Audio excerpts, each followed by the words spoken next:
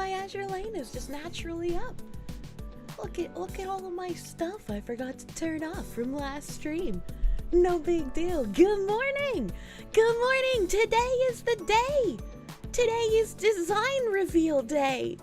And Twitch hates me. I tried to change my gamer subs panel, but it would not let me in 3 different browsers, so. Today, buy a cup for your cup. That'll be on Friday. Friday, buy a cup for your cup. It's Tuesday, baby. Tuesday night's anal night. The merch looks fire, and you will be of the poor. Yeah, I'm about to bring that shit up. I'm about to bring that shit up. Oh my god. I have been so ridiculously excited for this, and I've had to keep my mouth fucking shut and not spoil any of the designs for like fucking months. We've had stuff finished since like, God, it was like end of November, December last year or some shit. Like, I've just had to stay quiet for so long. It's so good. I'm so happy. I am so fucking happy. You broke your desk slamming your credit card onto the table. Your cup's cup requires a cup to supervise his cup at all times. You need to request the funding from USAID. True. Get USAID funding to buy all of the merch. Is that ass safe for Twitch? I mean, yeah, it better be. It fucking better be. Holy moly, holy. Cup time, holy hell, keep yapping, take my money. Munya! Moose Nugget, thank you for the 5. Do only cup sales count towards the flavor, or is it the sale of any merch? It is the number of cups specifically that count towards a flavor goal. But like, goddamn, I love all of the merch, man. I love all of it. Piotr Swala, thank you for the 5 gift members. Thank you for the 5 gift members. My goal for flavors aside, please don't feel like you can't buy the other stuff and you have to spend more money on cups. If you like the merch, please buy the merch. You know? Holy man, thank you for the 2. Take my money, gimme them subs. They did such a fucking good job with this drop, man. Both Nightfang and Kidraji cooked so fucking hard on the artwork, man. They knocked it out of the fucking park. They're absolutely nuts, and I love working with both of those 2 artists, man. You figured it was gonna be like the usual waifu cup, not the wraparound. It looks ridiculously good. I have dropped a couple of hints because I was just so fucking excited. I have dropped a couple of hints over the months that like my cup would have full wraparound art. As I was adamant on wanting like full color art instead of the usual you know, like sketch design that they have where you can see the color, like the color of the liquid through the design. I like those too, but I really wanted the full color wrap. And my original idea you can't see it on this, so let me, now that the designs are released, give me a moment to bring up an image. Give me ein Moment. Where are we here? I need to go here. Actually, no, I don't. I need to open a new folder because my PC just killed itself. There we go, hold on. Fine, Munya, to you too. Very fine. Very fine. Full color makes stains less visible. Yeah. Also, since the design is so large, definitely going to be better and easier to use the clear vinyl to protect the design rather than nail polish. Probably end up using like an entire bottle of nail polish for the size of my design. Where's my new folder I just opened? Here we go. Go here, go here, go here.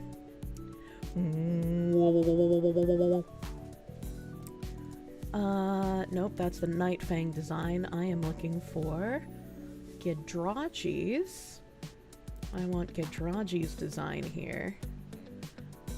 I forgot that I wanted to do this, so I wasn't prepared. Please accept my apologies for being retarded, chat. Please accept apologies. No.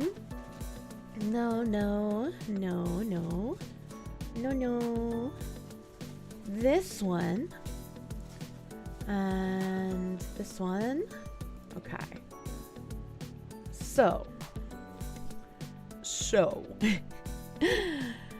I think I can just drag and drop images into OBS, right? I think it'll let me do that. Oh, hell yeah.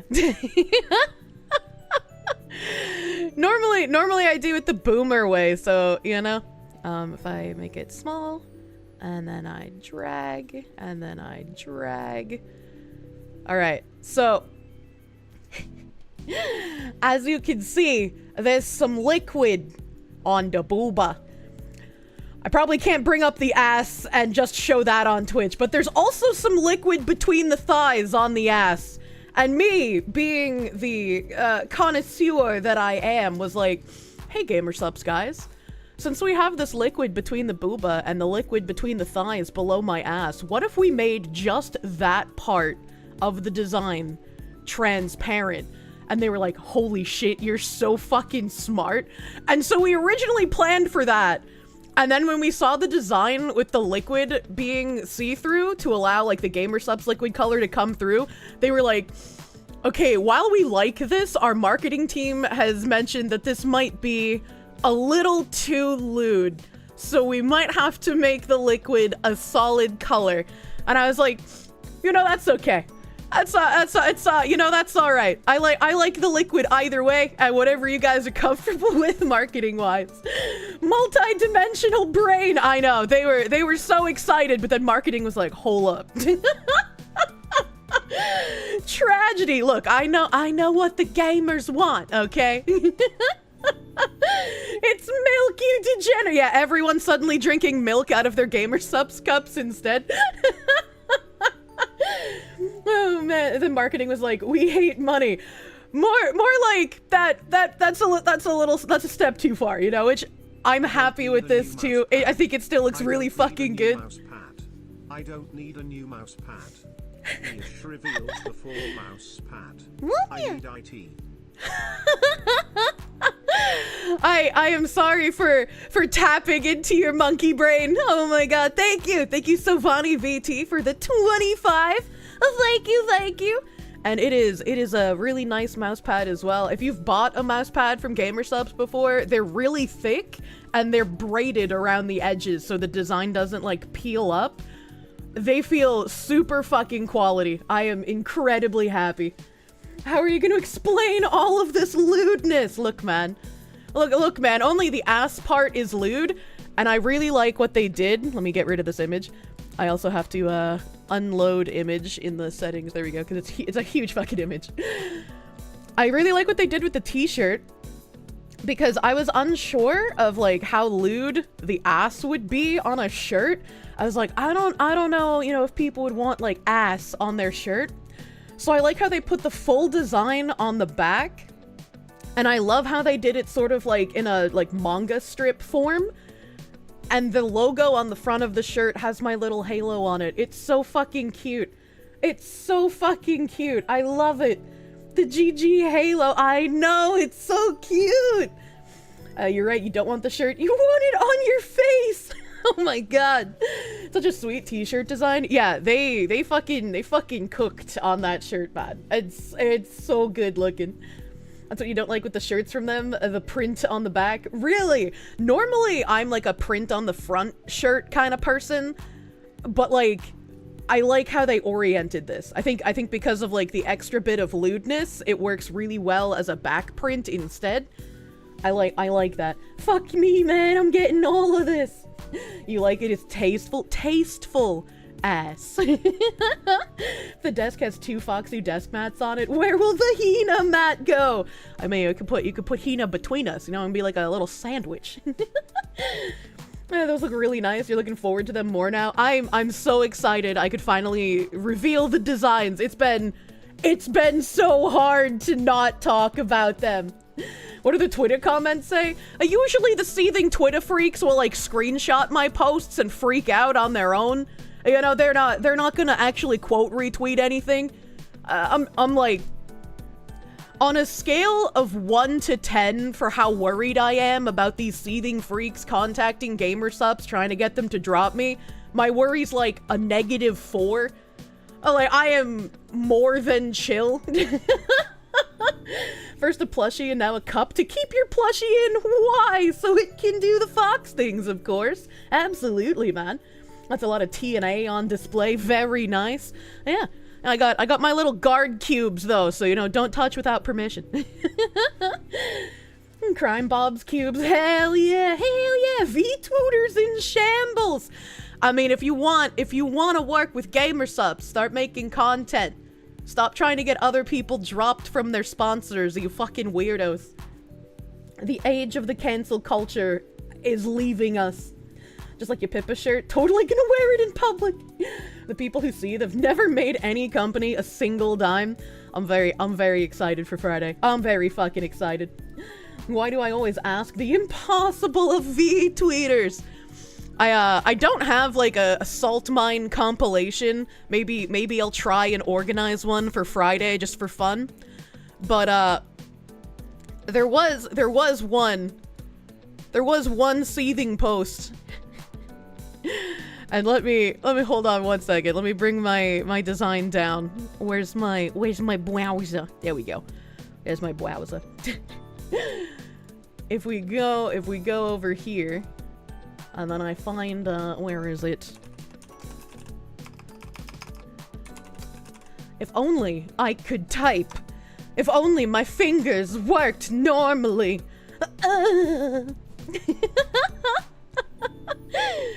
Monya. You know exactly who this post is gonna be from? Do you? I don't know if you do. I don't know if you do. Monya. So I found this hilarious post. And I was like, this is a perfect opportunity. I'm gonna have to make a tweet. I'm gonna have to make a tweet later. Because, like, who does marketing better for me than people who seem to hate me? They're like my best marketing team. I don't even need to pay them. It's literally for free. And so I saw this little interaction. I saw some person saying, y'all should contact GamerSup business email, send them this clip, and tell them you'll no longer buy the product while she's partnered. And someone else is like, yeah, people are most definitely doing that. Seems like they don't care very much, but not surprising. And then this other person was like, if enough people do it, they will do something about it, because it'd mean this bitch is a brand risk. And I was like, holy fuck. Brand risk is one of my favorite GamerSup's flavors. You should buy brand risk using code Kirsche for 10% off before you buy my merch. I was like, holy fuck, I love that flavor. The memes write themselves. I don't even have to think. Brand risk mentioned. Oh my god. So I'm gonna use that as a marketing tweet later. I just like, I had to save it. It was perfect. She's our brand risk. I'm your coconut. They promoted Kirsche and brand risk. I know, it's crazy. You know what that means? Buy even more Kirsche GamerSups merch. Drown them in support for the Foxu. Hell yeah. Hell yeah. They should ship your merch with a voucher for the magnesium supplemented drinks. That'd be funny. Could clip this section and make that the quote retweet. I mean, maybe. Maybe, man. I can't wait for the Spurg fit after getting the Foxu's flavor. We'll see. I still have to set up the widget. I haven't gotten the information to be able to do that yet, but hopefully I can get that working by Friday so we can have cute little blooble blobbles drop it into a little cup. Advocate for commie terrorism live on air, then it'll be fine. Can I advocate for the other kind of commie terrorism, which is actually just being a patriot for your country as you drop them from helicopters? Can I do that instead? Are the title and booty cups the same cup, or are they separate? They're the same cup. It is an all-over cup design. So if I go to new and coming soon here. Ow! Someone just Michael Jackson screamed outside. My designs are revealed on the website as well. So if you go to the cup, you can see it's an all-over design. So it's got both on one cup. You need 3 cups and brand risk. Got it. I will reiterate, just in case you guys don't know about it, when the creator cups and stuff go on sale, I don't know, yeah, okay. So it'll say ships 12 to 16 weeks after pre-sale. So you'll have 2 weeks to buy anything you want in my drop. And then after those 2 weeks, it will be gone forever. None of these designs will ever come back and see the light of day. So you have 2 weeks, and then they ship 12 to 16 weeks after you purchase it. So that means if you want to buy actual, like, GamerSup's flavors, like the regular caffeinated, the uncaffeinated, or, like the AFK, don't put them in the same order, or you'll have to contact support, because they won't ship until the 12 to 16 week waiting period for the merch to come in is over. So make sure your pre-order items are in a different order than, like, your non-pre-order items, essentially. I hope I'm explaining this in a correct way. This time we know what happens after the 2 weeks. True. Probably cop a shirt, reasonable price. Yeah. Yeah, I really like how all of the designs came out. And since we did do another delay, they were like, hey, let's add another item to your bundle. And I was like, give me that fucking weeb tray, man. I love those things. Help. Is there a bundle deal? I don't typically see them having bundle deals. Occasionally they'll do like an extra item, like a tiny item for free. I think I've seen that with like Shy Lily and some of the other like larger creators. I don't have that this time, unfortunately, but there's always in the future, as it were. What the fuck is a weeb tray? Turn the B around. You're gonna pre so damn hard. 2 weeks to start the spray. Yeah, 2 weeks to start the spread, as it were. You'd buy a tub of Kirsche Prume with added zinc, lectin, and pygium? Any chance of free shipment code?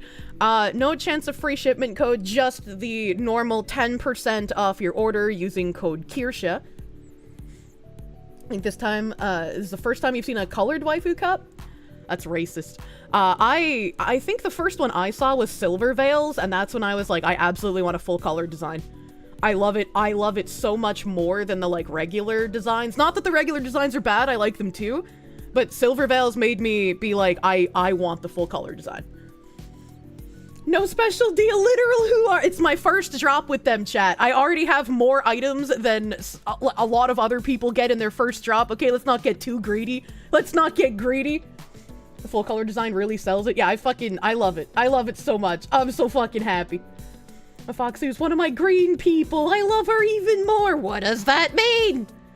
This is a thick drop. You were right. Yeah, it is. It is a thick drop. I used the correct verbiage, and it's hard to see on like the smaller images. I think you can see it a little bit on this one, but on Gidraji's,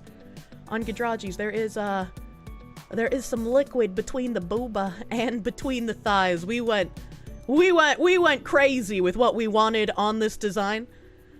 I'm very happy. I'm very happy, man. I'm so happy. It'll be the first time you really go ham on a drop. Good job, Silly Foxy. Thank you!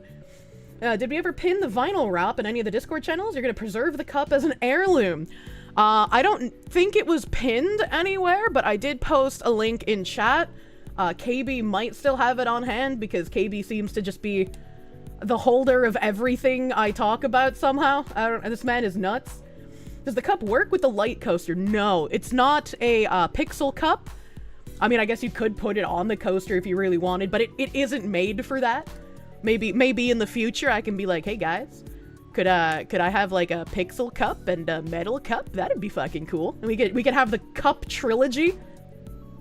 First time buying gamer subs, it is time to get the mouse pad. God damn! They will be live on Friday at 3 p.m. Eastern. I love that gamer subs drop times coincide with exactly when I go live. Minus like 1 or 2 minutes, you know, sometimes I'm a little late hitting the button. Reminds you gotta notice the plushie's on its way to your house. Soon the fox will be in your home doing the fox things. Hell fucking yeah. Hell fucking yeah! I'm psyched that those are shipping out, man. You're gonna buy it on Friday at 3 p.m. Their site's gonna crash. You guys are gonna fuck them up, man. What are you, some kind of cuphead? Hell yeah. You have my other mouse pad, but goddamn, the gamer subs one is fucking peak. You can't wait to have both. Yeah, I love the quality of the gamer subs match. They are thick, they are braided, they are wonderful. I'll take 10. And do not forget to use code Kirsche when you place your orders. You get 10% off. I make more money off the drop than even gamer subs does. It's kind of nuts. It's kind of nuts. Support your foxu. And plus, you'll be holding a massive joint over your weeb tray. Mine just holds candy right now. I use it as a candy dish. Mousepad will look good with your plushies. Hell yeah. It'll be like their bed, man. It'll be, their bed. Use code Kirsche. Get the Foxy the flavor. Let's freaking go. Hell yeah. Gonna grab the pad and the cup. I'm glad you guys are just as excited about the designs. It has been so hard to hold my fucking tongue. I've just wanted to show off the designs so fucking bad. I'm gonna bring this up again. Because I'm going nuts. Look at the detail he put into the lace, man. Look at the dripping on the fucking sake bottle. Look at the expression. I love Gidraji so fucking much. He's such a good artist, man. Who's the artist? Gidraji. His link should be in my Twitch panels and under my YouTube video because he's the artist who did my starting screen art. So you should be able to get his link there. Since it's pre-sale with such a long load time, that means they're made pre-order, no risk of selling out. Correct. There is no risk of selling out. Since they're pre-order, they collect all of the orders, as many orders as come through, and then they will order all of the pieces after the pre-order period is over, which is why the load time is 12 to 16 weeks. Pad shirt and a cup or two, you think? Foxu, pull up the other cup design! I don't think I should show ass on Twitch. I don't think Twitch would appreciate it, but like, man, Gidraji's so fucking good. I love this man. You don't know if your wife's boyfriend is going to let you get this one. Look, your wife's boyfriend is gonna love this so much, he'll get you an extra cup. Don't worry about it. How long is the pre-order time? Every GamerSupps pre-order period is 12 to 16 weeks load time. So, my stuff still says coming. I'm dying. Hold on a second. Oh, God, there we go. My stuff still says coming soon. And it has like this countdown timer to 3 p.m. on Friday. So once this countdown timer is done, it'll look like these pictures here, where it says ships 12 to 16 weeks after pre-sale. So you will have 2 weeks to buy anything you want in the drop. So from the 28th to April 11th. April 11th at 2 p.m. is when the drop ends. And you will no longer be able to buy anything. The designs will be gone forever. Forever. You have 2 weeks to decide. And then 12 to 16 weeks, it will ship out. The eyes are the best. You can't find anybody that draws good crazy eyes outside of hentai. I am very lucky I found Gidraji, because I've talked about before, when I have a vision of like what I want for artwork, I don't ever want to be that weird person who goes to an artist and is just like, hey, I like your art, but can you draw in a different style, right? Like, that's rude. So I wanted to find someone who was able to do like horror style or like more sort of crazy style.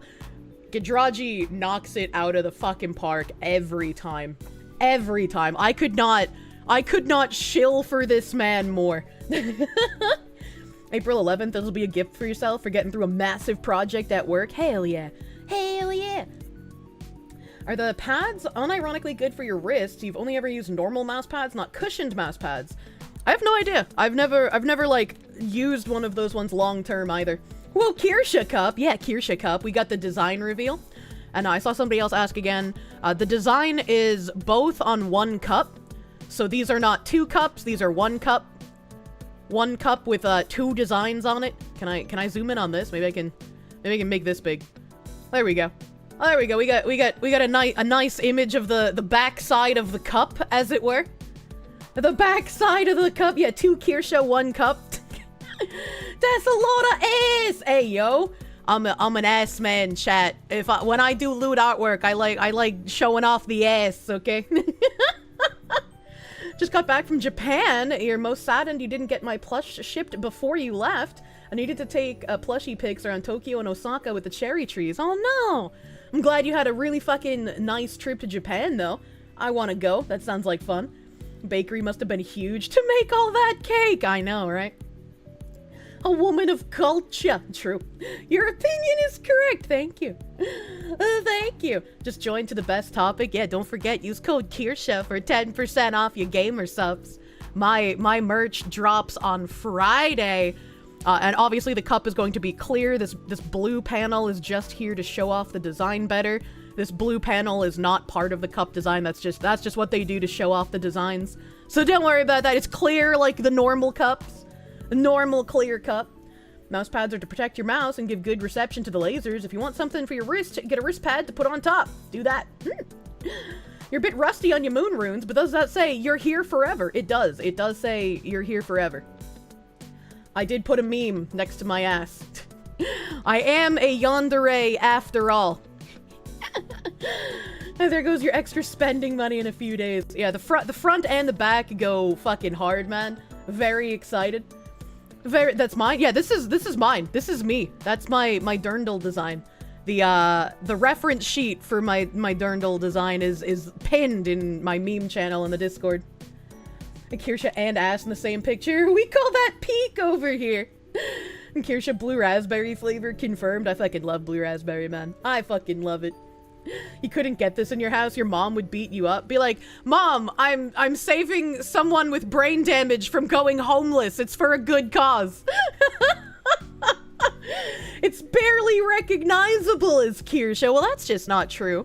I'm just so backed up in finding a modeler that doesn't disappear and quit art forever that I don't have this as a model yet. The charity case. Yeah, true.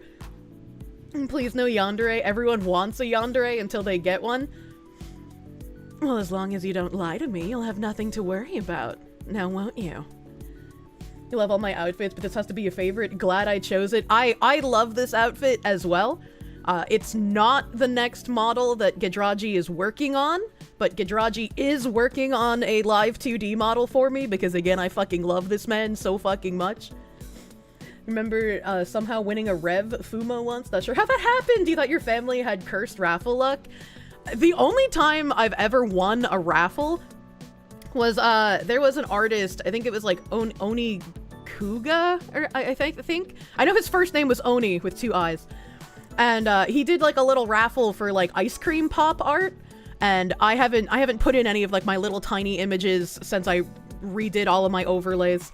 But I won a little ice cream pop art from him, and it was super fucking cute. You know, like the little like retarded Sonic ice cream pops with the gumball eyes that fall off. It's one of those. It's super cute.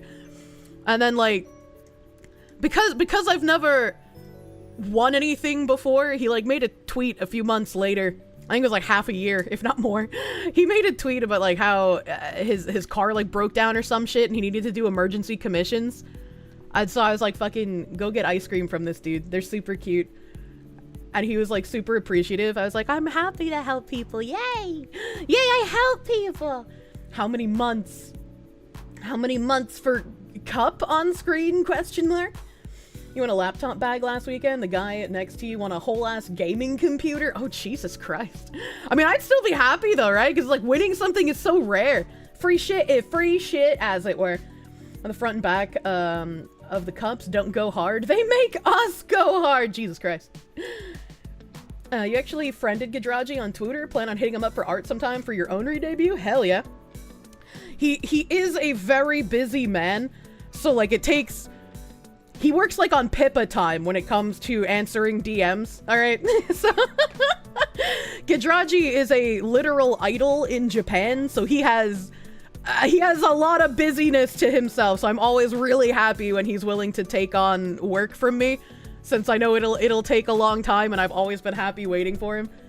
Pippa time is faster than Kirsche time! I mean, maybe. Works on Pippa time. What does this mean? How do I explain this without going into the racist meme? Apologies, I was wrong. Both go hard. Bloomir22, thank you for the 5. Dispel the dread far and near. A CN tithe for Foxu fair. Drain the wallets with a merchant's leer. I cast the spell. Begone, red square! Yeah, fuck red squares. We hate red squares here. Is Gidraji open for comms? I don't know if he ever puts information about whether he's open for comms or not. I've always just hit him up and been like, hey man, do you have time to do something for me? I'll say it for you, Foxu. Mix woman time and CPT. Attain yabbit time. True and real. If only you could sneak a red square into the cup. No! Do not red square my cup. Do not bring that bad juju into this house. Look at that ass, though. Let's fucking go back to this. I'm so fucking excited. My poor wallet. You're saving for a new, REM-themed PC. You're nearly there. Need to buy a new laptop for some other stuff before that. This drop is gonna be a good added bit. Not too much for you at the moment. Hell yeah. Hell yeah. We need the red square wizard guy to cast his spell. Blue Mew just did. Blue Mew casted a wizard spell. And I've been foaming at the mouth over Gidraji, but this mousepad art done by Night Fang. Night Fang is also a wonderful artist. My Kirsche in like a sea of cubes artwork is from him. So this also very, very nice artwork. I really like how he did the lighting on this. It looks super sweet. You love the mouse pad. You need 4. The background is beautiful. Yeah, he did a very fucking good job. Night Fang is wonderful. Let me check something here really quick. Mama.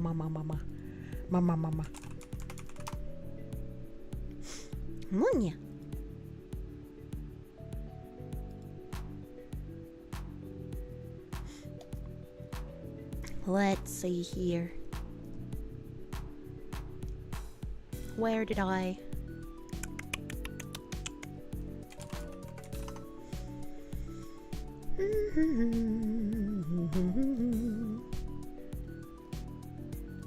I'm sorry. I'm sorry? I'm sorry that I got fisted so hard it fucked up my stream.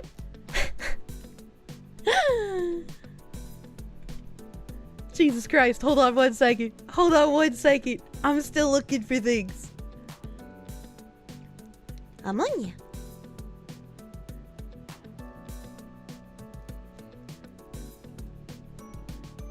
My brain is very small, chat, and you know that I never remember things accurately, which is an unfortunate case of a coconut brain. My brain is just so small and tiny, unfortunately. And I don't think I typed this anyway, because I am made of brain damage. Maybe...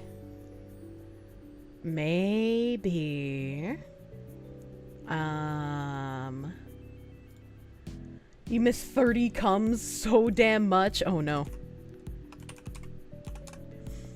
Is there a way to search? No, there's not. Oh no. Oh no, man. Not like this. Not like this. Okay, hold on. Okay. Okay. Perfect. Perfect. All right. I have small brain. So I wanted every Gamer Supps cup comes with like text on it. So like if I go to Limealicious's cup here, if I go to Limealicious's cup, you can see on the side there's a little bit of kanji right here. Every Gamer Supps cup has some sort of kanji on it with some sort of message. When Asmongold's cup released, his kanji was a joke about a big dick DPS because he's a fucking WoW nerd, and I appreciated that. I appreciated the fucking MMO reference. Katakana. I asked Gidraji for kanji on my cup. So instead of the like normal, I guess katakana like you guys said, I guess unlike the normal katakana, mine has like Gidraji written kanji instead. So it says, "You're here forever, and ever, and ever, and ever, and ever, and ever." Actually, a light novel style font too. Yeah, I love Gidraji, man. He did a very amazing job with everything to do with this artwork. Kirsche thinks we can read. Yeah, I realized someone in chat asked what the kanji meant, and I was like, I know part of it says you're here forever, but my brain is tiny and retarded, and so I can't remember what else I asked this man to write on my cup, because that was months ago. So I was like, surely I wrote in my Gamer Supps DM what I wanted on the cup.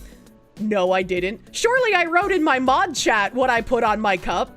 No, I didn't. Surely I wrote in my DMs with Gidraji what I wanted on the cup, right? And that's where I found it, because, like, obviously I wrote it in my DMs with the artist. Accurate Gaijin asked for kanji experience. Yes. Yeah, but since Gidraji, like, is Japanese, it is very accurate. Always the third place you look. Yeah, right? My mousepad reminds you of Prince Adelbert skin from Azure Lane. That's one of my favorite Azure Lane boats. That might have been where I got the idea from. Translate it when you get it, but you only have Mandarin knowledge, not Japanese. Oh no, Gidraji is Japanese, so I don't think he wrote anything weird here. I don't think for a commercial thing he would write this dumb white fox doesn't know what I wrote, you know? Like surely you can't be serious. Serious about what? Serious about what? Kier got the girls and her whole ass out on that? Yeah, I do. Yeah, I do. It would be it would be funny, but it would not be professional, and Gidraji is a professional. Am I planning on starting to stream on Ramble? It's popping off lately. Is it popping off? I don't know anything about Rumble, man. You did the math for what you plan to buy from the drop. It's about 150, maybe more. How much money will you get from that plus your code? I get a very nice split. I've been making jokes. You know, I don't want to release actual numbers because I think that might be NDA. But I've been making jokes that if you use code Kirsche on my drop, I unironically end up making more profit than Gamer Subs does. They take care of their creators, as it were. You'd have to zoom in to read it, but the last part definitely says, don't forget. Yeah. It's very, very, very nice cup. The vinyl is cute, too. Yeah, if you want to not have ass hanging out, but you love booba, you can get a vinyl sticker for your car. A nice little vinyl sticker of the front Gidraji art. Your wallet is trying to commit honorable Sudoku. Kirsche might be a yandere, but she's a relatively safe one. Just have to be honest, and she's all the way on the other side of the internet. True and real. You want the ass, though? Well, the ass is on the cup and the t-shirt. You have wonderful, wonderful ways to get that ass. You'll put the sticker on your work computer. Hell yeah! Show your boss my tits! Oh man, you should get two. One to put on the car and one to keep. Yeah. Stickers definitely going on your truck. Hell yeah. I want to see that. I want to see, just like when the plushies come in and I want to see pictures of your plushies in random circumstances. I would love to see when you get your Gamer Subs merch in after the 12 to 16 week shipping period. I would love to see it. Can I say how much the total bundle is, or is that NDA? You need to budget after all. It's not NDA to tell you how much the drop is total, but I can't do math. I think somebody did math the other day and said that like the full drop was like 129 or something total. But like I can't math. It's not, I'm retarded. Your plush will travel to the brewery with you. Hell yeah. Hell yeah. You'd put one on your toolbox. I always forget that vinyl stickers can go on more things than just cars. It's $130 total. Thank you, math wizards in the chat. So for the cup, t-shirt, mouse pad, weeb tray, and vinyl sticker, about $130. Binary Mind said $129.95, plus whatever your tax and shipping cost is.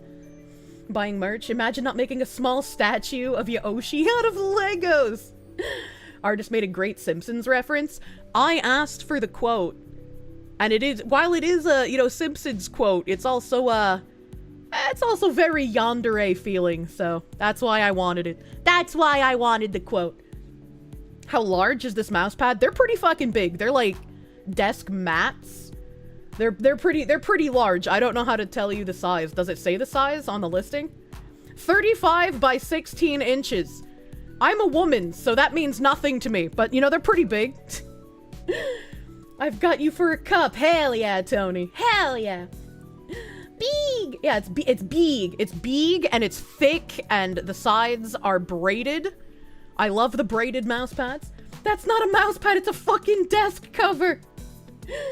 16 inches means nothing to you. That's not how I meant it! That's not what I meant! You have a Shy Lily mat from them and it's big. Yeah, I have the Pay Money Wubby mat and I have the Shy Lily mat. And I think I have like 2 or 3 other ones, but I can't remember what they are right now. I have so many boxes of like Gamer Subs stuff that I want to put on display, but I have no room for it. I need to move first. She's size queening again. Chat, if you're not like at least 16 inches, like women won't love you. You're gonna get the mouse pad but not use it so you don't smear it up. You're gonna do the that's my Oshi thing of like framing it and putting it on your wall. Munya. Your 5 centimeters could never. Jesus Christ. Congrats on the subs, Kirsche. Found a real estate website for me to save to the pile of tabs. They have mass ones that look pretty nice. Interesting. Interesting. There was a house that I had been watching that came back on market recently because it went under contract like a month ago or so, maybe a month and a half. And so I was like, hey, realtor lady, what happened? Why did the under contract fall through? And she was like, oh, let me find that out for you. And she texted me back and she's like, okay, so there's nothing wrong with the house, but it's kind of a sad situation. There was a couple who were in the process of buying the house and they put an offer and the offer got accepted. And chat, if you don't know, when your offer gets accepted, you have to put down like between 1% and 5% of the total down payment cost. The couple ended up breaking up and deciding to not get the house. I could not imagine being so deep in a relationship that we're starting to buy a house together and we've put thousands of dollars down in anticipation of a down payment for the house, and then a breakup happens. I would not be able to mentally recover from that, man. If someone got caught cheating, I don't know what happened, right? Like, not my relationship, not my business, but holy fuck, that's terrifying. And cheating must have been a factor. I mean, it could have been. Mousepad is as tall as a large pizza and as wide as two side by side. Thank you for putting measurements in pizza. Something an Italian like me can understand. That's so fucking sad. It's sad that relationships are so easily breakable nowadays. Well, I mean, we don't know why they broke up, right? So it could be like some people in chat are saying like a cheating thing. Maybe there was like some financial infidelity going on, right? Like a little Caleb Hammer situation where they thought they had the money for the down payment after they put down the like 1% to 5% to hold their offer. And then one of them found out, hey, this other one's actually been spending tens of thousands of dollars behind my back. Like maybe it could have been something like that. We don't know. It's just sad that like they were in the process of buying a house and then, relationship died. Or it's that guy on Reddit who spends his rent on Genshin. True. Your friend is going through something like that now? After 3 years together, they bought a house, got married, and then the bitch cheated and wants a divorce. I'm sorry, I hope your friend makes it, dude. I've been cheated on in like a relationship, and that sucks in and of itself enough. But I couldn't imagine getting married to someone and them just issuing the vows to that degree. And maybe I'm the retard who takes marriage as seriously as it should be taken in current year and nobody else really cares that much. But like, when you escalate from relationship to marriage, I feel like it should be taken way more seriously than most people do. You'll buy the cup as long as you won't get lead poisoning like G Fuel. I don't know about all that. I don't know what's going on with that, but there's no lead in the gamer subs cups.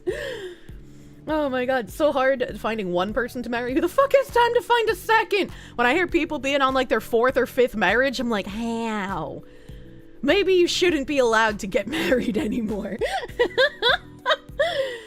Hey, I know I'm the one who cheated, but you're the one who wants a divorce. Oh my god, that reminds me.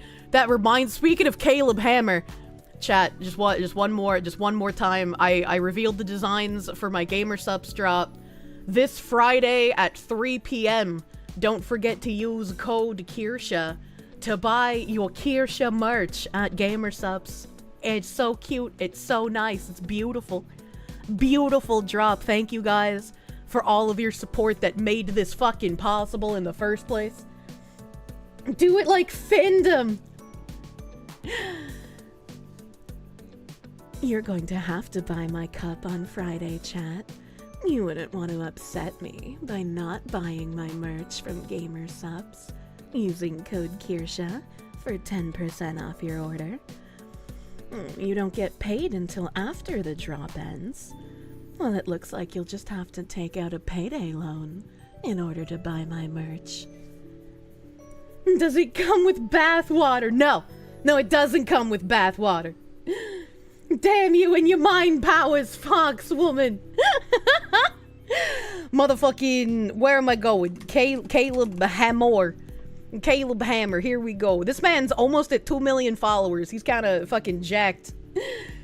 You lived in this area where there was overnight Help radio show. Guy called in one time talking about his girlfriend who had a kid with. Girlfriend left him for another woman who was also his cousin. Some people are just wired differently.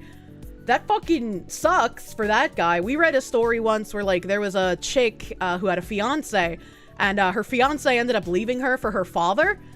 I don't think I would be able to be a part of my family anymore if my fiance cheated on me with my dad, and instead of rejecting his advances, my dad was, like, okay with that.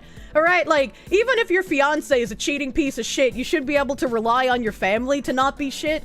Right, so it's like, if I was in that situation, I feel like there would be like a double murder-suicide kind of thing going on, you know? That's some NTR manga shit. Like, I would not be able to recover from that. I would not be able to recover. So, this was the most recent financial audit I watched. As fucking 6 days ago, but I watched it, I think, like, last night. I can't ever watch these all at once, so I end up watching like 20 to 25 minutes at a time. And I finished it yesterday. And this guy, he's like, you know, very, very cordial. He's very cordial. He's kind, but you know, he's got like an arrest on his record. He said he's going through like arbitration ? I don't know. But people in the comments were like, that means he already has a conviction. I don't know. I don't know about that. So he was talking about this, and he like did like a little skit where he explained how like he got stabbed in the bushes and whatnot. So like Caleb gave him some action figures to act out exactly what happened. I talked about almost dying and shit. But what I want to play, I haven't watched the post show. But what I want to play is the very fucking end of this, the preview for the post show. Because I was like, okay, so he's like a criminal. He was selling drugs. He's like daddy's little trust fund boy, and that's how he didn't get any charges for selling like weed and shit. He was able to get like a job at daddy's company and whatnot. So I don't somehow he became a criminal. I guess this is what California does to you. I don't really know. But the end of this made my jaw fucking dry. I was like, what the fuck is happening in that godforsaken state? Restitution. Thank you, Skewky. That's the word I was looking for. Restitution. 175k debt. Yeah, I think 100,000 of that debt is to the lawyer that he has representing him for his restitution shit. Post show. Join Hammer Elite, by the way, because we literally upload a new series and different things once a day, 7 days a week. It's incredible. So make sure you join that. Well, that's once our dating profile audit show drops, which I think is dropping. Dating profile audit? I missed that. Guys, download that. And if you want that signed Founders Edition, simpler budget notebook, just join the annual version. We want to make it the best budgeting app by the year's end, so check it out. Give me the post-show preview. Here we go. Yeah. The girl that you had to prep. The word that they're beeping for this, by the way, is abortion. Every time you hear the beep, it's the word abortion, chat. And so check it out. See you in the post show. So you got Yeah. the girl that you had to pressure. That's the truth. I had to. I thought we were f***ing and fighting, literally. How many out there are you just getting pregnant? 3 with my ex-wife, and then at the end of last year, I had an with a girl. Yeah. Pull out or wrap up. And what do you do? How are you taking care of them? This man said he had 3 abortions with his ex-wife and 1 abortion with some other random girl.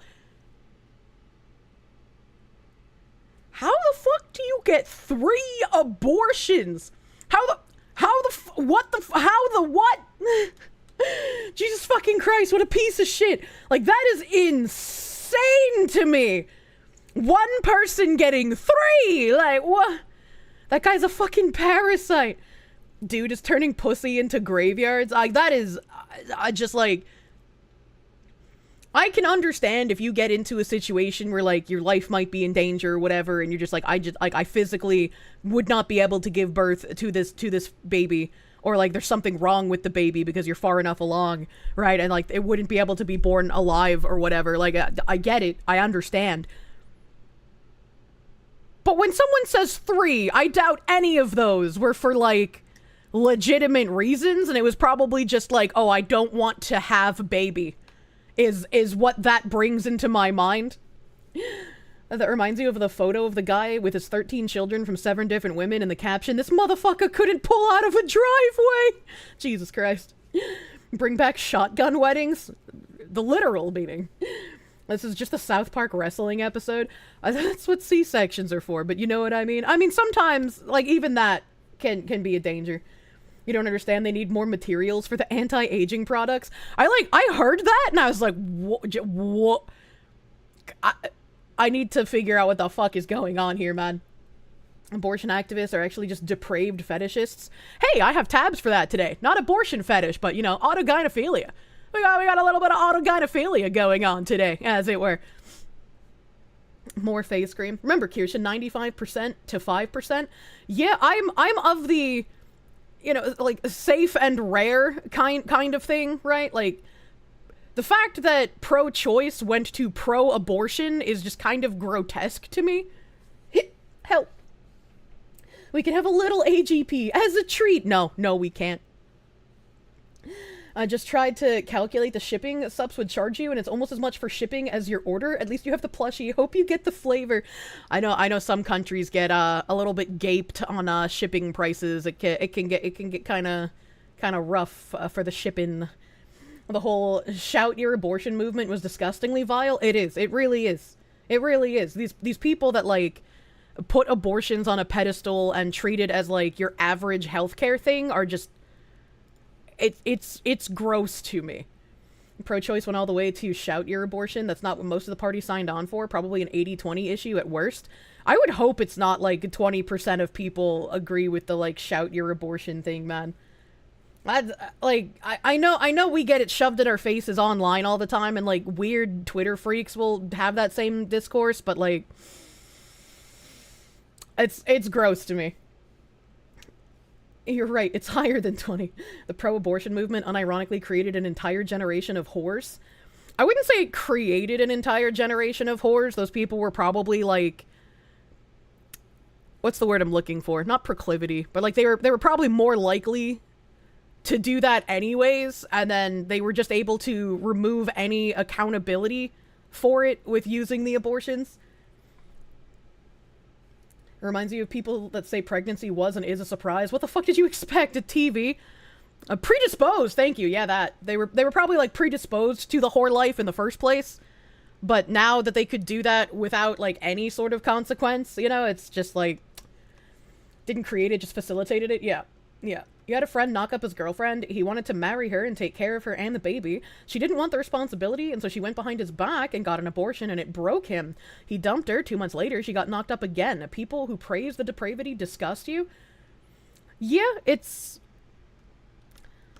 I think it's really depressing, right? Like, if a guy ends up getting a chick pregnant and, like, the guy wants the baby and the girl is adamant about not wanting it, it's like it's a really sad situation.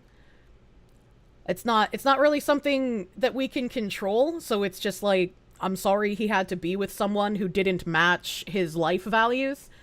This is why when I talk about dating, I think it's very important that instead of just trying to go for someone that you find physically attractive, you make sure that there's an emotional connection, you make sure that you guys share basic values in life, you have a basic moral system that's compatible. If you aren't with someone who matches up with you on these kinds of things, the relationship is going to deteriorate, and it's not going to be good. The background is distracting you? What is it? This is Azure Lane. You can't, it's kind of fuzzy right now because I haven't touched it, but... It reminds you of your ex who said, if I ever get pregnant, I'm just going to end it without even wanting to give you an option to know or give the possibility of keeping it. I'm glad that's an ex. I'm glad that's an ex, dude. I'm sorry you had to deal with that. It's weird people who are pro-choice are only pro-abortion, like every other option doesn't exist. It's like, I get, you know, some of you guys are very, very hard, like, pro-life in the chat, and so, like, you don't want abortion anywhere, at any time, for any reason. Like, I can understand the point of view, but from my point of view, and especially as a woman, you know, one of the few times you bring up your gender in these kinds of conversations, I think being able to have a safe access to the medical procedure, if it's necessary, is a good thing to have in a functioning society.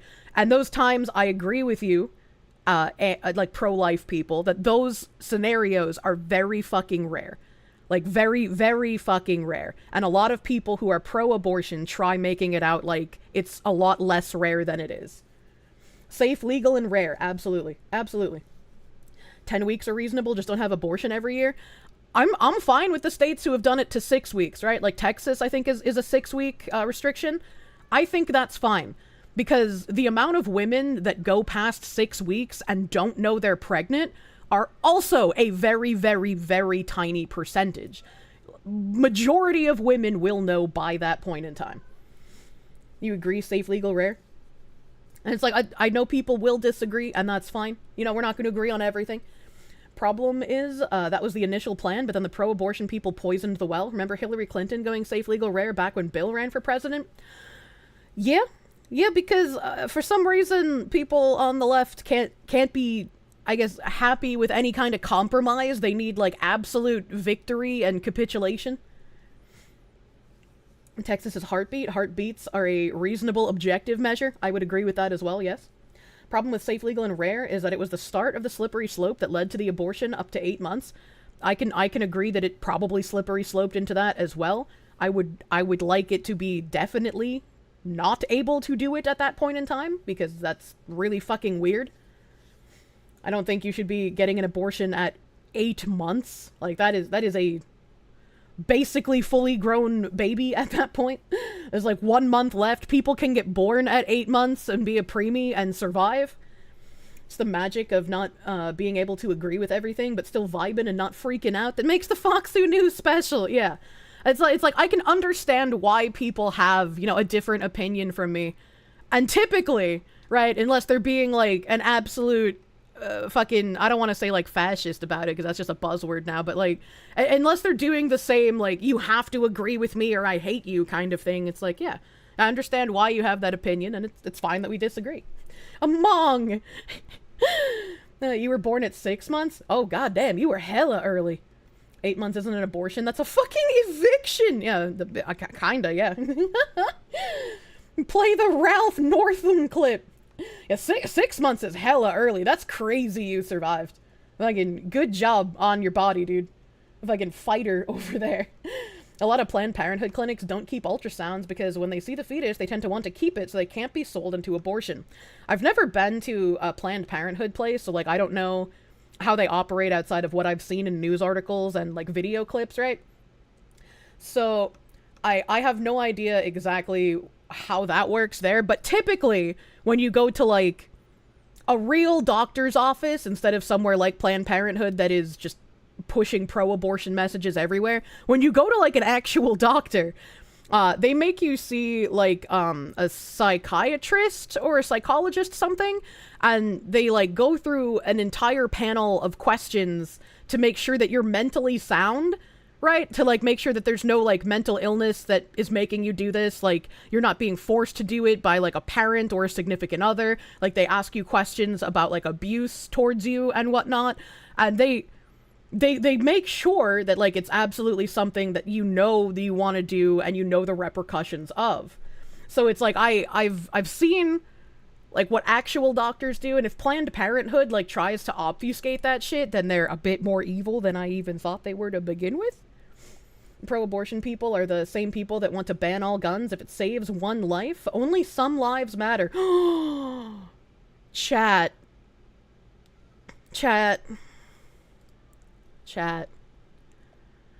You guys know that I beat Cook Serve Delicious 2 recently, right? And so, like, after years of playing Cook Serve Delicious 2, I like, when did this game come out? What's the store page? Rated E10 for ages 10. Shut up. 2017? So I've been playing Cook Serve Delicious 2 since 2017. And I've racked up about 255 hours worth of playtime in Cook Serve Delicious 2. And I finally beat the game recently. I'm just as distressed, Sheemsball. And so I finally installed Cook Serve Delicious 3. Because I wanted to finally play it. I bought Cook Serve Delicious 3 when it came out in 2020. And it's just been rotting in my Steam library ever since. It's just been rotting in there. And so I finally installed it, and I was like, I'm gonna play Cook Serve Delicious 3. Damn, I love Cook Serve Delicious. What a great game. What a wonderful game that I have loved playing since 2017. I got to level 4, as you can see in the top left corner. And I unlocked customized truck, because apparently we're in a post-apocalyptic future now, where many humans are dead, and so we're cooking food for the ones that are alive. You know, our twin towers got destroyed, so our restaurant is exploded, and we have to survive in a food truck now. Again, this is a post-apocalyptic scenario, where there's not many living humans, there are robots driving my food truck, and like cities have been turned to rubble because it's post-apocalyptic. And so I was like, ooh, I remember customizing my own restaurant in Cook Serve Delicious too. Let's customize my food truck. Let's have fun customizing my food truck. That should be fun.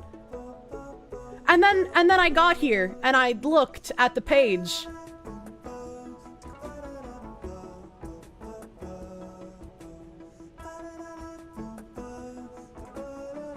And I was like, is this real? Are they serious, man? They put a fucking Black Lives Matter fist as a token in the game that you can use to decorate your food truck in the post-apocalyptic world where there's not many humans still alive? Are you fucking kidding me?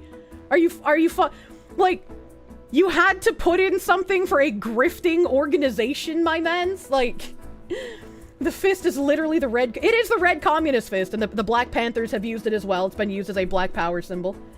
It was the thing to do in 2020. And I was just like, let's scroll a little bit farther and see what else is here.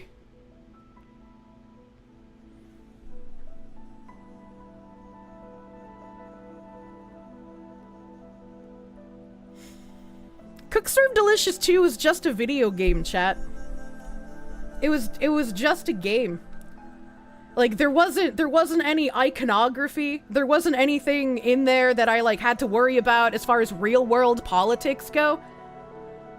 So it makes me a little bit upset that they decided to inject real-world political stuff in the third one. Like, it's completely unnecessary. It's completely unnecessary. When they say everything is political, they mean everything. Like, I fucking have loved this game series since the first one came out. I don't remember when the first one came out, but I played the first one. I spent the most amount of time in Cook Serve Delicious 2. This is, like, one of my favorite game series that I used to relax. Are there right symbols, too? Of course not. Of course there's not right-leaning political symbols. Because that would mean that they're not being politically biased if they had both of those. This is why you just skip to Cook Serve Forever. Cook Serve Forever looked fucking atrocious. I'm like, I was really happy that they were gonna start remaking Cook Serve Delicious 1. Because I was like, oh, clearly that means we're gonna have, like, good co-op in Cook Serve Delicious 1 if they're remaking it, right? I guess not, man. Submit a mod for a MAGA hat. Can we change, like, the trans flag to the super straight flag? Can we do that? Mod bros, this is your chance. They could have made double the profits. Can we get the Black Lives Matter token changed to communist colors? The trans flag to super straight, and then the LGBT pride flag to the Chinese communist flag? Because I feel like that would be a really fun truck to drive around in.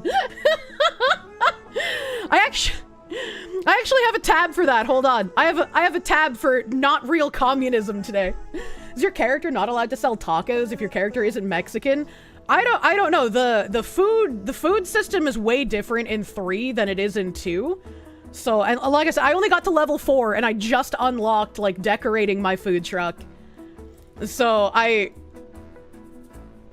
I'm a little depressed, as it were. Just don't put it on Nexus, put it on based mods. Yeah. And it's just like, I'm sure, you know, if there are people who hate me that are watching, they're just like, yeah, take that, fucking stupid idiot Nazi chud woman.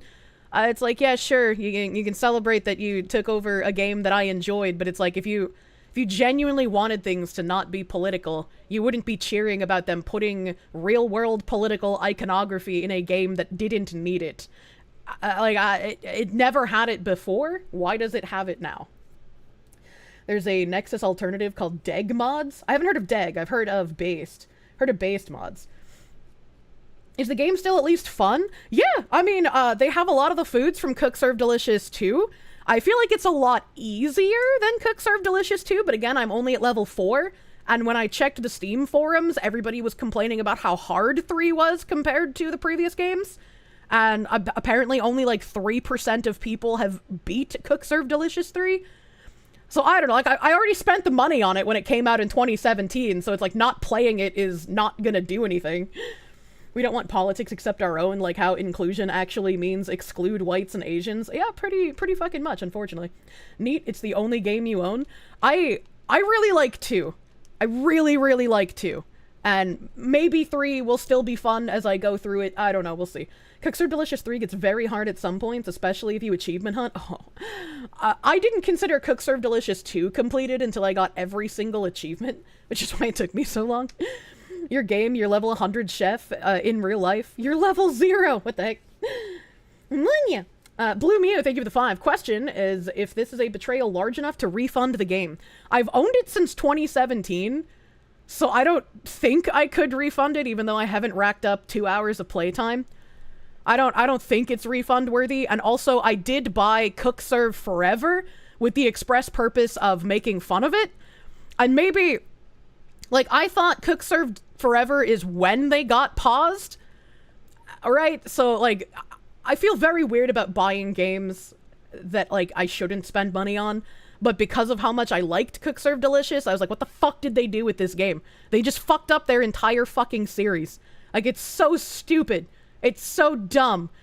And I've played the video on stream before. Ein Moment. But I'll play it again since we're talking about it. Got Steam here. Steam video. For centuries, the couteau d'or And they have the rainbow as the backsplash in this kitchen, so you know that's okay. has chronicled the greatest chefs in one prestigious guide. Now, the once-in-a-decade event is returning. Do you have what it takes to earn a star? Do you dream of earning 2? Might you join me in history by earning a 3rd? There's only one way to find out. The couteau d'or. Become great.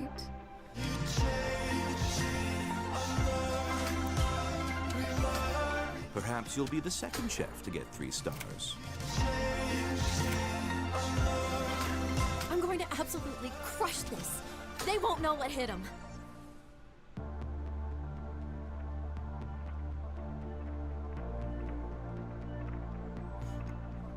Good gravy. And so Cook Serve Delicious has always had like a specifically purposefully ugly art style. And that's part of what I liked about it, right? Like all the customers at your restaurant always looked some degree of like fucking depressed or about to kill themselves. Right? Like I thought it was like a cute touch, as it were. Holy corporate art style. Yeah, and like even the music isn't as exciting as in Cook Serve Delicious 1 or 2. Like the 2 music fucking slaps, man. I love the 2 music. But instead of being like a cooking game, like 1, 2, or 3, Cook Serve Forever decided to be a visual novel with cooking aspects. And it was very negative reviews for a very long time, and it's finally upgraded to mixed reviews instead of negative. But like everyone overwhelmingly hated this, and it's just like, if you're making an autistic typing cooking game that attracts the specific flavor of autists that like cooking typing games, why would you suddenly make a visual novel? It doesn't make any sense.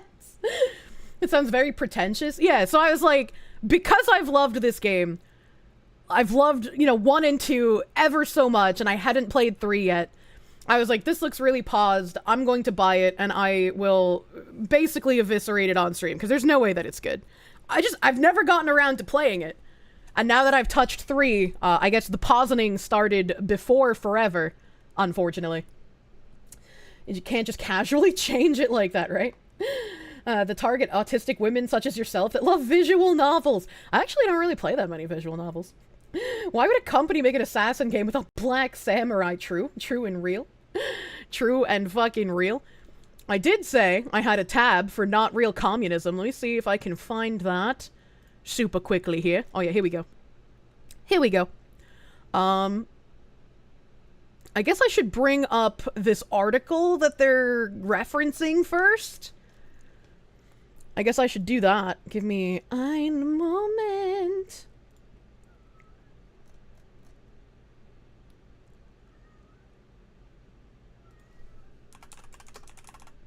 Oh, hey. I opened a new tab and I thought I started typing in the search bar to go find the article, but it popped up a tweet and I was typing Nurse Jennifer and I looked up and I just had NI in my tweet field. Please don't do this to me. Nurse Jennifer.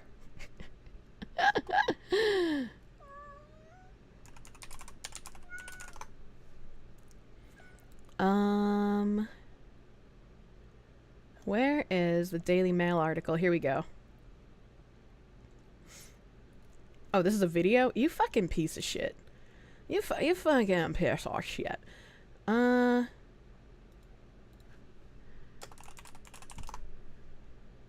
Here we go. Here we go. This should be... Okay, this is the actual article. Okay. Took me a second. Itty bitty meow. Yeah, Cheems Ball came up here to see if I was done with my coffee so he could steal my straw. Little straw thief. Subscribe to Daily Mail Plus. Why are you like this? Archive.is.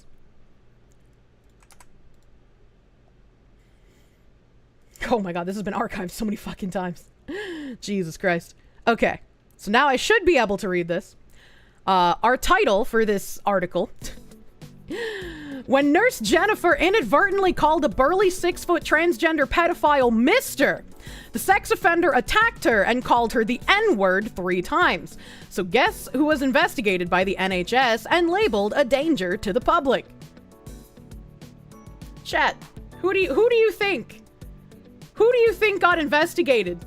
The transgender pedophile using the N-word or a woman who called a transgender pedophile Mr.? Was it the violent criminal? Of course not! Why would you think the violent criminal would face any repercussions? Like all good nurses, Jennifer Mell projects a mixture of benevolence and calm authority.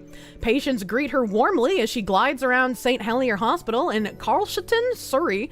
Carshalton? I don't know how to pronounce that weird British name. I just want to say Carlton. Dispensing smiles and soothing words. For as long as she can remember, nursing was her chosen profession. As a schoolgirl newly arrived from Uganda, she was told by her father that Britain was a place where she could fulfill her dreams. Taking nothing for granted. Man, they are really fucking flowery languaging this. Oh, it's Britain? Of course it's in Britain. Taking nothing for granted, she worked hard, gratefully seizing every opportunity. Now aged 40 and a mother of 3, she is a universally liked and respected. Not once in her 12-year career has she received a complaint. That at least was the case until one day last year when a burly 6-foot-plus convicted pedophile, shackled to 2 prison escorts, shuffled into Miss Mell's ward and loudly complained about a urinary problem. Legal reasons prevent patient X identification, though why this person, who was jailed for grooming young boys, is afforded such protection will doubtless confound many. It does. Why is this pedophile's identity being protected? What the actual fuck is going on? Not least because that night, in a fit of rage, patient X screamed racist abuse at Miss Mell, calling her the N-word 3 times. She says, "It was terrifying. I'd never been called that word before, and I thought I was going to be attacked." At one point, patient X lunged towards her, straining against the chains. See, this is where, like, in my brain, things break down.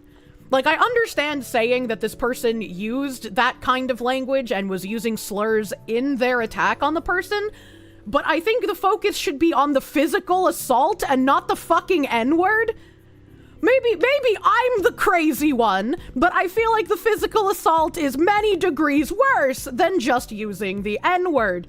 Again, yes, I understand they have to say it to establish that this person is actually fucking insane while he's attacking her, but, like, they seem more concerned about the language than the violence or even the prior pedophilia, which is something that we see all the time. Like, there's been like this French VTuber under attack on Twitter recently because, of course, she is. And like, I don't know the entire fucking story. I've just seen like a lot of like retweets and whatnot, and people like showing how she's being baselessly attacked. And it's something I can very much relate to. And in like the allegations, right, there's like something about her previously letting minors in her not safe for work Discord, and in her own words she was like, yes, I did allow that, but I was 18 and a retard and I shouldn't have, and I increased moderation after that. And I was like, if the issue with this person was that they were letting minors into a not safe for work Discord, why the fuck are all of you retweeting pictures of her adjusting her camera, making it look like she's giving a Nazi salute? Because if this was a real concern, the thing you should be focusing on is the minors in not safe for work Discord, not a fucking Hitler salute. What is wrong with you? And it reminded me of when Sarue was under attack as well. I guess everyone just hates the fucking French, right? Like years ago, Sarue had like an art competition, and I guess she was treating people pretty poorly. She was being very rude to them, and she wasn't answering artists and whatnot. And instead of focusing on her attitude and how she was treating artists, which she did apologize for, like very half clap, good on Sarue. She did a good job handling this. Everyone was just like, Sarue said the word retard! She said retard! We need to cancel her! And it's like, no! No, what the fuck are you doing? Like, everyone just seems to go insane over language instead of anything that actually fucking matters. It was the same with, oh god, Riro Ron? I'm sorry, I'm bad at remembering names. Like, she did a rap song with the N-word, and even I defended her on this, because it's like, if you're gonna sing along to a rap song, you're not saying it out of vitriol, it's part of the fucking song. You can say it if you want. And everyone was just like, instead of focusing on why she got let go from Idol or any of the other, like, more serious allegations and trying to figure out if any are true or not, everyone was just like, she said the N-word in a rap song! And it's like, I don't fucking care! I don't fucking care if she said the N-word in a rap song. Why are you angry about this? There's other things to, like, try and figure out. What is wrong with you? Everything's a Nazi salute, let the literal communist fist, and nobody bats an eye. Yeah, people, Cook Serve Delicious 3 has the Black Lives Matter fist in it. That is like, come on, dude. Leaflet got attacked for saying people were acting like monkeys. After how many times George Bush has been called a monkey, I don't want to hear shit about that being racist, man. You saw that? She has cute rats, and also, yeah, you watched the expose in French. It was basically a nothing burger. It's just like, even if there was something to it, I'm sure people would still focus on the fucking fake Hitler salute than anything else. It's insane how much people focus on things that don't fucking matter. To be fair, Bush was a monkey. True and real. That was such BS. She literally couldn't say monkey for years because she was playing Bloons TD and her sponsors told her she couldn't say monkey. Actually? That is ridiculous. They took her out of context. She saved receipts. Foxy was right again. Yeah, and fucking I'm glad she did save receipts, because that's all these people do, is they try to take things out of context and they try to fucking cancel you for it. I am so fucking glad that I work with sponsors like GamerSups, like in-game studios, who don't give a shit about these mentally ill people screeching about nothing burgers. It's like how Andrew Cuomo got attacked for harassing women instead of killing all those nursing home residents in New York. If we can't say monkey, then you'll just use old slurs that people don't know about.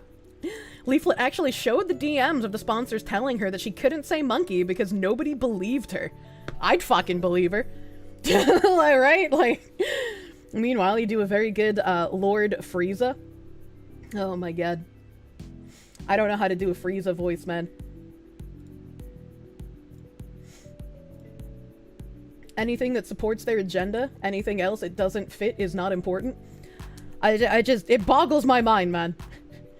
Just use the Spanish variant. You and what real men are going to change how I talk? They'd certainly fucking try. They certainly try. You'd believe her, but you'd also want to see, because that's hilarious.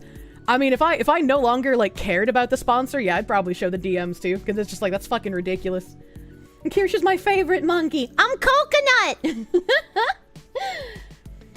Indiana Bowling, thank you for the $6.99 Canadians. This is why getting rid of asylums without preparing adequate alternatives is a bad idea. It really is. It really is. Clearly the sponsor was paid to hide the fact that Pecora bought a fucking monkey. Back to this article. I had a little mini rage tangent. Man. The whole thing, the terrible racial abuse, the aggression, which all happened in front of patients and staff, left me traumatized, and I was only trying to help. It is what happened next, though, that truly beggars belief. One might imagine that on hearing that one of its black employees was on the receiving end of possibly the most insulting and inflammatory slur in the English language, the diversity-obsessed NHS would back her to the hilt. Instead, her bosses decided that she was in the wrong. The physical assault doesn't matter. It's all about the language, chat. It's all about the language, not the physical assault. In the eyes of Epsom and St. Helier University Hospitals Trust, the greater sin was that Miss Mel had referred to patient X, who was born male but now identifies as a woman, as Mr. and he during a phone call with a doctor. It was this which prompted patient X's aggressive outburst. Afterwards, Miss Mel was investigated and disciplined, and having been labeled a potential risk to the public, now fears losing her job. She wonders what happened to the England of fair play, of which her father once spoke. Well, see, dear woman, unfortunately, you are merely black, and just being a black woman does not grant you enough victim points to overtake an autogynephiliac male. So, because you don't have enough victim points, you actually just get treated equally like everyone else. Which means you're gonna face repercussions for being a normal human being, unfortunately. So trans outweigh black. Yeah, always have. Your melanin is weak compared to my vagina. Be banned from saying monkey, play Ape Escape on stream, call them all bastards instead of monkey. Malicious compliance intensifies, true. And it's like, again, I understand mentioning the slur to put together the entire picture of how, vile this person was during his assault of this nurse. But it's the overall focus on just the word and not the whole scenario of the assault that's, like, a little insane to me. Afterwards, Miss Mel was investigated and disciplined, having been I already read that, shall we? After being given a final warning by the trust, she received a letter from the Nursing and Midwifery Council last month saying it was investigating concerns about her fitness to practice because she referred to a patient in a manner inconsistent with their gender identity. England is not a real country, man. England is absolutely not a real country. Can you imagine being put in the position to be told that you are a potential risk to the public and you might lose your job because you referred to a mentally ill man as he on a call with a doctor? Because considering that this man is in shackles to guards, has violent tendencies, and is a pedophile, I'm gonna go out on a limb and say that this guy is probably lying about being transgender. This is just your run-of-the-mill autogynephiliac. And keep in mind, there's zero fucking chances the dude was the one who reported all of this. He probably didn't give a damn. Who knows? Who knows who reported it? Maybe it tells us. Yet it is one of the ironies of this case that patient X had exploited gender identity by posing as a teenage girl online to incite underage boys to perform sex acts. Kirsche just can't stop being right about these people. Miss Mel says, I was put at risk, but I'm being treated like a criminal. Sadly, if you put your head above the parapet and speak truthfully on these issues in the NHS, the risk is that you will be knocked down, punished severely, and demoted. The message to me during the investigation was that I should put up with extreme racism and deny biological reality and my deeply held Christian beliefs for the sake of inclusivity. I don't know how she's lived in England this long and not noticed that this was the case. Like, I don't understand how you work in nursing and you just completely don't notice all of the DEI messaging. protection of a pedo. What a country. Culture wars excesses abound, and to some extent we have grown inured to them. But Miss Mel's experience, say campaigners, is on a whole new disturbing level. Last night there were demands for urgent government intervention. In an unprecedented legal action, meanwhile, Miss Mel is suing the hospital trust for harassment, discrimination, and human rights breaches. It is, of course, a case in which the NHS once again risks being accused of sacrificing common sense on the altar of gender ideology, and follows that of 8 nurses from Darlington who took their trust to court after being forced to share a changing room with a biological man who identifies as a woman. There's also an ongoing case of the nurse suspended after complaining about a trans medic using her female changing room. Sandy Peggy, that's a name. Sandy Peggy was put under a disciplinary investigation for a year by bosses at Victoria Hospital in Kirkcaldy, Fife, after she objected to sharing the facility with Dr. Beth Upton. No doubt other battles lie ahead, with so many contradictory voices fighting to be heard. It is easy to see why many find the transgender debate difficult to navigate. Even judges were issued with official advice last month. They were warned it is now extremely inappropriate to refer to male rapists who say they identify as women by their preferred pronouns. Yet, as it stands, criminals are free to pick their gender because the government refuses to force police to record biological sex. So, if judges are warned that it's inappropriate to refer to male rapists by their preferred pronouns if they identify as women, why is this nurse in trouble for anything, especially after getting assaulted by a pedophile? Judges bend the knee. Evil always knows a workaround. I don't know. I like, this is confusing to me, right? Because this is saying that judges should not be referring to male rapists by female pronouns. So they expect judges to refer to male rapists with male pronouns regardless of how they identify. So if this is what judges were issued, why is the nurse in trouble? Because the nurse isn't a judge, I guess? It just seems a little silly. You refuse to believe an African woman is named Sandy Peggy? I don't think Sandy Peggy is African. They didn't mention Sandy Peggy's race. She's a different person than the main article lady. It is a muddle, says Miss Mel. I just call people by their first names. That is my way around this. That is indeed how she planned to address patient X, whose preferred name, a girl's name, was written on the whiteboard above her hospital bed on May 22nd. Daily Mail. That day, Miss Mel was working a night shift, and the previous day, she and her colleagues learned that patient X was arriving for treatment from a men's prison. Miss Mel was shocked to learn of the patient's crimes, but resolved to deploy the same courtesy, professionalism, and care as she would with anybody else. In the event that she wasn't assigned to patient X at the start of her shift proved uneventful. At 10 p.m., however, a colleague in some distress approached Miss Mel saying that patient X wanted to self-discharge. X was shouting and upsetting other elderly and vulnerable patients on the ward. A doctor was called for guidance but had not yet responded. As the senior nurse on the ward, Miss Mel decided to take charge. When her colleagues finally got through to the doctor, Miss Mel asked to speak to him, taking the call in the corridor outside patient X's room. Overhearing the conversation, patient X began screaming in protest at Miss Mel's use of the word Mr. The prisoner shouted, "Do not call me Mr. I am a woman."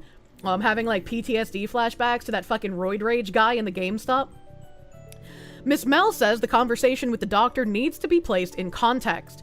Even if she was prepared to use alternative pronouns, she said it would have been absurd because the discussion was related to a catheter for a male, which needed to be removed.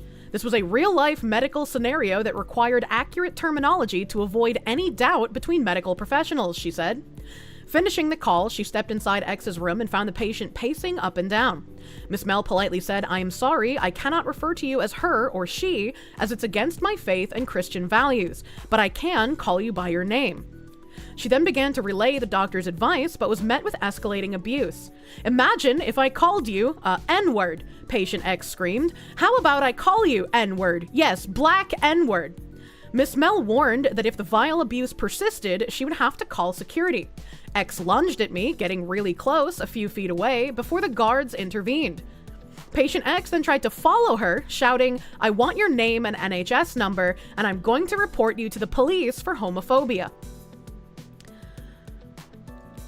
this autogynephiliac male, in a fit of testosterone-fueled rage, decided to compare being called a male to being called the N-word.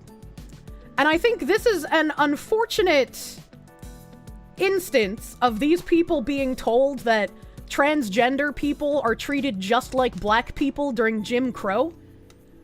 Because if somebody tries to compare, like, transgender issues in current year to literal slavery, you know that they're not really working on many brain cells, right? Not that Jim Crow was slavery, but it was the post-slavery era, right? Where racism was still pretty frequent. We had segregation, etc., etc. So it's like I cannot begin to comprehend the delusion you have to like compare those two situations. A liberal being racist towards black people, it is the same no matter where you go in the world. They are typically the most racist, which is why it's funny when they screech about other people being racist. I think they might benefit from an example experience of the conditions. There's a more accurate word to describe the patient than man, but if I say it, Twitch will cry. Yeah. Miss Mel warned, I read that part, sorry. Though profoundly distressed by the confrontation, Miss Mel later forced herself to return to X's room with painkillers, which calmed the patient down. It is worth noting here that a white colleague had also referred to patient X as a male, but was not abused for doing so. Progressive mentally ill people not beating the most racist allegations.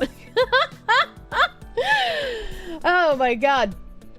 They can hurl the N-word at someone in a violent context where they're trying to assault them and still be thought of as the good guys, but god, if you say it in a rap song, so help you, you vile Nazi.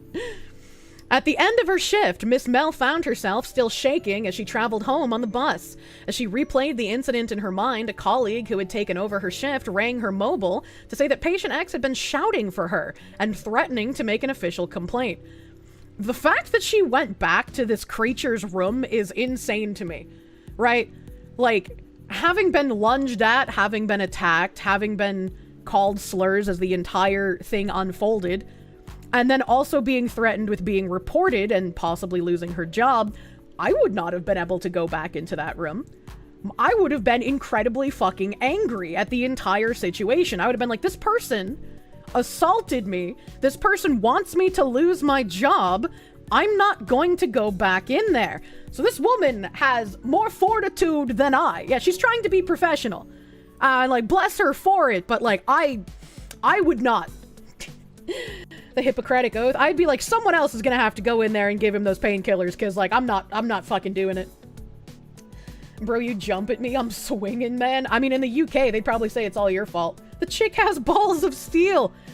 On her next shift, Miss Mel was taken aside by a ward manager and asked to make a statement. She explained she was still feeling traumatized, but the manager insisted that she still had to respect equality and diversity.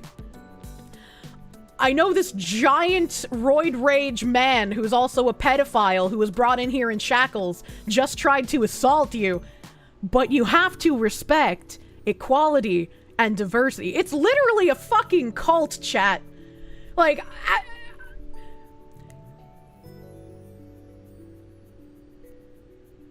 I don't even know what to say. Like, my brain is just screeching to a halt because I don't know the degree of it in the UK, but in like Sweden and in Germany when the migrant crisis started and when native Swedes and native Germans were getting raped and sexually assaulted, everyone was like, you can't talk about it, that might inflame racism, you can't mention this to the news, like if you want to go outside, you know, you got to make sure you're with a man if you don't want to get raped. Like, they went fucking crazy.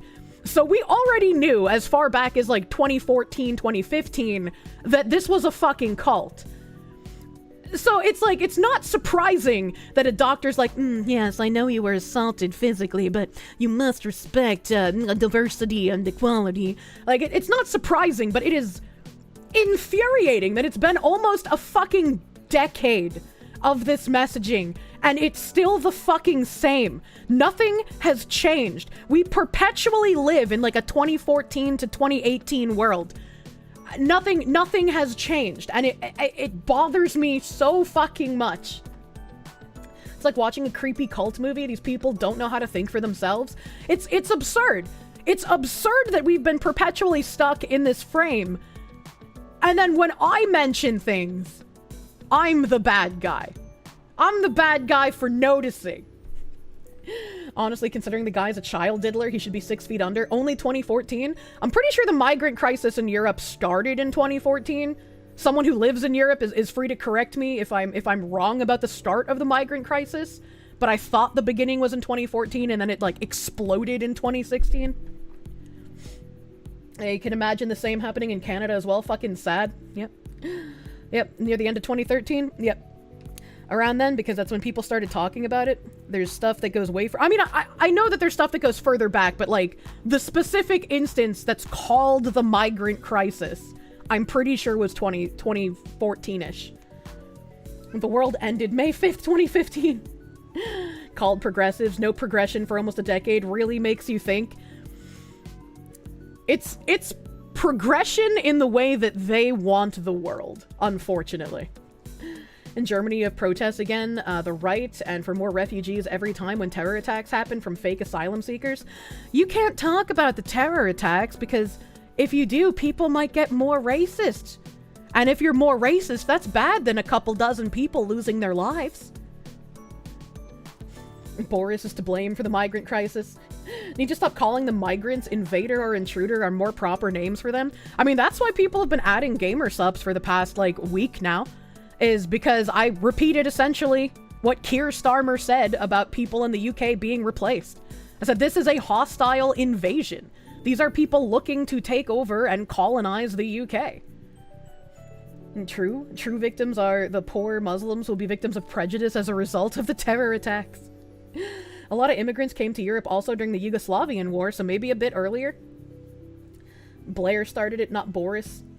If we do, we get put in prison. That's why we don't. I know people in the UK, like, literally can't say anything. You guys get fucking arrested for posting tweets. Like, actually, unironically living in a dystopian society. And as much as I make fun of the UK, I do feel bad for you guys having to live through this. Angela Merkel started the destruction of Europe. Yeah, her trying to, like, force other countries in the EU to take, like, migrant quotas was absurd.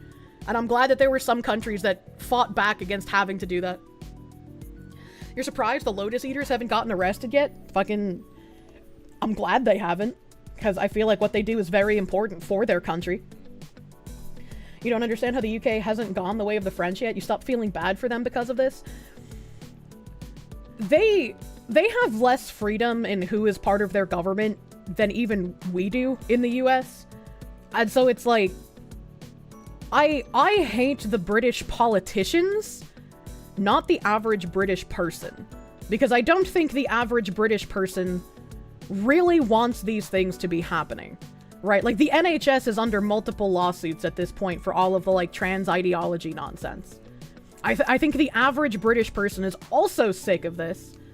They just, similar to us in the US, aren't really sure what to do about it.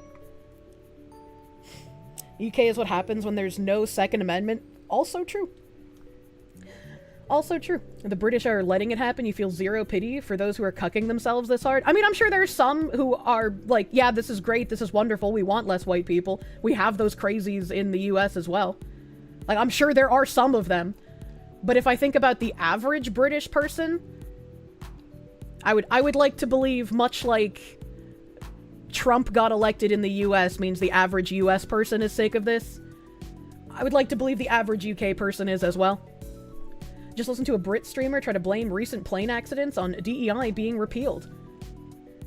I mean, some of the recent plane accidents had pilots that are a little questionable, so... But trying to blame it on DEI being repealed is a little weird. It's a little strange. I don't know how you would get to that conclusion. The answer isn't nice, but it's the only answer. At what point can we say revolution is necessary? You think the UK makes it very clear? Unfortunately, you can only advocate for revolution if you have the right politics, so the rest of us have to kinda lobotomize ourselves. You're sure there's plenty of people in the UK that are jealous of the current US leaders? I'm sure there are. Like, Trump hasn't been in office very long. I'm happy for what he's gotten accomplished thus far. I'm worried for, you know, like the executive orders can just be repealed by the next president. So I would like more solidified things, but it's a start and he has 4 years. Hey. Average person in Britain tries to vote this stuff out, but all the politicians say, yeah, we're gonna stop mass immigration and deport the criminals, go back on their word, and they're basically lying. I haven't looked into it, so like I don't know much about it, but there were a couple of you who mentioned it, and I saw a tweet from Sargon about even like Nigel Farage, I guess, going back on things that he said. And so like that was someone that people in the UK, I think, trusted to a degree to be serious about the opinions he was espousing. So if he's actually gone back on his word, like that's kind of fucked for you guys. Closing the money tap of USAID might help in EU more than people think. I hope it does. I hope it does. I'm gonna finish this article because I keep tangenting. Miss Mel said that she had no issues with people's sexuality, but asked where the respect was for her Christian beliefs, and said that she could not deny biological reality. Lady, you live in the Muslim caliphate of the United Kingdom. Nobody gives a shit about your Christian beliefs. I'm being harsh here, but that's just the fucking truth, unfortunately. Nobody cares in the UK about that. Tangent Fox must tangent. An investigation later concluded that the NMC Code of Conduct outlines that in order to treat people as individuals and to uphold their dignity, nurses should avoid making assumptions that should recognize diversity and individual choice. What a shitty fucking code. The code further states that nurses should not express personal beliefs, including political, religious, or moral beliefs, in an inappropriate way. Yeah, but who decides if it's inappropriate? And this is what these, like, the fucking cultural acolytes don't seem to understand. Right? Like, the ideologically captured, the useful idiots don't understand that they are not going to be part of the ruling class. Once Marxism is like ushered in as the ruling power, they're not going to have any use as like a beautiful, bright-eyed ideologue. They are also going to have things clamped down on them. They are also going to have some of their beliefs called inappropriate.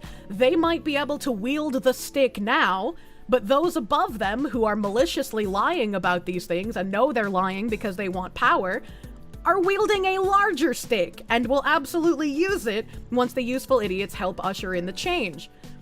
And I wish there was a way to impress upon these people that if you are actively campaigning for censorship, for restricting people's speech, for restricting their ability to live and make income and getting them fired from their jobs, do not be surprised when that happens to you.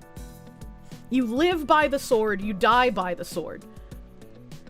There's no right side of history. Some of them know and are just trying to enjoy the short-term benefits. It's really stupid. It's really stupid, man. Me sowing versus me reaping. Therefore, although Miss Mel felt unable to identify patient X using the preferred pronouns due to her religion, it could be perceived that Miss Mel's actions could be seen as a potential breach of the code. She was accused of not respecting the patient's preferred identity and told her actions and behavior had fallen short of the trust's value of respect. What about the value of respect that some guy was very clearly being abusively racist and attacking her? Right, like, when I say context matters when you use slurs, this is where the context matters. He's not using it as a joke. He's not using it in a song. He's not using it in like a friendly manner talking to his buddies. He's calling her a racist term while physically attacking her. Where is the value of respect for this woman? Right, like, that doesn't make any sense. Respect for some, not all. Yeah, it's like, I came in on a fun story today. Yeah. Summoned to a disciplinary hearing in October, Miss Mel was given a final written warning and referred to the NMC. After the incident, she was denied overtime, which has affected her financially. With her career, livelihood, and reputation now at serious risk, she said she was faced with no alternative but to file a legal claim. Help. She says that the NHS has unlawfully interfered with her rights under the European Convention on Human Rights to Freedom of Thought, Conscience, and Religion. Miss Mel, who says she's never previously had any issues with transgender patients, says, I am devastated by how I've been treated and believe I'm being institutionally abused, harassed, bullied, and racially discriminated against. Ever since I have expressed my Christian beliefs under extreme pressure, I've been a marked woman. And I agree. This is one of the few times I would say, yeah, this is institutional abuse. Because they are putting a pedophile's mentally ill fetish above this woman being able to work her job. We live in fucking mad world, we do. I do not feel supported following the racial abuse and threat of physical violence I received from the patient. I remain professional throughout and always treat each and every individual with dignity and respect. My conduct throughout this incident and during my career has been fully compliant with the code. Andrea Williams, chief executive of the Christian Legal Center, which is supporting her case, said, the NHS appears to remain captured by transgender ideology to the point that it is prepared to back a convicted pedophile who was very clearly disturbed and shouting racist comments over the Christian nurse. And I think this is also another problem, right? When you have a person with actual dysphoria who isn't going out here and assaulting nurses or children, when the NHS looks at this burly man and says, you must respect this transgender person. This transgender person has a right to equality and dignity and respect. This is not a transgender person. This is an autogynephiliac. This is a man with a fetish, a very angry and abusive man with a fetish. And by these people in power continuing to conflate these fetishists with people who have medically diagnosed dysphoria, it does those with dysphoria a massive fucking disservice. Because it allows normal people to also say, well, if the medical professionals are saying this is a transgender person, this must be what they all are. And so it makes it that much harder to differentiate for normal people between the fetishists and the ideologues and someone who has a medical diagnosis. And it's like, I very much think that people with the medical diagnosis should just be treated like anyone else who has a mental illness.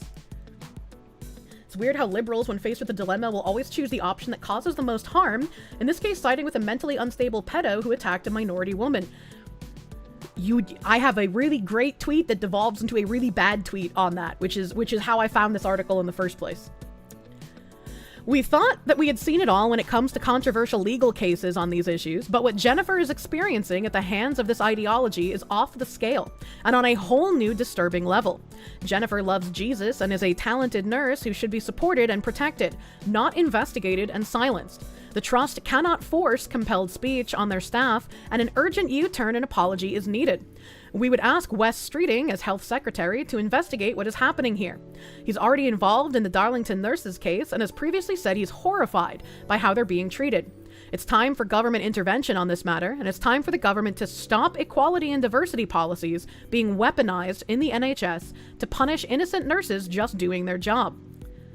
Sorry, but the diversity and equality policies were always there to be weaponized against normal people. That is their point. That was the entire point of these policies. We will stand with Jennifer for as long as it takes for her to receive justice, and with any nurses who are discriminated against due to this dangerous ideology. At Epsom and St. Helier University Hospitals, NHS Trust spokesperson said, these matters are still subject to ongoing internal proceedings, so it wouldn't be right for us to comment further. The winds are blowing against them, at least in America right now. What happens when these people continue to push society on the people who are clearly rejecting it? It wholesale the people who actually have gender dysphoria legitimately are going to be seen probably the same way that the fetishists are seen. Again, there are people in chat who, like, when I say that it's important for me personally to make that distinction, there are people in chat even who are like, I don't care about the distinction. This has gone on for too long. I'm sick of all of it. I just don't care. And I can't blame people for having that opinion, right? Like, I understand where they're coming from and I understand the fatigue. And so I don't blame people for having that opinion. But personally for me, I still make the distinction, and I think it's very important to do so, because I think people with dysphoria should not be treated the same as someone who is a crazy, abusive, pedophilic, fetishist monster who wants to force average people into participating in their fetish, or an ideologue using it as a cudgel to silence opponents of their Marxist ideology. Holy hell, that headline. Yeah, the headline is fucking crazy, man. I'm right on this. And again, I understand people who disagree and don't care, but for me, it's important. And I get shit from both the left and the right for trying to maintain the differential between autogynephiliacs, ideologues, and dysphorics. You're not any of that. You're too appreciative of me speaking the truth, and I appreciate you, because I know a lot of people think that I'm like transphobic and I just hate everyone, and it's like I don't. Like one of my best friends has like a transgender fiance, right? Like I don't care if you're like a normal person, right? I don't see. I know it's a different level of mental illness, right? And like as someone with anxiety, I couldn't imagine what it's like dealing with dysphoria, but I see dysphoria as just another mental illness. It's something like schizophrenia, depression, anxiety, multiple personality disorder, and each of these have different ways to treat them. And personally, I don't think physical surgery is a good way to do it, but that's just like my opinion, man. And I also especially think that children should not be exposed to this kind of ideology, because dysphoria isn't like a fun, quirky personality that you can put on and off like a hat. It's something in your brain. It's not something that's like, oh yeah, you can put on these clothes and then just take them off the next day. These are people who are struggling with things. And I think it does a disservice to them to treat it like it's a fun and quirky personality trait. It's up to the person themselves if they're at the age of majority. Yeah. At this point, having dysphoria, you're just jaded. I can only fucking imagine, honestly. Isaiah 27, thank you for the €5. It's funny how the same women were ready to lynch people over a Me Too tweet without evidence are fighting for criminals charged with sexual assault because immigrants. It doesn't make fucking sense. If these people didn't have double standards, they probably wouldn't have any at all, you know? You have some people, you know, who happen to be in the same situation of dysphoria while being unable to understand why the average person won't bother to make the distinction. It's fucking tiresome to tiptoe on eggshells to explain it to them without emotional screeching. I can only imagine how difficult that is with some people as well. I've had these conversations, not with like dysphoric people, but just with, you know, friends that I've had, and even they get mad at me for saying it's a mental illness, because they're like, well, you shouldn't be looking down or belittling them. And I'm like, I'm not looking down on people by saying dysphoria is a mental illness. I'm stating a fact. I don't look down on people when I say they have depression. I don't look down on myself because I was medicated for anxiety. Like, that's an insane leap of logic. Don't kid yourself. The people in question don't have any standards.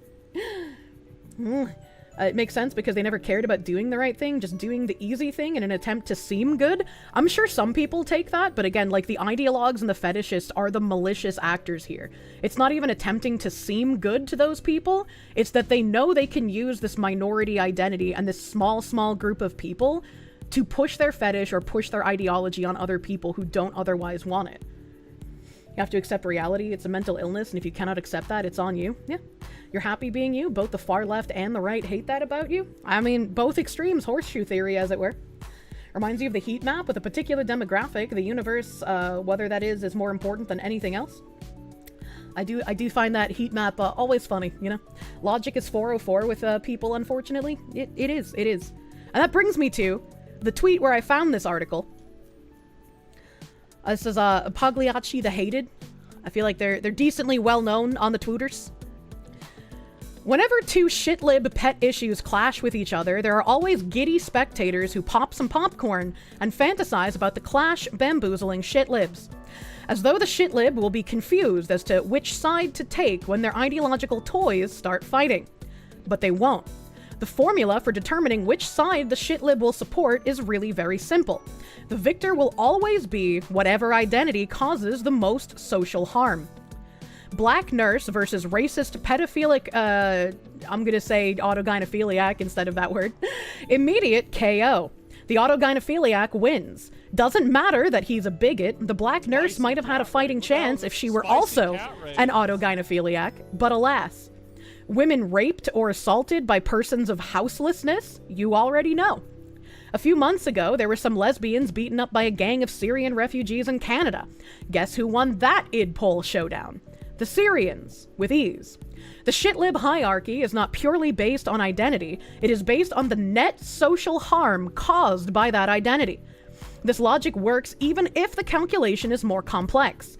Take an immigrant hijabi esthetician who is religiously prohibited from touching the body of a man, and a racist white autogynephiliac targets her shop and demands she wax his ball hairs. This is oh god, that man in Canada. I don't remember his name. I don't remember the man in Canada's name, but he brought Yenev, yes. Jonathan Yenev, thank you, chat. He brought a bunch of lawsuits against spas because he wanted women to wax his balls. And a lot of clinics like that will not have women working on men and vice versa.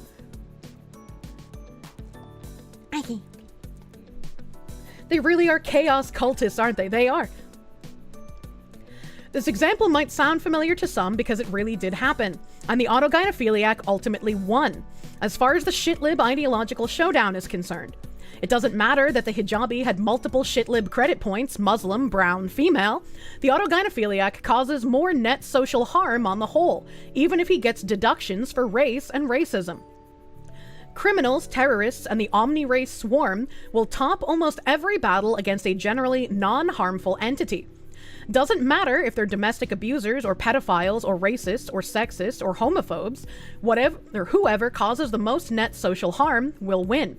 Hence why we frequently see truly bizarre outcomes we think would be contradictory to the shitlib ideology, but are allowed to thrive without issue, like libfems defending rapists or bread tubers being misogynist or racist. There is no real contradiction so long as the social harm is appropriately ranked. The only consistent challenger to every potential opponent, even another shitlib pet, is the autogynephiliac. And I don't mean a preened and relatively normal transgender person. I mean a hairy, fetishistic, porn-addicted pedophile lumberjack in a skirt. He's currently the overpowered final boss in the shitlib pet issue because he is social harm personified. We should all fear who or what he will eventually be dethroned by. Articles like this make you want to glow. It makes so much sense. Doing diverse math. Glow percentage achieved. Thanks, I hate it. And so this is a very good post that makes a lot of fucking sense, and I definitely agree with it. But where it breaks down is where someone says, "I'm becoming convinced you cannot fight communism peacefully." And Pagliacci responded, "This has not a single ounce of a thing to do with communism. If we lived under actual communism, we wouldn't be dealing with this shit." And I'm like, all right, well, I disagree with your first part. I agree with the second part, because once Marxism becomes a ruling ideology... Proud to be part of Tuber Hospice Care. Thanks for all the entertainment and brain damage. As always, keep up the good work. Would donate more, but I'm saving for the merch drop using code GIF for 10% off. Lazy Jen, thank you for the 25, and thank you for the fucking merch support, my guy. Thank you. Big, huge. Big fucking huge. So, while I agree with Pagliacci's, like, first part, or, sorry, disagree with the first part, I agree with the second part, because once the ideology is ushered in, and the malicious liars who were using the useful idiots to get to the point that they're in power, they're not going to be using any of this identity politics bullshit because they don't care about it.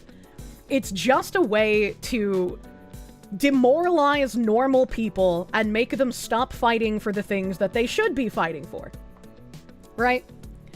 So, this does have to do with communism, but I agree that once communism comes, we won't be dealing with any of this.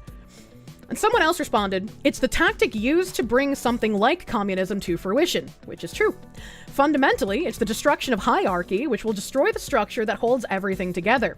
Then we get systems like communism that take over.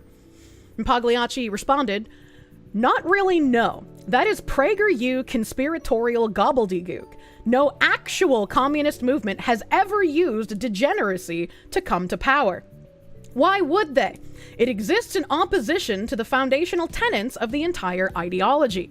In almost every legitimate historical case, communists came to power through nationalistic unrest or other forms of legitimate civil unrest spawned from either oppressive slaughter and starvation, for example in Russia, or religious cultural national suppression by foreigners, such as in China and Burma.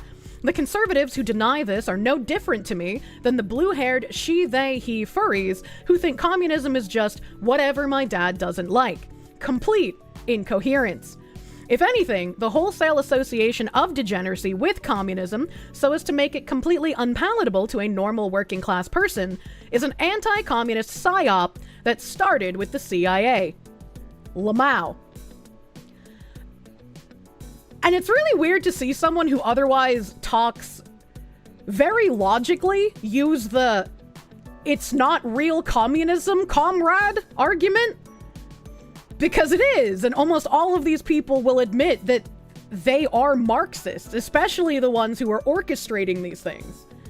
Just because it is Marxism with a degenerate twist that would make Karl Marx roll over in his grave and kill himself again, doesn't mean that it's not actual communism. Pagliacci is referring to Marxism in the academic economic sense, not the cultural sense. Living Marxist economist professors like Richard Wolff don't include gender ideology or race tribalism in their writing. Well, yeah, because all of the, like, nonsense trying to usher in the sociality aspects of it have nothing to do with the economy.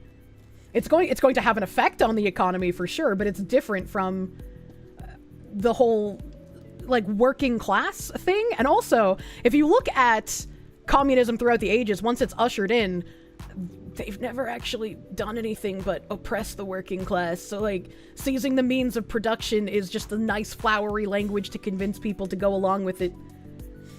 Has this guy read any Gramsci, any Western Marxists? They all endorse using identity politics to infiltrate rich countries? Yes. Yes, they do. And, like, I mean, maybe this is someone who doesn't see, like, feminism as a harmful ideology, but that was one of the groups of useful idiots used in the USSR. To the commies, trans people are just useful idiots. It's not even like, well, trans identity is a useful tool for them. And then the true believers who believe in this ideology are the useful idiots. And I guess the fetishists as well, even though they're more selfishly motivated rather than ideologically. I'm sure the fetishists don't give a shit who is protecting them as long as they're able to participate in their fetish in public. He's someone that closes his eyes to anything that would discredit his worldview. Good job falling for the bait and switch, just as we don't and shouldn't have pure capitalism, democracy or otherwise. There's never pure communism. No governmental system should be pure, they're supposed to be mixed. If China had less of a communist ruling body, I feel like they would be a much more powerful nation, because China is a capitalist economy run by a communist government.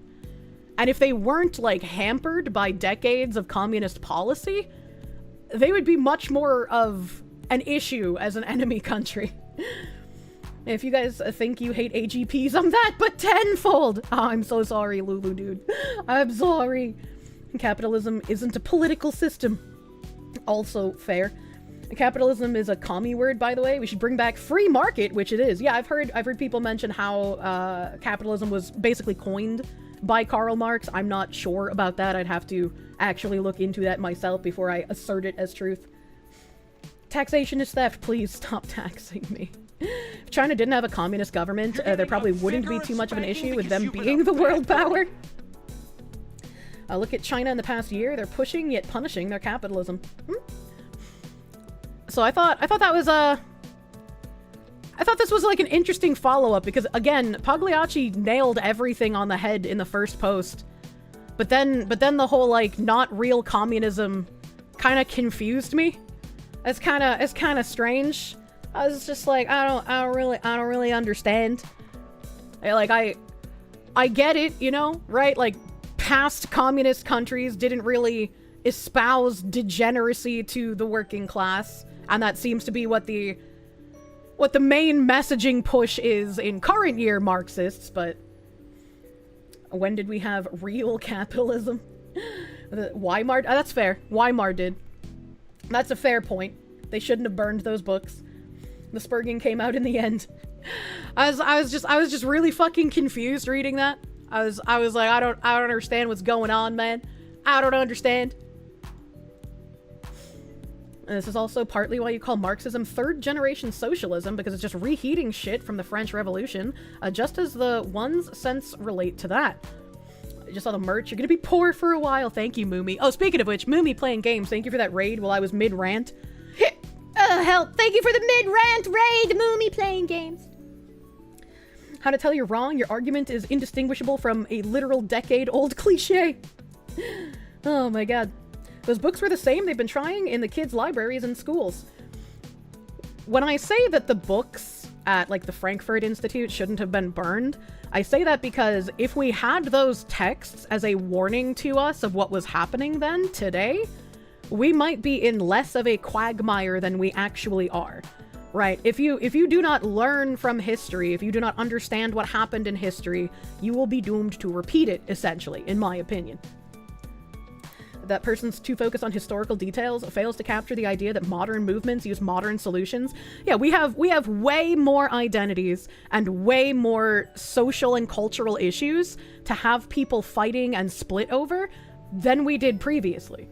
Like, we have so much more crazy shit. They also never read the manifesto, which chapter 1 says to eliminate black people. You said it in a more PC way than what was written. What? What? Public service announcement. Kirsche and Chad are super mega duper cute and wonderful. No, you, Bailey. No, you, Bailey. And the West is just speed running Weimar with a special Fall of Rome rule set. Pray we can turn it around. I don't like this game of civilization. Can we restart? It's not that we so much have more, just that they have abstracted it further than the original Marxist application. That might be a better way of phrasing it than what I did. That might be a better way of phrasing it. He says that communists won't use degeneracy because they rely on social upheaval and strife right after talking about how the leftists are using identities to create the most social damage. Yeah, that's, again, why I said I was really confused. Because his first post, I was like, yeah, this makes a lot of sense. This is actually worded really fucking well. I didn't know how to put this into words before, because I've talked about the Oppression Olympics on many occasions. But I felt like, you know, they put it into words much better than I can. And then I got to that other post, and it was like, not real communism. Okay, alright. You kind of lost me. Kind of lost the plot in general. Scarfy the Strange, thank you for the 5. You're sure communists went from class warfare to gay race warfare in America because there was too much upward mobility to incite class war? I mean, maybe. Maybe that's why they decided to do that. It was much easier to do, and they had more useful tools than just the feminists. So they were like, if we have more tools than just feminists, why don't we use them? We can gain much more ground, much more power, much faster. It makes a lot more sense. And now we're dealing with upward mobility is kind of fucking rough. Kind of like a dream at this point. A degenerate, evil sex research done in the early 1900s. You hesitate to imagine what was in those books. You get why they burned them. I can understand why they were burned, but it did everyone in the future a massive disservice. And I think that, especially if you detest something and you think it is evil beyond reproach, that is all the more reason to preserve it historically, to make sure that the nightmare wouldn't repeat itself in the future. Right? Because instead of thinking of the short term and of the, I want this evil gone from the world, you have to think, what if they try this again in the future? What if my children or my grandchildren or my grandchildren's children are suffered to live through this kind of thing? You have to think of the future. Now we can't point back at what they used, unfortunately. It's weird he dismisses it as conspiracy, the real foreign agents destabilizing the West. You'd think that the capture of academia, the UK government, and other institutions being enough evidence of that. And again, there's someone that recognizes the use of identity politics and identity groups in order to usher in ideology. But if you remove the goal being a Marxist takeover with a ruling class over a serf class that they have divided to the point where nobody trusts each other anymore, if you remove that, what is the end goal? What is the end goal of causing all of this strife, all of this social upheaval, all of this replacement of natives in their countries, all of this giving into fetishes and ideological structures? What would be the end goal of all of this strife if you remove the fact that they want to usher in Marxism as the defining cultural trait? anything, it makes more sense for them to burn the evidence and ideals to usher in future utopias. That gets dangerous. That gets dangerous. Usher, yeah, man. Professor John Wolfman, thank you for the 13-month member. You had to read the Commie Manifesto in college, realized you'd never agree. Know your enemy, people. True and real. Destruction. Destruction of what?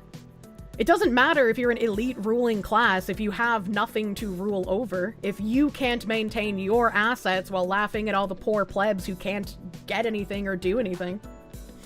Just so you know, Canada's an election season. There's a glimmer of hope for us. Good luck. Good luck, Canada. Diverting class warfare from the people wielding actual power. Get my thought process, but no amount of proof would ever be sufficient for an indoctrinated individual. Case in point, the crazy individuals who are completely unaware of what's happening.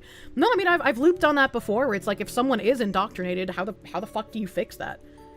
Right? Like, you can hope to instill American values and culture in the newer generations to counter the Marxism they've been pumped with. Help. But, like, what do you do with the adults who have already been ideologically captured? Because, like, if they don't believe facts, if they don't believe proof, if they don't believe their eyes, what can you do about those people? How do you reconcile with how much they hate you? Conservatives in Canada are only like 5 degrees away from the Liberals. Wouldn't get your hopes up either way, just slightly better tax policy. Oh no. It's all to prop up economic blocks that still can't let go of the Cold War. Commies always think they'll be the ones in charge and not the ones breaking rocks. Yeah, it's a very unfortunate mindset to have. Where are my other tabs? Wah, wah, wah, wah, wah, wah, wah, wah. Let me see here. Show them the rabbits. I love rabbits. They're very cute.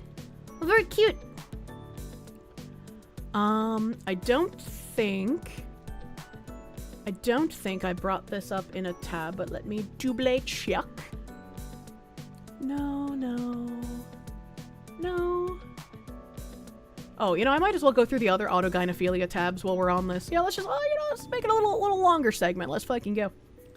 I have this tweet from someone named Sidewalk Steve. I'm not sure who Sidewalk Steve is, but he has this out here. Oh, New Hampshire. On the streets and sidewalks of New Hampshire, fighting the indoctrination and medicalization of gender-confused children. Maybe I should support Mr. Sidewalk Steve. Based. Detransitioner Prisha Mosley's testimony to Montana legislators, SB 218, would hold physicians accountable for 25 years. That's a long-ass time. My name is Prisha Mosley. I was a teenager suffering from mental illness and distress when my doctors fraudulently twisted my pain into a gender dysphoria diagnosis and destroyed my health with chemicals and surgery. My doctors never cured me of my suffering, but instead compounded it with iatrogenic harm and medical abuse. For a long time, I believed my doctor's lies about being born in the wrong body, and I held on to the hope that I would transform into a man through their irreversible interventions. Instead, I just became a virilized and medically abused woman. Testosterone caused me to develop chronic pain and PCOS, insulin resistance, and other medical issues. Purposely causing hormonal imbalance in a teenager causes medical issues that require lifelong treatment.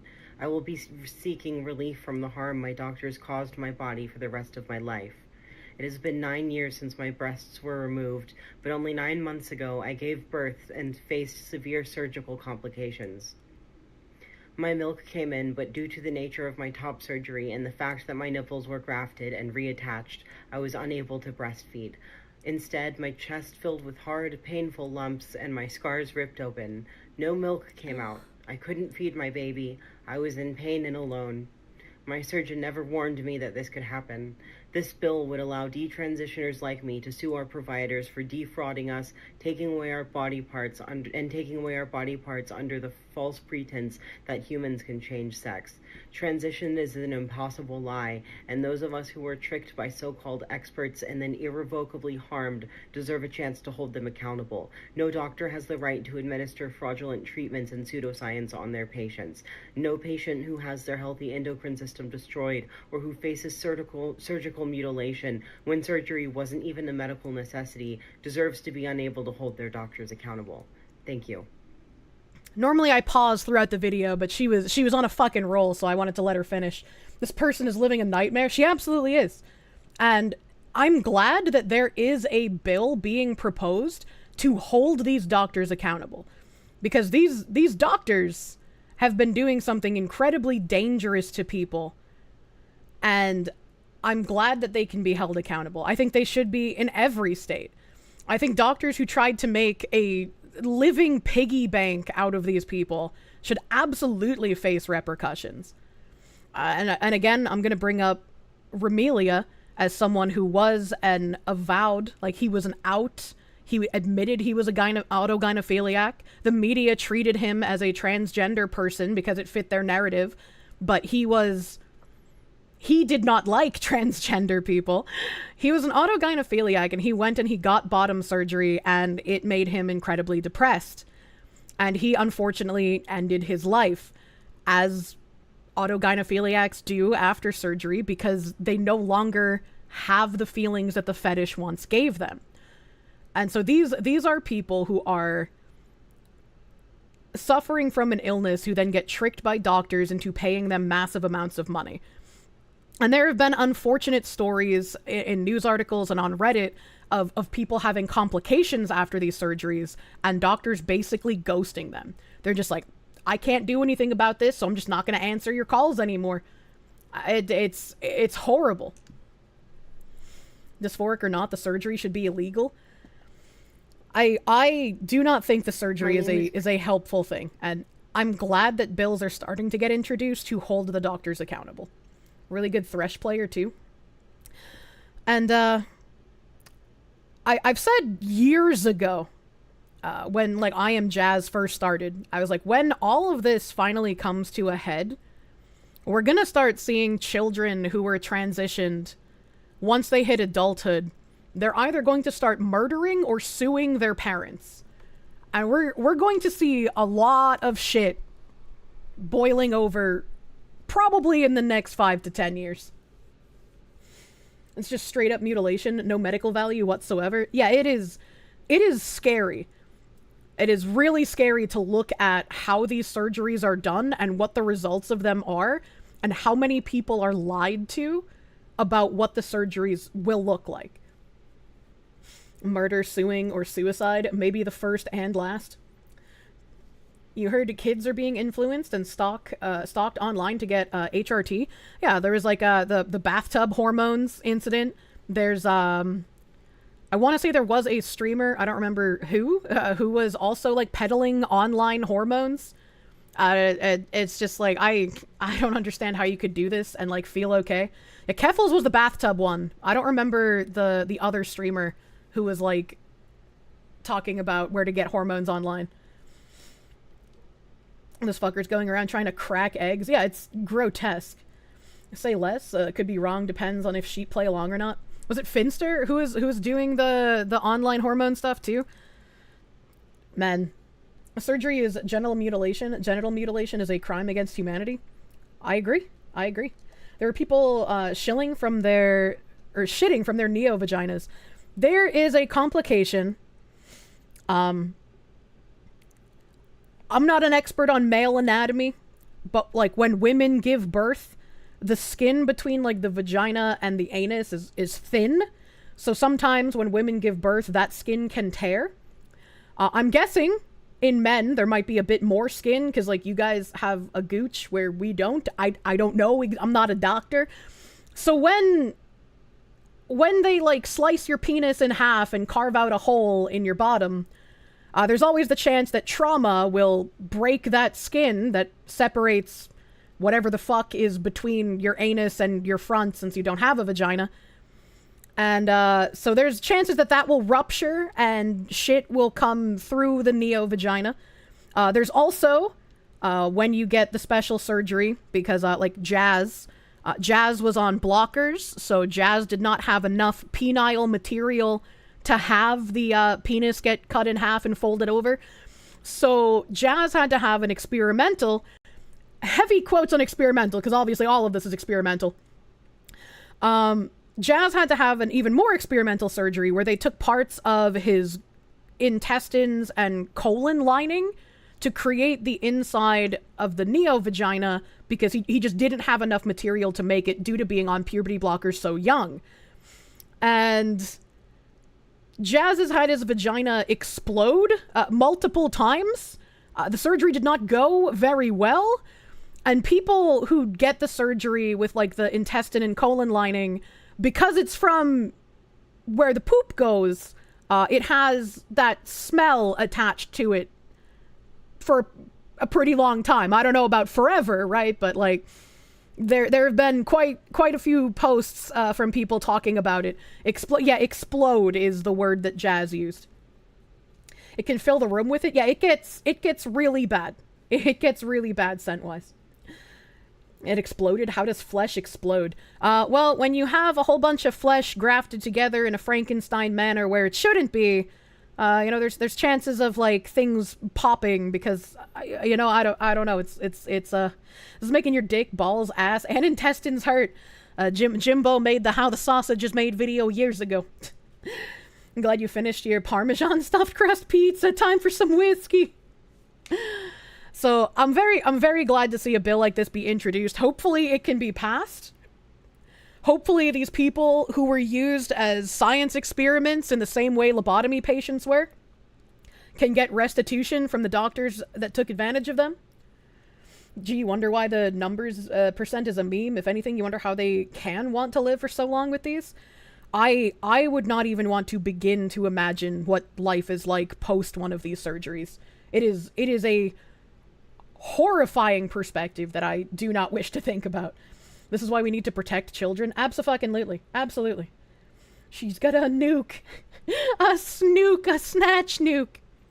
And then, there was a TV show, apparently. I've never heard of this TV show. It says, The White Lotus just tackled autogynephilia and my jaw is on the fucking floor. I'm genuinely shocked they let this scene air, but in a good way. This is what autogynephilia is.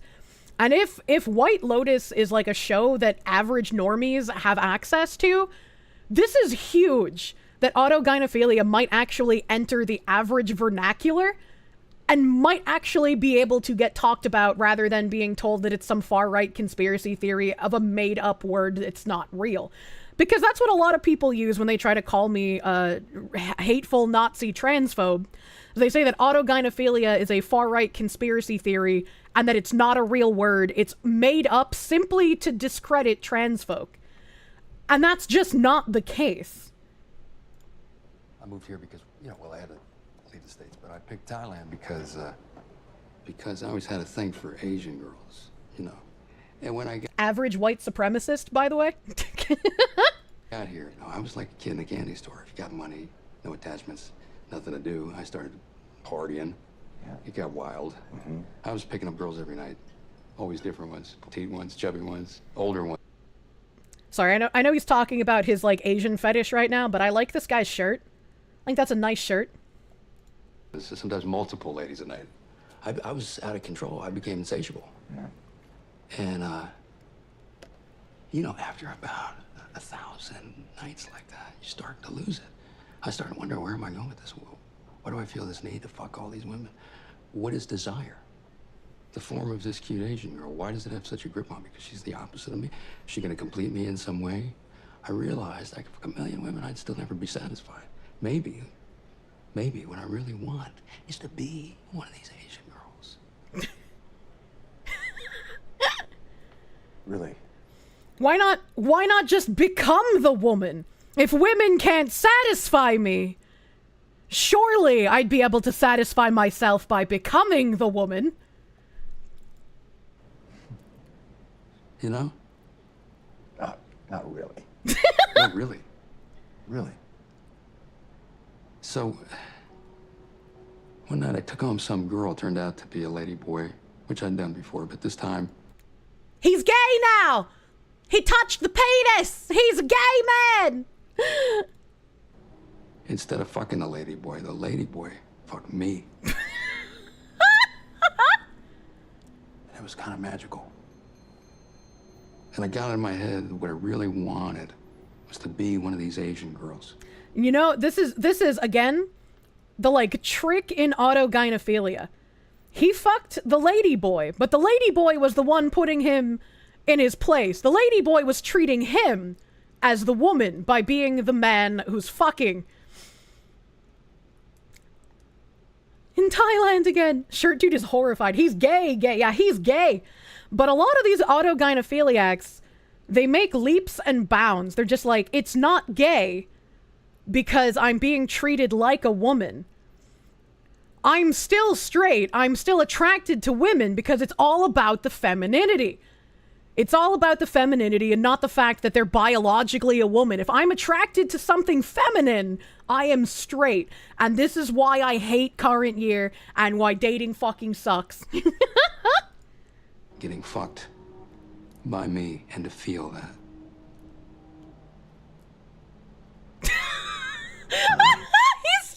He's just so average, normal response to hearing this, honestly. So I put out an ad looking for a white guy, my age, come over and fuck me. Found a guy looked a lot like me. Then I put on some lingerie and perfume, made myself look like one of these girls. And I thought I looked pretty hot. The degree of narcissism involved in autogynephilia is insane. And, like, once you understand what autogynephilia is and how narcissism plays a part, you also understand why they always immediately go to rage when you don't play in their game. And then this guy came over and railed the shit out of me. And then I got addicted to that. The next 3-4 guys would come over and rail the shit out of me. So you just escalate, just 3 to 4 guys railing the shit out of me, putting up that Craigslist ad. Oh, I'm down at the Hampton Inn, room 304. The door's open and unlocked. Come pause my neck hole. You just go crazy with it. You want to be treated like a woman all the time. It's also like an insane level of unironic misogyny because you start. I don't know when it starts, but like to get into autogynephilia, it's always a pornified version of what a woman is. And it's always thinking that, like, the more you are desired sexually, the more of a woman you are. It's an insane frame of mind to be in. I even had to pay. And at the same time, I'd hire an Asian girl to just sit there and watch the whole thing. I'd look in her eyes while some guy was fucking me, and I'd think, I am her, and I'm fucking me.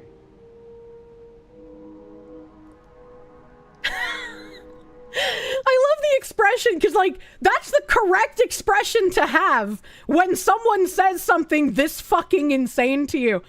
And be like, hey, baby, I know I'm a strong white man who wants to fuck you, but I want to fuck me more than I want to fuck you. And more than I want to fuck me, I want you to watch me getting fucked by me so I can pretend I'm you getting fucked by me. It's the ultimate porn fantasy. Mm-hmm. Hey, we all have our Achilles heel, man. You know? Where does it come from? Yeah, we all have an Achilles heel. Some people drink too much. Some people smoke too much weed. Some people have the 20 guys rail their asshole while they're pretending to be a woman in the evenings. Everyone has an Achilles heel. Why are some of us attracted to the opposite form? Yeah, some of us the same. Sex is a poetic act. It's a metaphor. Metaphor for what? Are we our forms? Am I a middle-aged white guy on the inside, too? Or inside? Could I be an Asian girl? Right. Imagine all of this mental gymnastics to just not admit you're gay. I don't know. Guess I was trying to fuck my way to the answer. I need to figure out a way to use that in the future. I was trying to fuck my way to the answer. That's a funny fucking line. And then I realized I gotta stop the drugs, the girls, trying to be a girl. I got into Buddhism, which is all about, spirit person. Oh, namaste. He's gonna go get one shot by Hayakusa now, or however the fuck you spell that. Detaching from self, getting off the never-ending carousel of lust and suffering. Being sober isn't so hard. Being celibate, though, I still miss that pussy, man. Did he? I still miss that pussy, man. Oh, okay. I thought he said, I still miss that pussy. And I was like, there's no way there's a mainstream TV show that said that. He said pussy with a P. All right, okay. You know.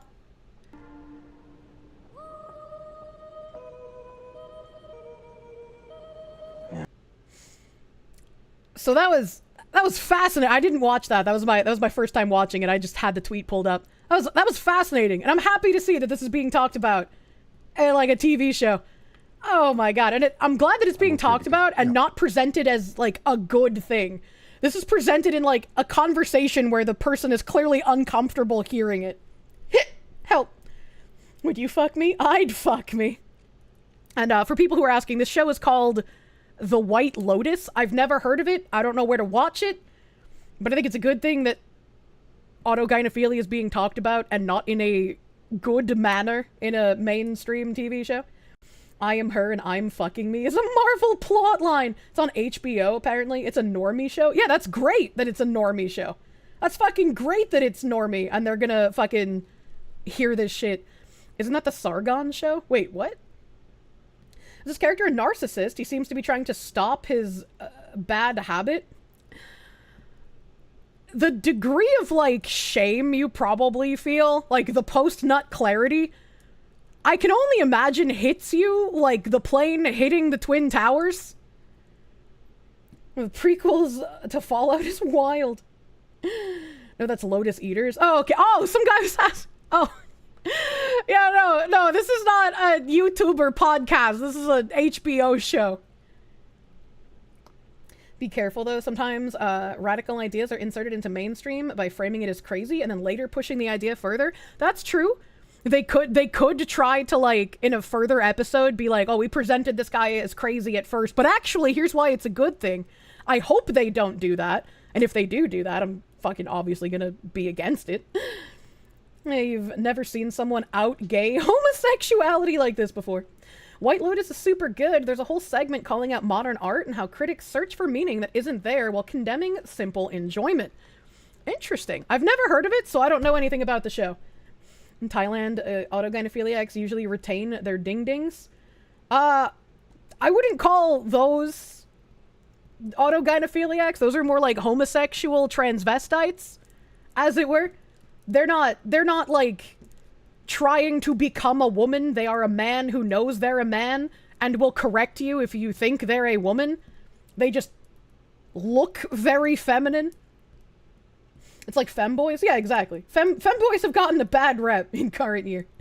Wondering what happened to being pegged by a woman with a mask yelling at you, "Who's your daddy?" What happened to the romance of the entire thing? Jesus Christ. The creator's gay. He was in a messed up movie called Chuck and Buck, and maybe he's calling out the autogynephiles, or maybe the episode will get a disclaimer. I have no idea. I feel like I've heard of the Chuck and Buck movie. That sounds familiar. Dee Snider used to be a transvestite, now he's just a sellout. Nguyen Sakurai, thank you for the 2. What happened to just saying you're a freak in bed? I don't fucking know, man. I don't fucking know, man.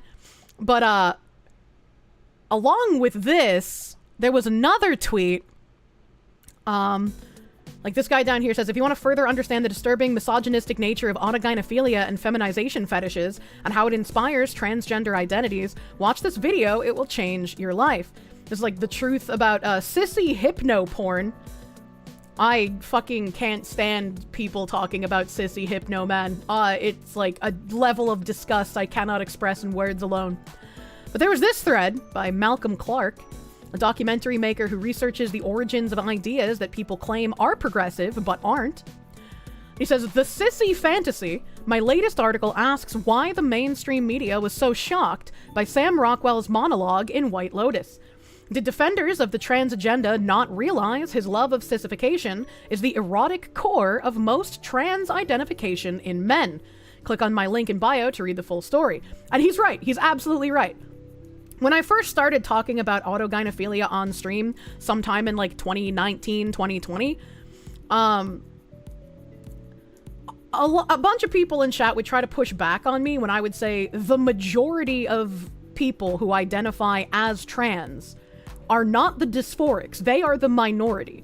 The majority of trans-identified individuals are the fetishists, are the autogynephiliacs, are unfortunate mentally ill women pushed into this, and are ideologues. It is not the actual dysphorics. And so people were like, oh, but these bad actors are a small but loud minority in the trans area. And it's like, no. These bad actors are the majority, have been the majority. And it's very unfortunate that that's been the case. Am I more disgusted by Sipsy, Hypno, Fudas, or both equal? I would say probably both equal, man. I would say both equal. The Buffalo Bills. Second tweet here. That matters because if you don't understand dressing like a woman gets some men sexually aroused, you will fail to appreciate the importance of policing single-sex spaces. A good example of this ignorance was the baffled discussion of Rockwell's monologue in the LA Times. And this article excerpt says, I've watched the scene like 4 times because it is such an off-the-chain exploration of privilege, not to mention addiction, and a masterclass in acting. Rockwell deserves an Emmy for best delivery of most bizarre over-drinks catch-up in the history of television. Here's hoping his character makes his way to the White Lotus to maybe hook up with real-life wife Bib. In which case, I might have to ditch my monkey with a gun theory, or not.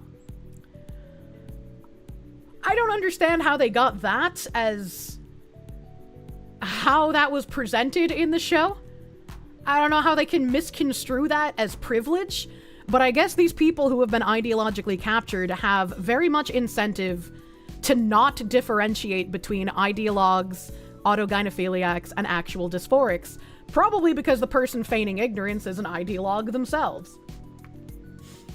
There's no such thing as feminine penis. You're just gay. Kane's Brain, they give the $4.99. Is there a term for AGP but the other way around? Trans men seem pretty normal.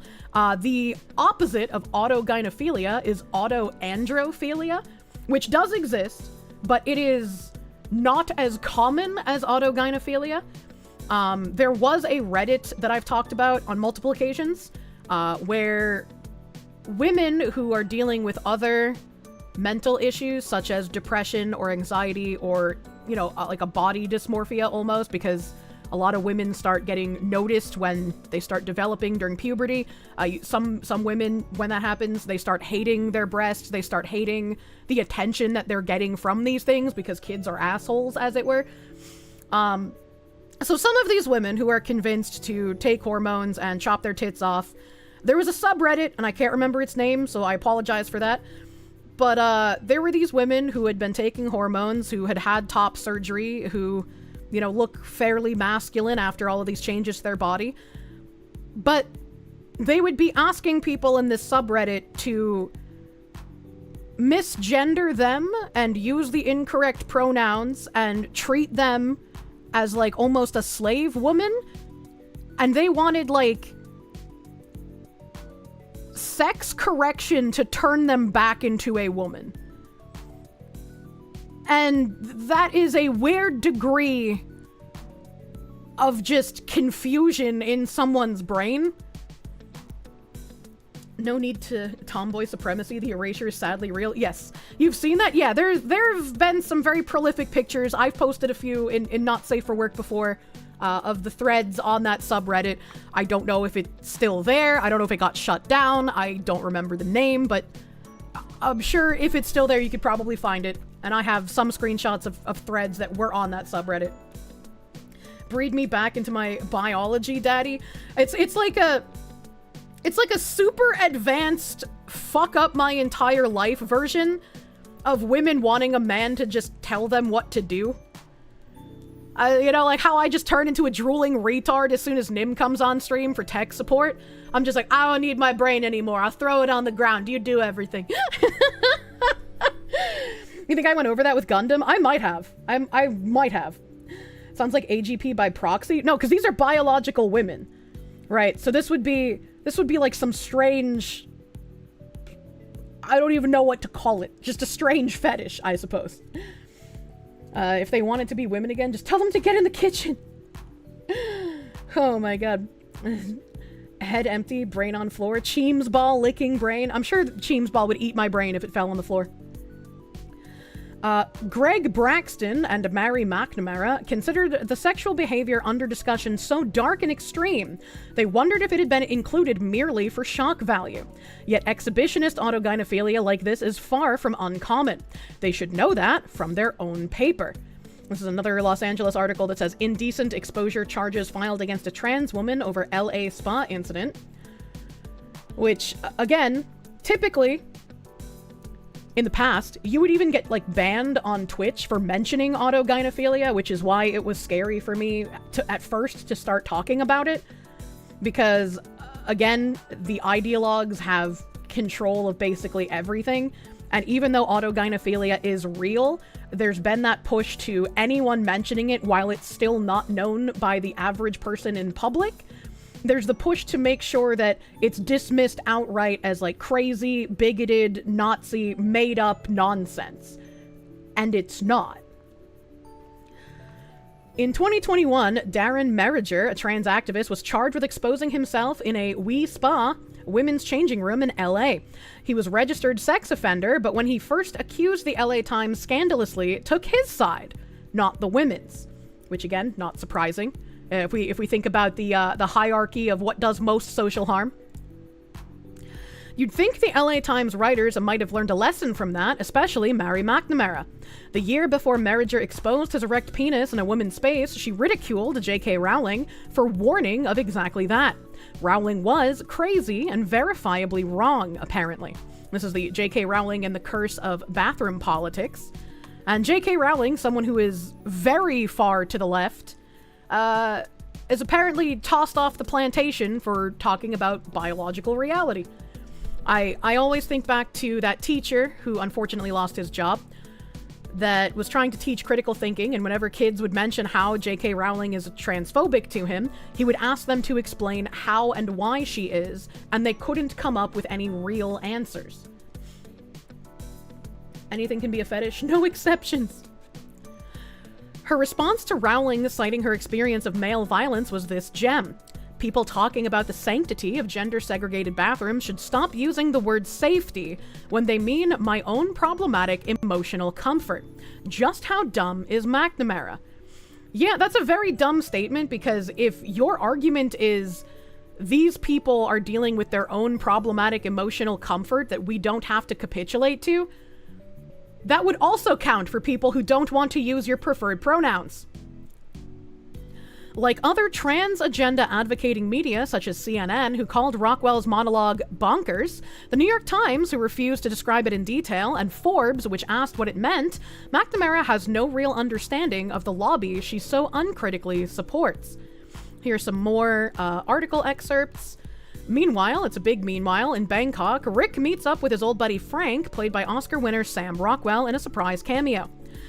Hell, after he hands Rick a bag containing another gun, Frank launches into an absolutely bonkers monologue about his sexual compulsions.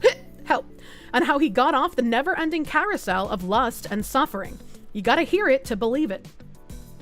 I think where I diverge from Malcolm on this is I don't think these people are calling it bonkers or are actually confused about it. I think the journalists are malicious liars who know what autogynephilia is, who know how many people perpetrate this fetish in public, but it's in their best interest to circle the wagons and pretend once again that this is just conspiracy theory, this isn't something that's real, it's crazy, made-up, sensationalist television, right? It's in their best interest to keep pretending that this is something crazy and not real. Forbes saying, what did Sam Rockwell's The White Lotus monologue mean? A memorable monologue from Frank in Season 3, Episode 5 of The White Lotus caught the attention of the internet, but what does it really mean? I think we all know. What did they mean by this? It's like how I've described before when people start talking about their gender euphoria. Gender euphoria is a very easy way to tell if the person you're talking to is an autogynephiliac or not. Because if they're talking about getting boners from wearing dresses or getting boners from wearing women's underwear, that's not dysphoria. That is the fetish. Your ex was just like that. I can't say this is for every single one, but a lot of autogynephiliacs have had stories about their existence with this fetish starting by stealing the underwear or the clothes of like their mothers or their sisters or an aunt or some family member. It's very strange that a lot of it seems to start that way. That's horrifying. It is horrifying. Do they not know that prominent trans writer Andrea Long Chu said it was sissy porn that inspired his transition? Or that its misogynistic vision of women is reflected in his statement, "Getting fucked makes you female, because fucked is what a female is." And there's quite a lot of that same phrasing when you read trans activist writing, unfortunately. And this Malcolm Clark says, in my article, I traced the role of sissy fantasy in the creation of the trans lobby. It was Virginia Prince, Arnold Lohman, who created the first trans organization and magazine. He insisted cross-dressing was not sexually motivated. He told his psychiatrist another story. And like, I don't know anything about Arnold Lohman. This is like the first time I've heard that name. So I guess I need to look into how he created the first trans organization and magazine.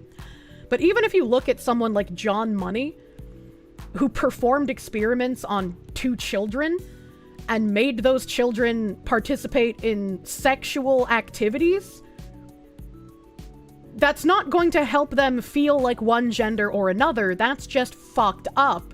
And I don't know how anyone takes John Money seriously, as that's something that he's done. For 29 years, Prince had 2 sessions every week with psychiatrist Robert Stoller, the man who invented the term gender identity. It was from talking to Prince and his studying his sissy porn that Stoller concluded the humiliation fantasy was driven by hatred for women. And you see this very frequently in how women are denigrated by trans activists pretty frequently. You see this by how people who don't actually have dysphoria will relentlessly attack women simply for being women. It's all over Twitter. The animosity is palpable. And you've even seen the crazy shit like, yeah, you could go for a real vagina, but I've got a designer one. You know, it's better than the real women. You're here to simp. Hello, Sheets, man. Hello, my guy. How are you doing? How are you doing? Yeah. It's fucking weird. I hate women, therefore I shall become women. It's like the ultimate men do everything better than women do, therefore I will be a better woman than a woman could ever be. Right? Like it is peak women hatred. It is because heterosexual autogynephiles believe women are inferior. They're sexually aroused by being viewed as one, as Frank in White Lotus is. Stoller argued the sissy act of being punished as a woman was his way to feel he was wreaking revenge on all women. I can be a better woman than a woman could ever be. Kirsche Verstal 2025. Jesus Christ. Kaiju, you hate the phrase. This is why they're fighting so hard to take over women's spaces and women's sports. They have a distinct disdain for women. They do. They do. And this is why when regular people were like, well, why don't we just have a third bathroom option? Why don't we have, like, you know, women's restrooms and men's restrooms and then a restroom that anyone can choose to use if they want to? This was never a valid option because these trans activists who aren't dysphorics, these trans activists who are fetishists, wanted to have the women's spaces for themselves. It's not enough to think of themselves as women. They need everyone else to also participate in their fetish and realize that they are better than the biological women. You're supposed to feel cute in dresses, not horny. Fucking gooners ruin everything. True. True and real. Fucking gooners. Booyah. Stoller also hypothesized that the sissy and autogynephile has a compulsion to expose his genitals to remind women he is male, and therefore, as he thinks, inherently superior. Any woman who has been told to suck my lady dick will likely suspect Stoller was right. And there's like a little Twitter compilation here. J.K. Rowling, bitch, suck my dick. You're so pressed and insecure about trans women.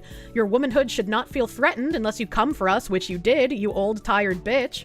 I got banned because I called J.K. Rowling what she is, a bitch and a turf. Suck my cock. J.K. Rowling needs to be yeeted into the sun, as a wise man once said. She can suck my entire cock and choke on it.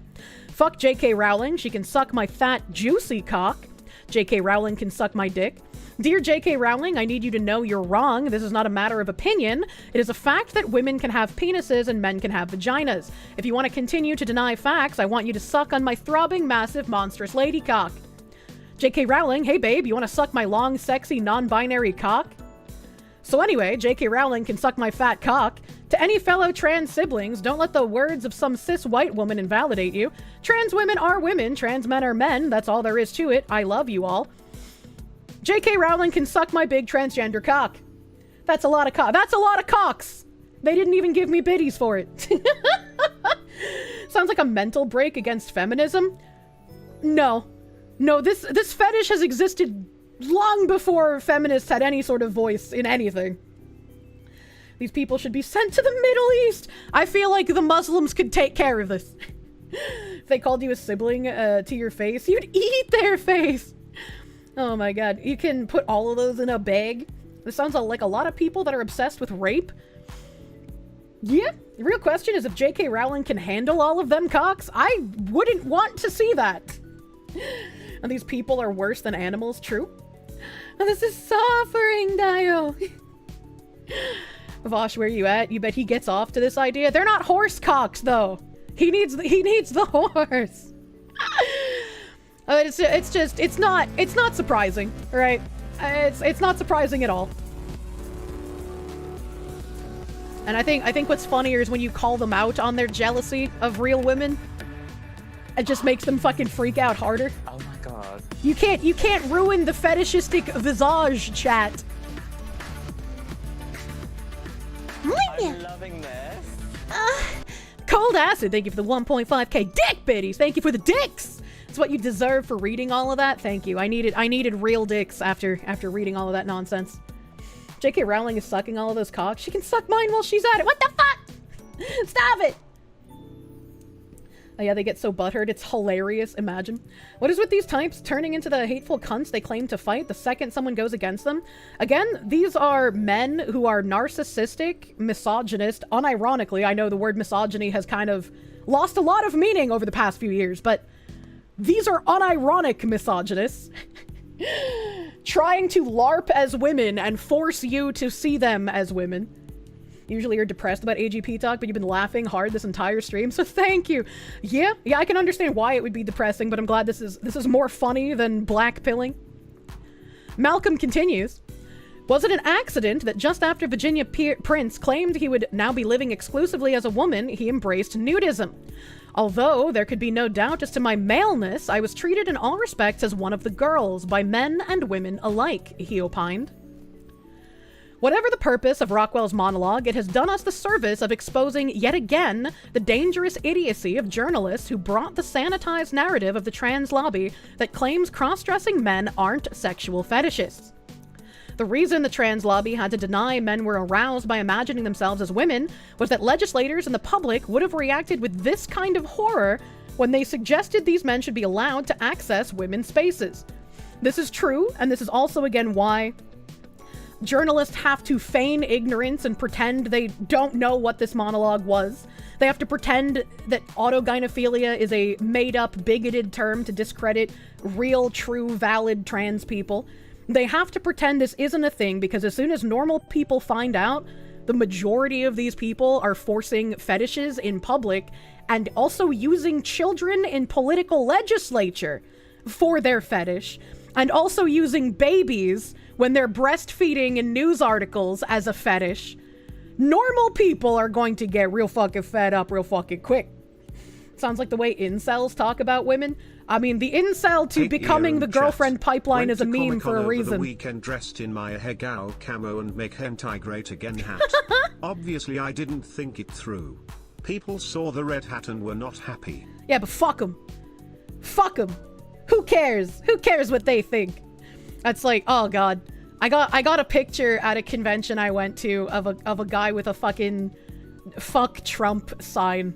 Imagine going to a convention about like video games and anime and cosplay and going to have fun, but you can't even leave your politics at home. You gotta make sure everyone knows that you fucking hate Trump and Elon Musk, man. Please, dude. Please, just have fun. You need to find your Make Hentai Great Again hat. I bought a sweatshirt, like a Make America Great Again sweatshirt for Trump's first term. That's pretty comfy.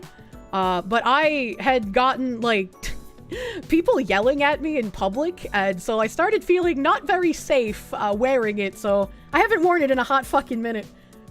I can't even get a hobby at a hobbyist convention. Oh, man. Is there a difference between BDSM and sissy stuff? You thought it was all just a fetish, not this revenge stuff? You confused as a normie? I mean, there can be crossover between sissy stuff and BDSM. I see that pretty frequently, but sissy stuff is simply being seen as a woman. Autogynephilia is just, you dress as a woman, you want to feel like a woman, and to these narcissistic misogynist people, feeling like a woman is being fucked, is being desired sexually. The more sexual attention you get, the more like a woman you feel in autogynephilia. BDSM is just a much broader array of different things. Yeah, it's a completely different thing, but yeah, BDSM and sissy can have crossover, just like BDSM and Daddy Dom Little Girl has crossover, right? You've gotten yelled at for wearing your Detroit Red Wings hat in Oregon, having TDS outrage thrown at you. To put it simply, they're vindictive gay guys? No.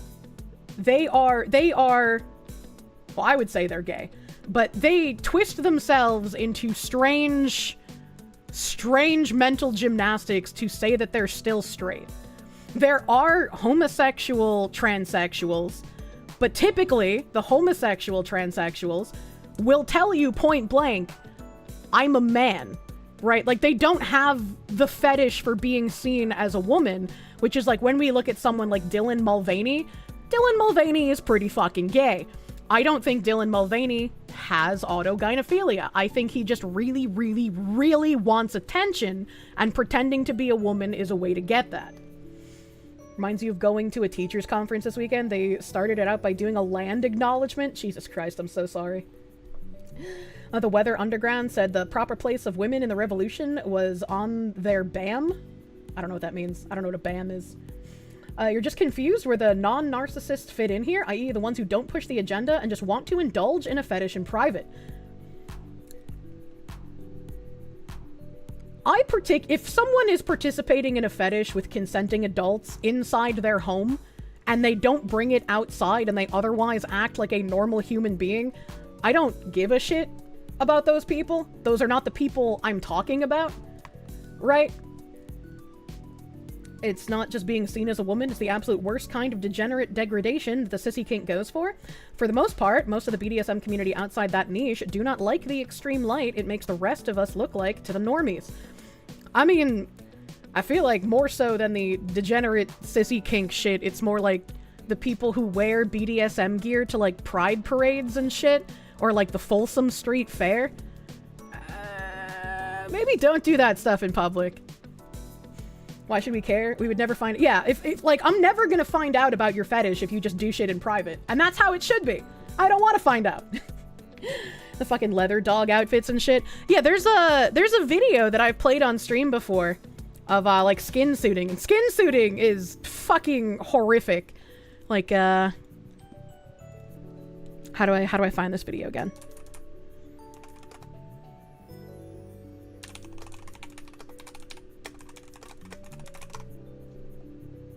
Oh, Jesus. I'm glad I closed my browser before I fucking searched for this.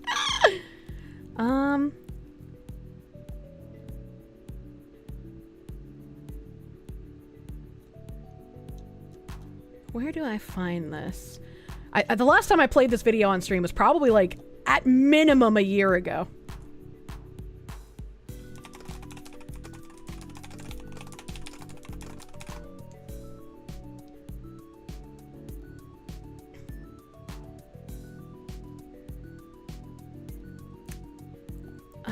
The Rubin Report has a video on it, but that's not...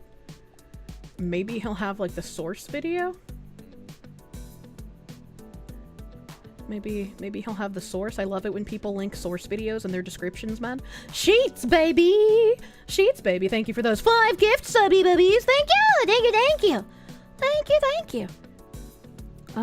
Oh, okay. Well, he doesn't link the video, but I might be able to find it with the words he uses in his description.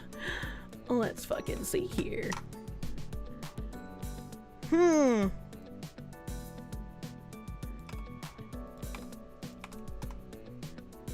Aha! Thank you. Woman eats 2 cups of clay. What?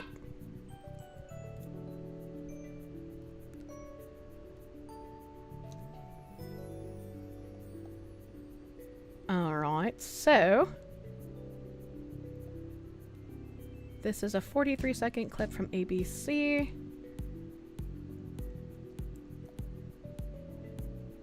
Alright, so let me just bring up a small clip here. Ziz will probably have to edit this later.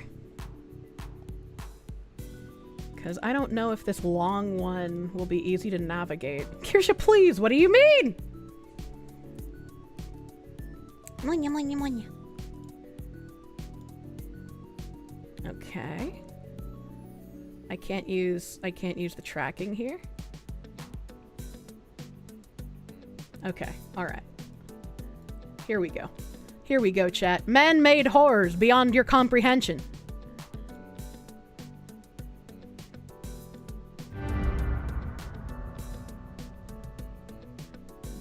Robert is a female masker, part of the growing subculture of men who wear elaborate latex or silicone. Robert's daughter knows nothing of his secret life as a female masker. Sherry emerges only when he is home alone. For now.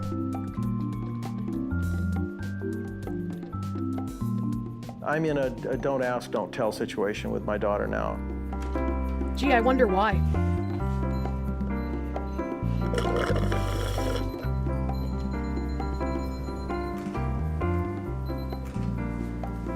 This is fucking creepy. Safely concealed behind the walls of his courtyard, Robert spends hours inside his silicone creation. And see, if Robert spent hours inside his silicone creation in his own courtyard instead of being on this TLC show, we wouldn't know about it, and therefore we wouldn't care. God, that's fabulous.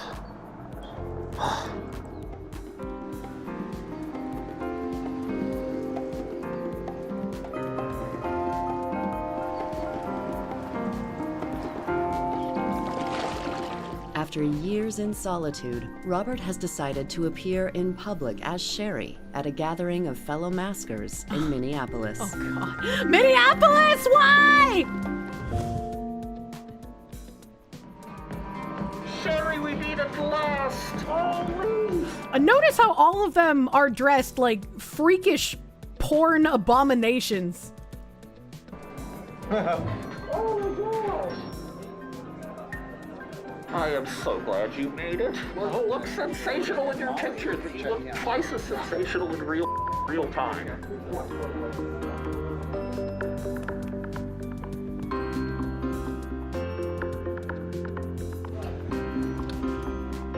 Of course they're all men. Well, yeah, it's a fetish. Very few people who want to do this choose to go out. The gang's all here. Now it's time for introductions. The gang. What happens at the rendezvous stays at the rendezvous. Imagine the smell, chat. Is everybody okay if we just kind of go around the room and have you say They have the fucking St. Andrew's cross there. Why? First time here. Woo! Lease of Northern California, 6th Street, Riverdale World Rendezvous. Never missed a rendezvous yet. Wait, what was that on the fucking screen? Never missed a... They have a fucking latex bodysuit slideshow, man. These are like the people who put on the gimp suits and sit in the fucking play piss pools at the Folsom Street Fair. Oh my god, I hate this. You feel bad for the regular hotel guests? I feel bad for the regular hotel guests in the same way I feel bad when like furry conventions happen. Rendezvous yet. I'm Sam, and I'm just kind of enjoying being the queen that I really am. What the fuck is like the weird chaperone in like the taxi man hat on the side?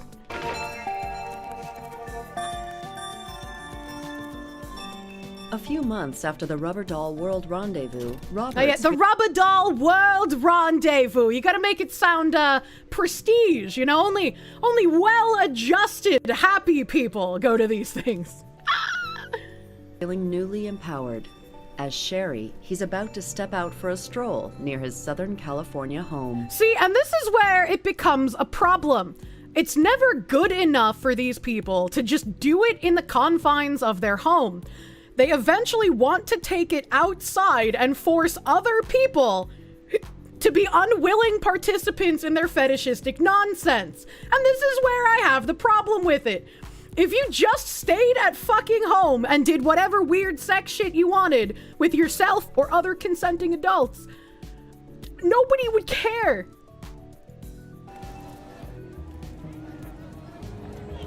How'd you put that on? No bicycles on sidewalks. It should say fucking no weird fetishist people on sidewalks. Dude, please get it out. Can I touch it? Yes, go Can ahead. I touch it? Oh, it's so cool. I hate California. It's so fun. It is. Well, it feels good. Oh, you feel like, oh, you have It feels good. Oh my god. It's You're like weird, so but like in a beautiful. cool, weird way. It's like, whoa, what's that? You want to check it out. Yeah. That makes you curious. Yeah, yeah, you're curious. Yeah, I'm curious. Let me Just kiss remember you, who you girl. are on the inside. You'll be good. You're good. Afternoon. Hello. Tell me what just happened. What just happened is I went out with a mask and talked to real people on a one-to-one basis without fear, without them being derisive or making fun of me or anything like that. He is beautiful. As soon as he gets out of earshot, I bet most of these people are like, what the fuck was that? Did you see that fucking freak? Like, there's no way. Like, yeah, when you pass them, they're just gonna be like, hi, because they don't want you to, I don't know, suddenly lunge at them and try to rip their skin off.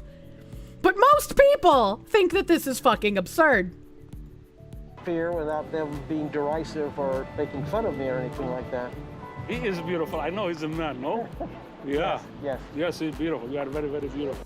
I don't know what accent this guy has, but he's just like, yeah, I'd fuck this guy. I'd fuck, you know, it's not gay, because, you know, he's got a woman mask on. As long as he's masked up like a woman, it's not gay. It's like when you fuck the Batman. What does she look like? Why is there a child there? Woman, that's what she looks like, absolutely. This totally blows my mind. This is a once-in-a-lifetime thing that I never, ever even considered I'd ever do. So I hate that. I hate the skin suiting. I mean, I guess at least they're wearing silicone and not actually stealing women's skin quite yet, but, you know, I still don't like it. Once in a lifetime, yeah, he's now emboldened to go out more frequently and be like, yeah, if anyone's not okay with this, well, you know, that's just, they're mean. They're meanie heads. They're meanie pee-pee poo-poo heads. Give it time. Elijah Snow, thank you for the $1.99. Black Hole Sun, won't you come? I like that song. Kirsche should be like, yay, horrors that will haunt my dreams. I love looking into the abyss. IRL VTuber.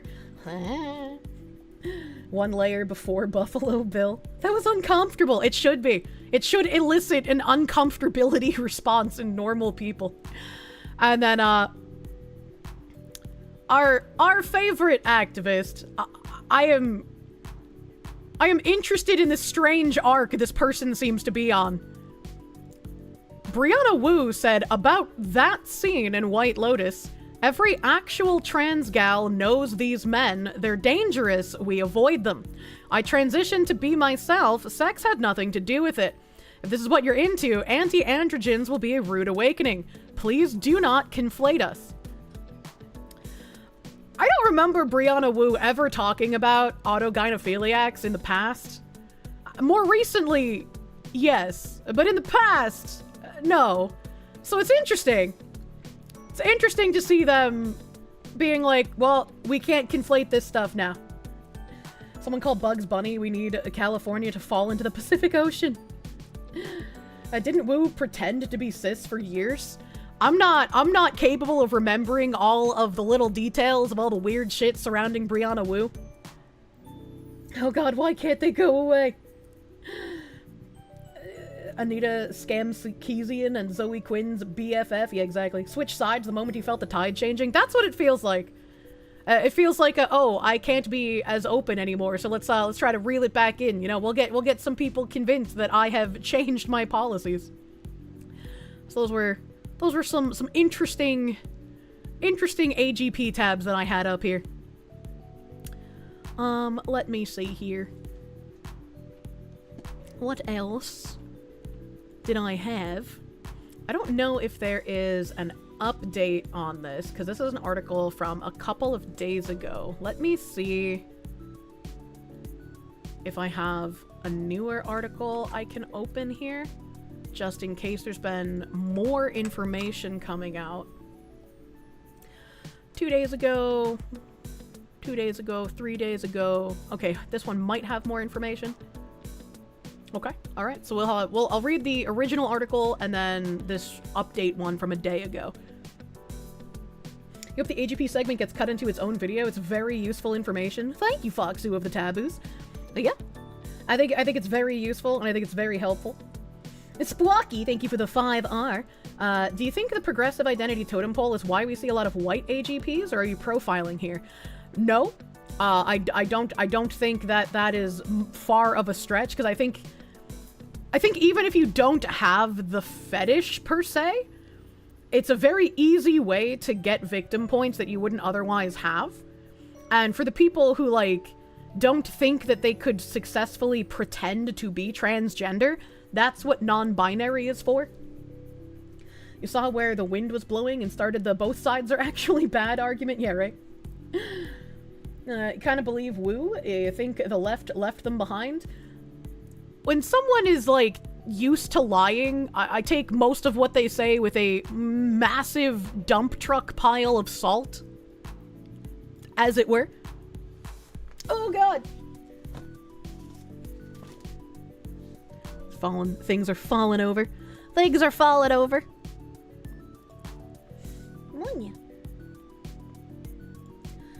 There's a lot of white people too. There are a lot of white people. There are a lot. GTI Warrior, thank you for the $4.99. 10 minutes ago, you didn't know Miss Doubtfire was real, and now you have to try and eat your lunch. Thanks. Yeah, I miss the silly movies. A Tomahawk, PWPT, thank you for the 5. Send this to It's a Gundam. You're sure he would enjoy the female masking video? I'm sure he's already seen it. That's an old video. Like I said, I played it a few times on stream in the past. Because, like, the loop is eternal, as it were. Ryan, thank you for the 2. They don't go out because a hobo would KD them. Zachary Rollick, thank you for the 2. Hard to resist a good Scooby-Doo mask pull. Oh no. Steva Devil, thank you for the $9.99. What Slaneshi corruption is this? Thanks, Kirsche. A Spirit of Mother Will, thank you for the 3. You think you saw the same thing before? It was an Asian dude that could get away with murder with how good it looked. The suit did not look uncanny at all. Oh, that's crazy. I don't know about that one. Max Euphemism, thank you for the $4.99. The modern audience adaptation for Silence of the Lamb is somehow more terrifying. As it should be. Reaver Zappy, thank you for the 22-month tier 2 resub. Thank you. Thank you. John in English, thank you for the 5. All you can think is Silence of the Lamb. It puts the lotion on its skin. Or else it gets the hose again. That guy Gus, thank you for the 10. Not gonna lie, you feel like you're gonna hurl just watching this? That's the proper response, honestly. Skeleton Preacher, thank you for the 5. Off-topic swerve. Ben Shapiro has penned an article titled, Why Does It Actually Matter Who Shot JFK? I hope that's a rage bait title. Because otherwise, what the fuck? Thank you again, Mr. Sheets, for those 5 gift subby bubbies. Thank you! Ty Jack, thank you for the 25-month resub.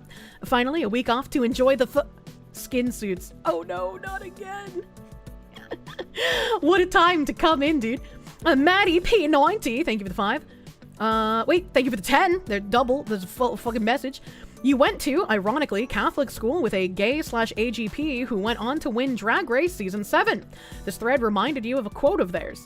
I think drag in itself is kind of a fetish. It's kind of uncomfortable, and I think bondage and latex are uncomfortable, and they have that same feel. I think especially when you're really feeling it and feeling your look and you're willing to suffer through the pain to kind of present yourself the way you want to present. I think that's kind of a fetish. And That wouldn't surprise me. There have been some drag queens when like the whole drag queen story hour was getting to a peak fever pitch, as it were.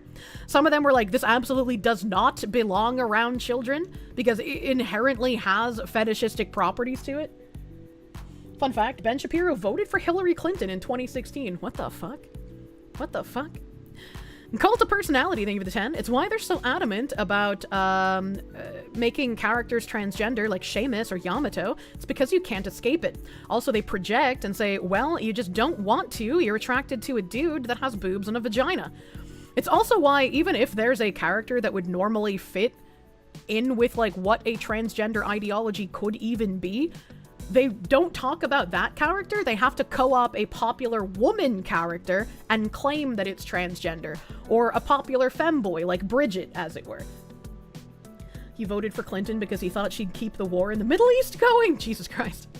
Starvin ACP, thank you again for the 25. I'm sorry about people bullying you for the make hentai great again hat, dude. That's fucked up. Tony the Mighty, thank you for that gift subby bubby earlier. Thank you, thank you. Psychium Cryu, thank you for the 8-month tier 3 resub. Thank you. Angie Salt Shaker, thank you for that gift sub to Mr. Sheets. Thank you for gifting him. Skeleton Preacher, thank you for the 10. Wise Foxu, you've ended the innocence of many sweet summer children this stream. Now their innocence is gone, like tears in the rain. Educational streamer. New Zealand Fruit Grower, thank you for the fucking 666 little devil biddies, man. Thank you. The old chop my titties off and live myself insert BL fantasies. There's a horrifying number of these women in the clit growth fetish community. Ooh, yeah, I don't like that shit either. Yeah, it's you don't see it as often, but it's always horrifying when you do. Thank you, Mr. the Fruit Grower. Fruit Grower, not Fruit Shower, as it were. Skeleton Preacher, thank you for the member. Thank you for member. D7 Origin, thank you for the 5. Can we just bring back insane asylums? We need them. Please don't remember what I said before. I don't. You're welcome. Lolbert Terrian, thank you for the 100 biddies. Are there any studies showing that the majority are AGP and fetishists? Links. I don't know how many studies there have been on this because a lot of research had been hampered, which is why we didn't even get the Swedish study until 2023, I believe it was, that basically showed all of the surgeries and interventions were actually making suicide rates go up and not helping. But when you look at all of the news articles of all of the men that either get arrested or are doing stuff at spas or are pushing the politics, I don't know these where are the all numbers fetishists. come from. All right, Dragovich, Kravchenko, Steiner, all must get out of my fucking 1731 15 8 74 20. What the fuck? What the fuck? The numbers, Brave SJ. Please don't listen to Sissy Hypno. Please don't do that. Please don't do that, man. But I would love to see more of like the psychological research on the numbers of these guys who might have admitted to it being a fetish to their therapists. I would very much be interested in those numbers. I don't know when we'd be able to get them because, again, you know, science is a religion right now. The numbies, Kirsche, what do they mean? Munya. Looks like Reznov did a shitty job reprogramming you. Brave SJ, please escape the Sissy Hypno. I believe in you. Thank you for the 25. Hayden Wayne, my helpful bridge mans. Thank you for the 20 gift members. Thank you, Hayden. Big fucking thick schmeat schlamming in the YouTube chat. Thank you. Why do people act surprised anymore? You mean you're just like, neat? I feel none of this. You know, some people have not known exactly what's going on. You know, not a big deal.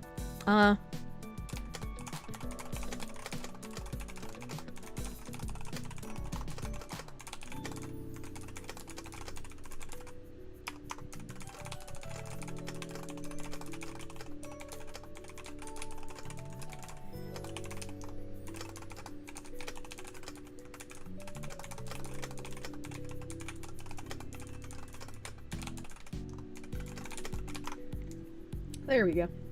Keebs ASMR. Hell yeah. typies. I got the clickety clackety of my finger canals. Code us with the typies. Oh my god, this is what happens when you try to rationalize the irrational. It is. It's crazy how much your ex was actually coercing her friends into his sissy hypno. Her one friend, she was constantly egging to be a femboy and dress in maid outfits. She also wanted you to get a vasectomy and leave your family behind. Missile dodged. Brother, you did not just dodge a missile, you dodged an entire fucking Hiroshima. Jesus Christ. And this is why, like, I get very frustrated with all of the, like, yeah, let's femboy the men. Bagman, wear the female suit. Oh, fucking, yeah, the boys love, we'll put on the maid dress. Like, I could have found, like, hilarity in these kinds of jokes years ago, but now I am jaded to the point where it's like, I am sick of the feminization of men. I am sick of men being, like, the butt of the sissy joke all the time. I'm tired of it. Can we start encouraging, like, actual masculinity again? Can we just be like, look at this fucking lug-headed lumberjack. Can we do that again? Dodged a planet killer. Yeah. Yep. Yeah, you're with me on that one. You're sick and tired of it. I was just like, I was so tired, man. Caramel the rabbit person, thank you for the 5. You've never heard of the sissy nonsense? What the hell is happening? Also, hi, Foxu. I feel like a lot of the, like, sissy femboy fetishy stuff was, like, quarantined mostly to 4chan for the longest time. And then once it broke out into the normie sphere, it started, like, decimating normal men like crack in black neighborhoods. Like, it just, like... I don't know how that happened, but it was like a nuclear bomb, man. Can we actually have male role models again, please? You're tired of the idiot father or the weak man trope? Same. Help, same. It was a joke on 4chan. It's a rare counter meme from the left. Oh my god. You personally don't mind guys being the joke, but there has to be more to them than that. I'm just tired of the feminization, man. I'm just tired. The hacker 4chan is ruining society. The anonymous having the fucking verified account with ID is hilarious to me. Masculinity will be a thing again once men stop getting shit on by society for it. Men are the architects of society, so them getting shit on is not going to happen until they forcefully change how society sees masculinity. You once had to admonish your nephew for talking about how hot anime femboys were. He's moved on, thankfully. Seems to be waking up to shit the more he listens to you. It's like, again, it's sad, right? Like, regular-ass femboys who just, like, wanted to, you know, be cute and whatever, have to deal with all of this other nonsense just around them all the time. It's like, I just want to enjoy my, like, fucking traps in anime without having to think of Western politics going crazy. Hard times will make strong men again. It's inevitable at this point. Steins Gate, one of my favorite animus. I don't remember names at this point, but like they had the trap character. I didn't even think anything of it. I was just like, oh yeah, whatever, dude. It's part of the anime. It's part of the story. Like literally no thoughts, just enjoy show. Ruka, thank you. Let the man be manly, the ladies be lovely. There was a girl in the Kierkegaard actively feminizing her boyfriend in the voice chat, getting him girl clothes and humiliating him even though he was reluctant. Do they, like, get off doing that in a place where they know that the owner of the Discord would very much dislike them for it? Like, that's fucking weird, man. That's fucking weird. Must be as swift as the coursing river, be a man with the force of a great typhoon. I liked that song. That's a good song. Almost certainly. She left, though? Good. Good, I'm glad I didn't know about that. Jesus Christ. Sly Maverick, thank you for the 5. I heard you sing in Black Hole Sun. Why? I didn't really sing it. You had a dangerous addiction to that song as of late? You're getting a vigorous spanking because you've been a bad girl. You're gonna get a vigorous spanking, brave SJ. It's been helping you push through your work shifts? Well, thank you. I like you, Sly Maverick, for the heckin' 5. I'm glad the song's been helping you out. It's a good song. Brave SJ, thank you for the 690. To clarify, you do not and have never listened to Sissy Hypno. That shit's weird. You just wanted to do the blops bit. As for the accusations that you have information that could lead to sleeper cells run by hostile foreign powers. No. No, you're not, Reznov. He's... Oh no, they got him, chat. He's gone. He's been spirited away. Meat Bun, thank you for the prune. Thank you for pruning. Ugh, you, 25519. I can't read numbers. Thank you for the 1,000 fucking biddies. Thank you, my guy. Major Spike 9000, thank you for the 4 months of Prune. Thank you. Thank you. Low Speed Boot, thank you for the 10. A Man-Made Horrors, beyond my comprehension. Thanks, as always, Foxy. You're welcome. Need to start making himbo hypno? We do. We need the himbo hypno. Deprogram the effeminate men. I just reminded you that you ordered a Steins Gate figure a year ago and you still haven't gotten it. Maybe it's time to contact customer support about that. That seems kind of weird. I'd say that seems kind of weird. All right, article I wanted to bring up here. Motherfucking former U.S. Attorney Jessica Aber found dead. What we know. It's interesting. Interesting death here. Jessica D. Aber, who until recently served as the U.S. Attorney for the Eastern District of Virginia, was found dead at her Alexandria home on Saturday morning. Alexandria police confirmed, responding to a call at approximately 9:18 a.m. on Beverly Drive, where officers located the 43-year-old former federal prosecutor. Aber's death comes just 2 months after she resigned from her position as one of the few women to lead the prestigious U.S. Attorney's Office in Northern Virginia, a role to which she was nominated by former President Joe Biden in 2021. The EDVA is considered one of the most significant federal prosecutors' offices in the country, overseeing cases related to national security, terrorism, and high-profile white-collar crime across a jurisdiction that includes numerous defense and intelligence agencies.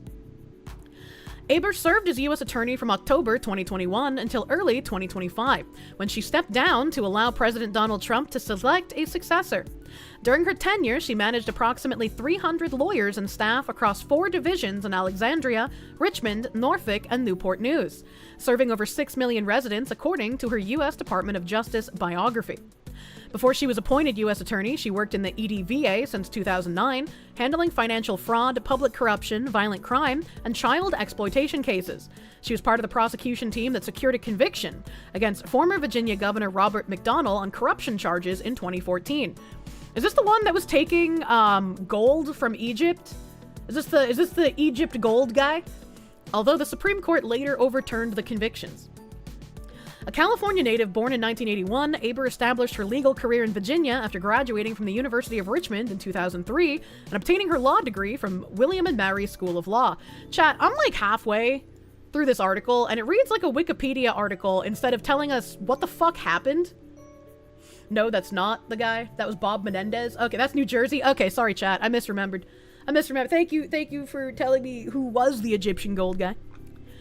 U.S. Attorney Eric Siebert wrote in a statement, "We're heartbroken beyond words to learn of the passing of our friend and former colleague, U.S. Attorney Jessica Aber. She was unmatched as a leader, mentor, prosecutor, and she is simply irreplaceable as a human being. We remain in awe of how much she accomplished in her all too brief time in this world." Siebert added, "Her professionalism, grace, and legal acumen set the standard. Though we are devastated by this loss, each of us in the Eastern District of Virginia will look to her example and endeavor to live up to that standard. Jessica was a proud Virginian from high school through college and throughout her career.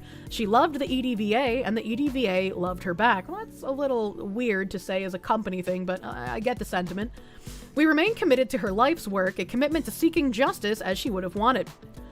U.S. District Judge Hannah Lowak, Jess was brilliant, but far more important was her sense for justice, her humility, and her ability to change the world in a positive way, even during her brief time with us. "My clerk family has lost its rock, and I have lost a friend." Former acting U.S. Attorney Raj Parekh told the Washington Post, "Jess's life and legacy will forever be etched in the hearts of those who had the special privilege of working with her." The Office of the Chief Medical Examiner of Virginia will determine the cause and manner of Aber's death as the Alexandria Police Department continues its investigation. Meanwhile, colleagues and legal community are mourning the loss of someone widely regarded as a mentor and dedicated public servant. Wait. That's the whole article? It's literally just like a copy-paste of her Wikipedia article, and the headline is that she died? They didn't add any fucking information here? Holy shit, what a waste of time. This article that came out a day ago. A person who called 911 for deceased former U.S. Attorney Jessica Aber refused to perform CPR.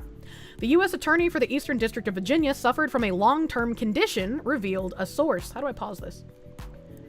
The person who called 911 for Jessica Aber, the 43-year-old former federal prosecutor who was found dead in her home in Virginia on Saturday morning, refused to perform CPR, it's been reported. That's kind of weird. First responders were called to Aber's home in Alexandria at 9:18 a.m. local time after receiving a report about an unresponsive woman. Officials are yet to announce a cause of death, but a family friend told Fox News Sunday that Aber suffered from a medical condition. Police believe the death was the result of a long-standing medical issue, the source said.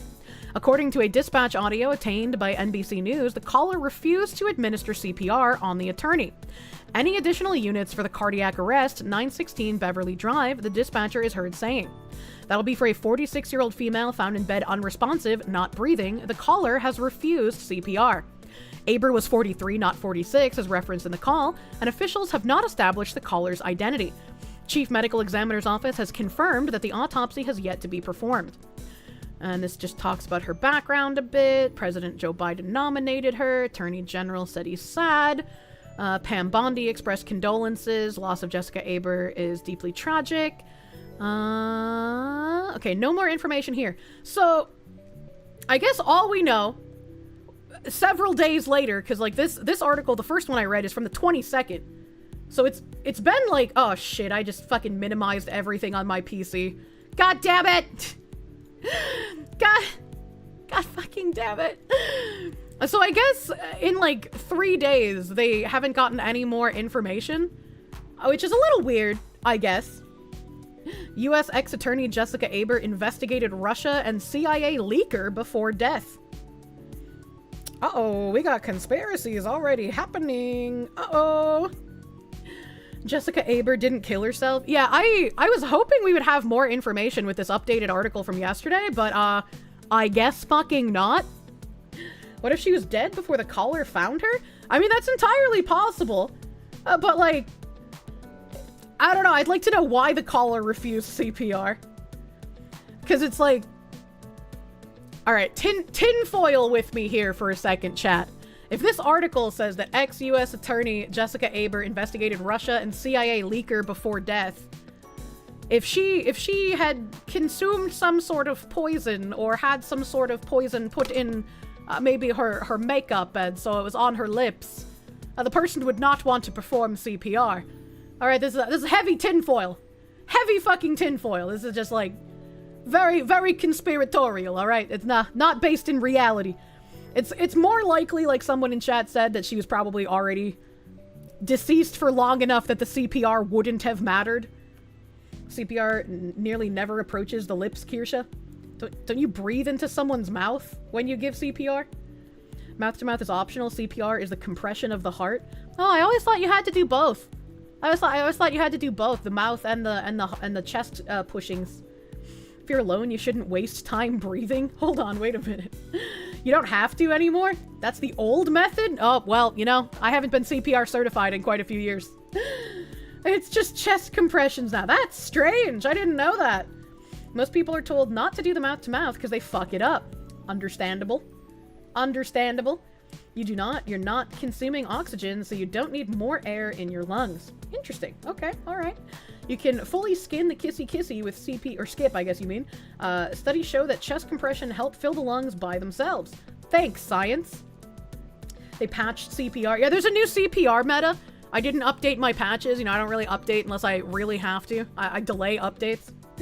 If they suspected fentanyl, even touching enough of that shit can kill you. I mean, it's possible. I guess we're gonna have to wait more days for more information because there's still fucking nothing here besides she died and the caller didn't want to perform CPR. Which, if it's not mouth to mouth and it's just chest compressions, that makes it even more confusing why they wouldn't want to perform CPR. That doesn't make any sense. Your OS doesn't support the new CPR update. Illusion 11GG, thank you for both of that subby bubby yourself and those 10 fucking gift subs. Thank you. Thank you, my guy. Thank you. Guess that CPR got patched since the last time you got training. That's what I'm saying, man. That's fucking strange. What else do we have here? I got an Elon Musk tweet. What is this? What is this? Money. It was all a lie. The real reason USAID was in Africa. A former African Union ambassador to the US, Arikana Chiambori Cow, They're using that open access sounding humanitarian to constantly destabilize governments. We need to understand the real reason why USAID is in Africa, and not just USAID, but other NGOs. They're coming in claiming that they're introducing grassroots initiatives that are going to help the people, and so they use that as a way to go into the most remote parts of Africa. When you look at it on paper, it all looks really good, but they're actually wolves in sheep's clothing. The American taxpayer needs to know the billions of dollars that are being given to USAID, a fraction is making it to the people. They're using that open access sounding humanitarian to constantly destabilize governments. I can tell you right now, the majority of African leaders, not just African leaders, but leaders in the developing world, are celebrating the exit of USAID. If you think about it, their sole purpose, filling the gaps in healthcare and education. Where is the change? Show me one country that USAID was in and education improved. Show me what country where USAID was in and healthcare improved.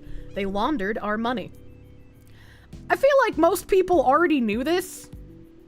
All right, like even as like a teenager when I was doing like fundraising for Africa through either my church or school, I would ask my grandparents, I'm like, how come we always give so much money to Africa, but it never seems to do anything and we have to keep giving more money? Wouldn't it make more sense to keep this money at home for like our own citizens who are like homeless and need help? As I grew into adult, my stance morphed into, we should just cut all fucking aid. Just get rid of it all, man. YouTubers have done significantly more with like a millionth of the money. Yeah. People got mad at like Mr. Beast for making wells and shit. I was weird, man. Before his controversies, obviously. Give a man a fish and all that. I didn't realize that this was just like quoting the video. I hate when people do this. I hate when people just put like the entirety of the video. Like 1 or 2 quotes is like fine to get a point across, but like we're gonna listen to it because I want people to hear it from like the actual person and not just my flappy gimme gams. And the real reason why USAID is in Africa. And not just USAID, but other NGOs. You look at DFID, which is the British equivalent, and many other smaller ones. Their sole purpose was to act as if what is this music? They're coming to rescue Africa. They are coming in claiming that they're introducing grassroots initiatives that are going to help the people. And so they use that as a way to go into the most remote parts of Africa. When you look at it on paper, it all looks really good. But they're actually wolf in sheep's clothing. They are using that open access sounding humanitarian to constantly destabilize governments. I can tell you right now, the majority of African leaders, and not just African leaders, but leaders in the developing world, are celebrating the exit of USAID. If you think about it, their sole purpose, for example, filling in the gaps in healthcare and education, where is the change? Show me one country that USAID was in and education improved. Show me what country where USAID was in and healthcare improved. The social services they're bringing, it's peanuts. The American taxpayer needs to know the billions of dollars that are being given to USAID. A fraction is making it to the people. Sounding mentioned. It's our fault. The continent is trash. I mean, no. I'm hoping that's sarcastic. A CPR is also a song. Imagine the 911 caller bursting out singing. I like the CPR song. The one that's like mixed with the Maroon 5 and the Reese's Puffs. I like that one. I like that. I think it's funny. South Park, Sally Struthers joke was real? I guess so. Hold up, if the destabilization of Africa is being led by NGOs and China is the one actually bringing some stability to Africa by buying up swaths of land and farming Africa for its resources, then aren't the NGOs just keeping the place as pure chaos so China can farm undisturbed? I mean, kind of, in a way, right? China coming in and displacing the native populations. How about Smooth Criminal? So I thought that was like a little interesting thing. A little interesting thing. Finally, you know, more people will stop calling it a conspiracy theory, I suppose. Specifically the one with the Fate Stay Night. What? Are we the baddies? They don't have the ability of self-reflection, as it were.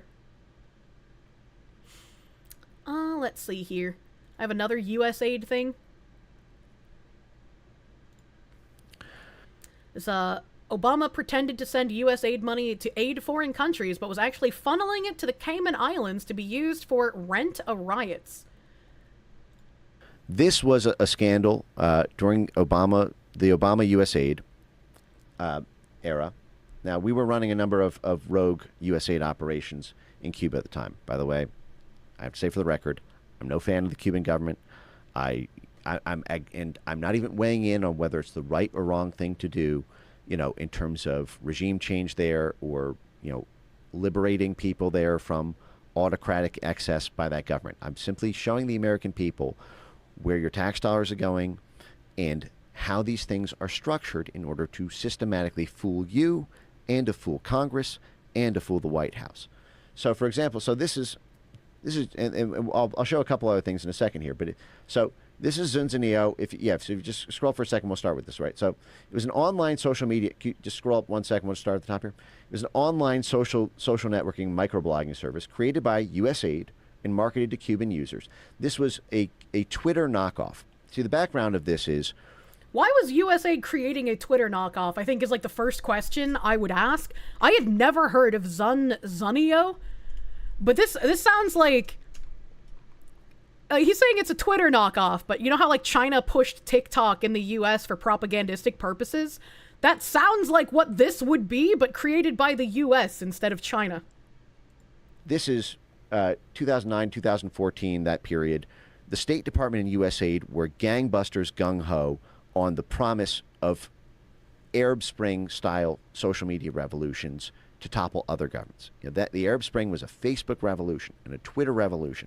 USAID pumped $1.2 billion in, and we sponsored these activist groups and these civil society organizations to learn how to use Facebook, learn how to use Twitter, learn how to use hashtags, learn how to coordinate street protests so that everyone knows where to go, what street to show up on, what kind of slogans to use in order to create the pro-democracy. And again, this is something that a lot of people have been called conspiracy theorists for years about. They're just like, no, there's no glowies participating in the mostly peaceful protests in the U.S. It just seems weird that people like denied that this was happening. And it's like not even just in our own country, but very clearly, especially in like South America, fucking our intelligence agencies have been meddling for fucking ages, man. A predicate for it. But the problem was at the time, Cuba did not allow U.S. social media in. So they said, so they're not allowing Twitter in. How can we get a Twitter there, but without calling it Twitter, without making it look like it's coming from the U.S.? So what they did is they took the exact same thing as Twitter. Same user interface, same like and retweet button. Zunzaneo is the Cuban slang word for hummingbird. So it means it's bird. It was the Twitter bird. The whole thing. But the whole trick about it was you have to make it look like it's coming from the Cubans if you're going to do this operation. So what you'll see is it began running. So this is 2010. This is right during the Arab Spring. And what you'll see is they took funds, millions of dollars of funds that were concealed as humanitarian funds designated for Pakistan. Now, I don't know if Joe or the audience, if you've looked at a map lately, but this makes me think back to a tweet that I made when we got access to, I don't remember what database it was, but there was some database that like everybody was combing through to find out where like the USAID dollars were going to. And one of the things that popped up in there was Thomson Reuters company getting a bunch of money. I think it was like 7 or 8 million, maybe even 9 million. I'm very fuzzy on remembering details. But somebody posted that, and I retweeted because Thomson Reuters is a company who has been working with Cheryl Dijja and promoting the bridge initiatives. And I forgot what I was going to say. Oh God, my brain just like, I looked at chat for like half a second and then my brain just like died. Oh my God. It all glows. Yeah. Oh, it was, Thomson Reuters was given that money to do like, oh God, how did they fucking phrase it? It was like some propaganda, like cultural thing. Like it was very like on the nose, but it had the word defense in it. So any of us that like tweeted that talking about how like this is really weird that they were getting paid for this kind of destabilization.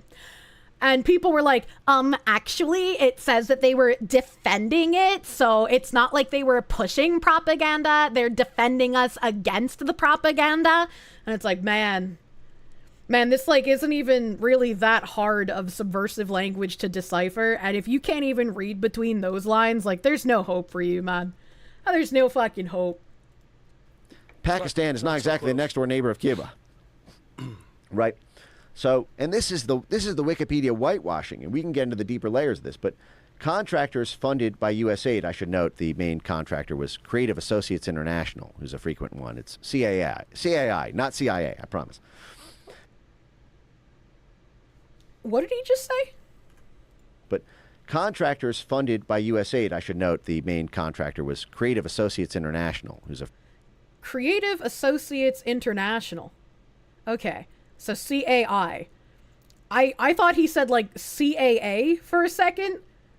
And I was like, hold the fucking... Like, I was gonna explode, man. Oh, KB. Thomson Reuters received over $9 million in funding for social engineering and large-scale social deception back in December. Thank you, KB, for the precise wording, my man. Coming in clutch with the handoff. Thank you. Frequent one. It's CAI, not CIA, I promise. So... They concealed in the budget from Senate, from Congress, from the White House National Security Council. They said that these were humanitarian funds for Pakistan. And then they ran that to their contractor, CAI, to, quote, set up a Byzantine system of front companies using Cayman Islands bank accounts and recruiting unsuspecting business... He's alluding that the CAI is a CIA front. I don't think he's alluding. I think he's just straight up saying that. Executives who would not be told of the company's ties to the U.S. government, according to the AP.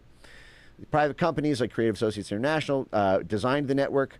The idea arose after they were given 500,000 stolen Cuban cell phones that were available on the black market. Jesus. And then what you'll see if you scroll down is, okay, the network, dubbed the Cuban Twitter, reached about 60,000 Cuban subscribers. The initiative appears to also have had a surveillance dimension, allowing a, quote, vast database of Cuban Zunzanillo subscribers, including gender, age, and receptiveness and political tendencies to be built, with the Associated Press noting such data could be used in the future for political purposes. By the way, these are all quotes from the internal documents, and we can go through that. The data would then be used for micro-targeting efforts towards anti- and pro-government users in Cuba. The developers aimed to, at first, use non-controversial content, such as sports and music, and hurricane updates, by the way. They used hurricane updates in the... And this goes into what I say with, like, just the tip of the propaganda.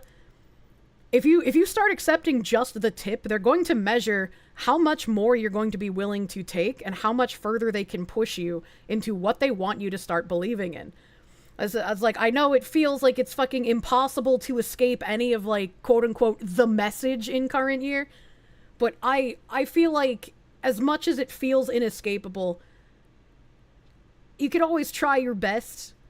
You could always try your best, and again, this is why I feel weird. I don't really want to buy too many games and spend money on people who hate me. I know you guys argue that, like, yeah, I'm showing it off to, you know, thousands of people who would otherwise not spend money on it, but, like, I don't know. It's a hard thing to fucking come to terms with in my brain, you know? Internal things, you know, basically a humanitarian front that if you sign up to this app, you'll know about natural disasters in the area. Meanwhile, what was the plan the whole time? Once they built up enough subscribers, they would begin to introduce political messages through social bots and encourage dissent in this astroturfing. There's a great Guardian write-up on this. If you go to Guardian Zunzanillo, so you can see how crazy. Just type in Zunzanillo Smart Mob Guardian. You'll see the internal files explicitly said we're going to lure them in with music, sports, and hurricane updates. You have to join. Twitter in Cuba if you want, to be relevant in the culture and see what's trending in sports and music. If you want to be safe in your homes, if you want to know where hurricanes are going, Twitter, Cuban Twitter is the fastest place to get this. It's humanitarian work for... It's humanitarian. We're giving them actual news. It's not propaganda. hate watching is still watching. You look at it this way, you buy one copy to make them lose hundreds. Yeah, and like I think it's important that people do play the game and show just how bad things are in it, right? I think that's a good thing to be doing.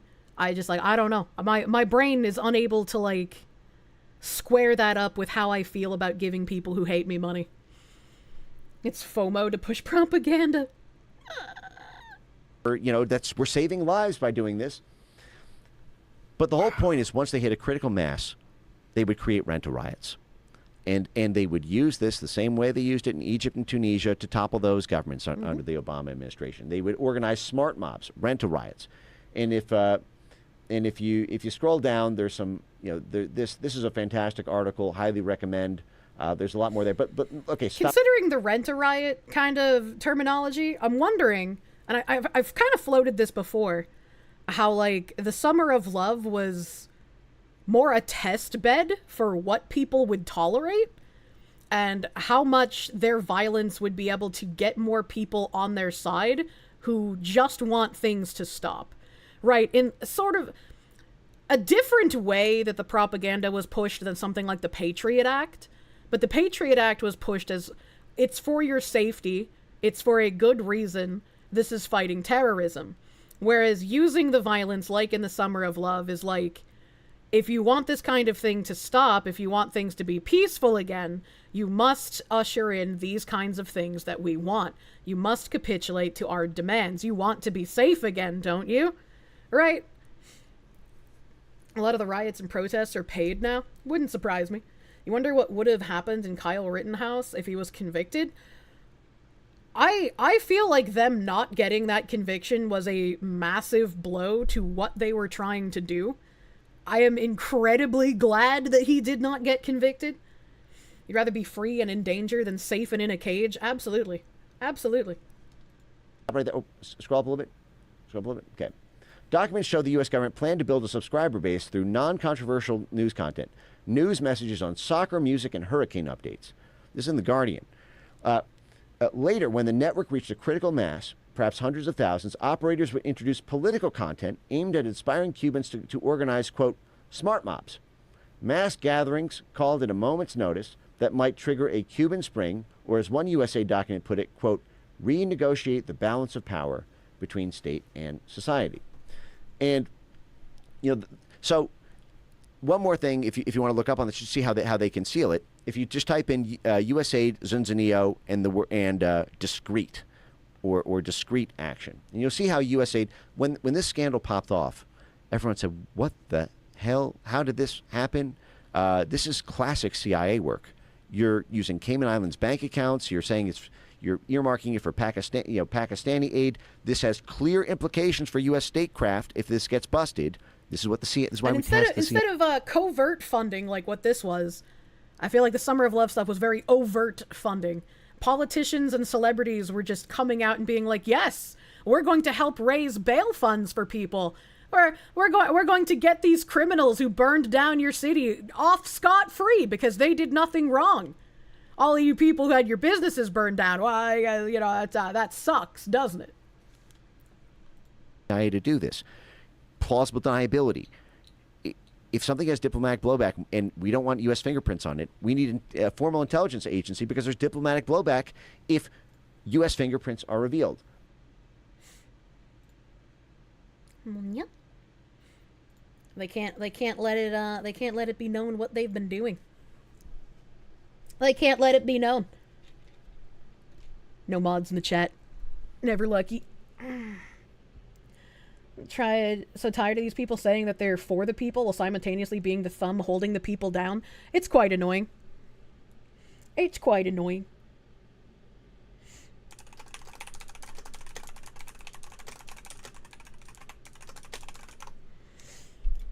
Oh, would staging the pallets of bricks be overt or covert? Because we still don't know who did that. I would say that would probably be covert because you can't pin down who paid for it, right?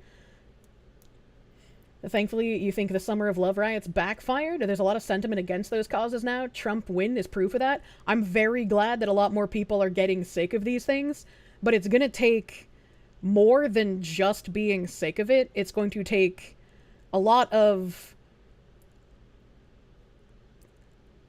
as a public figure, it's going to take a lot of voting for the correct people and removing people who do not live up to the things they say they will do.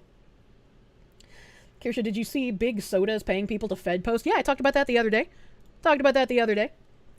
Very glad that more people are aware of the manipulation of the Dems. You're just worried about when the Dems got power again. I mean, there's some Republicans that are basically, you know, like the Rhino kind of thing, right? Like, they have the name of Republican, but they do not vote in the best interest of people who wanted a more conservative person representing them. You're curious when the shift went from subverting communism abroad to pushing communism in the States. I mean, that's also a good question, right? Because, like, I have like vague notions of exactly when it started, but how did we get enough, like, American ideologues willing to go along with this to push it to the extent that they did, that it got as bad as it did as long ago as it did, is something I'd be really interested in figuring out and presenting. Rhinos need to be ousted at the first chance. Absolutely. Absolutely. Ammonia. Owie. The in-name-only party. Unfortunate. Unfortunate. Remember when we destabilized countries in Latin America, South America, and more? Isn't some new revelation?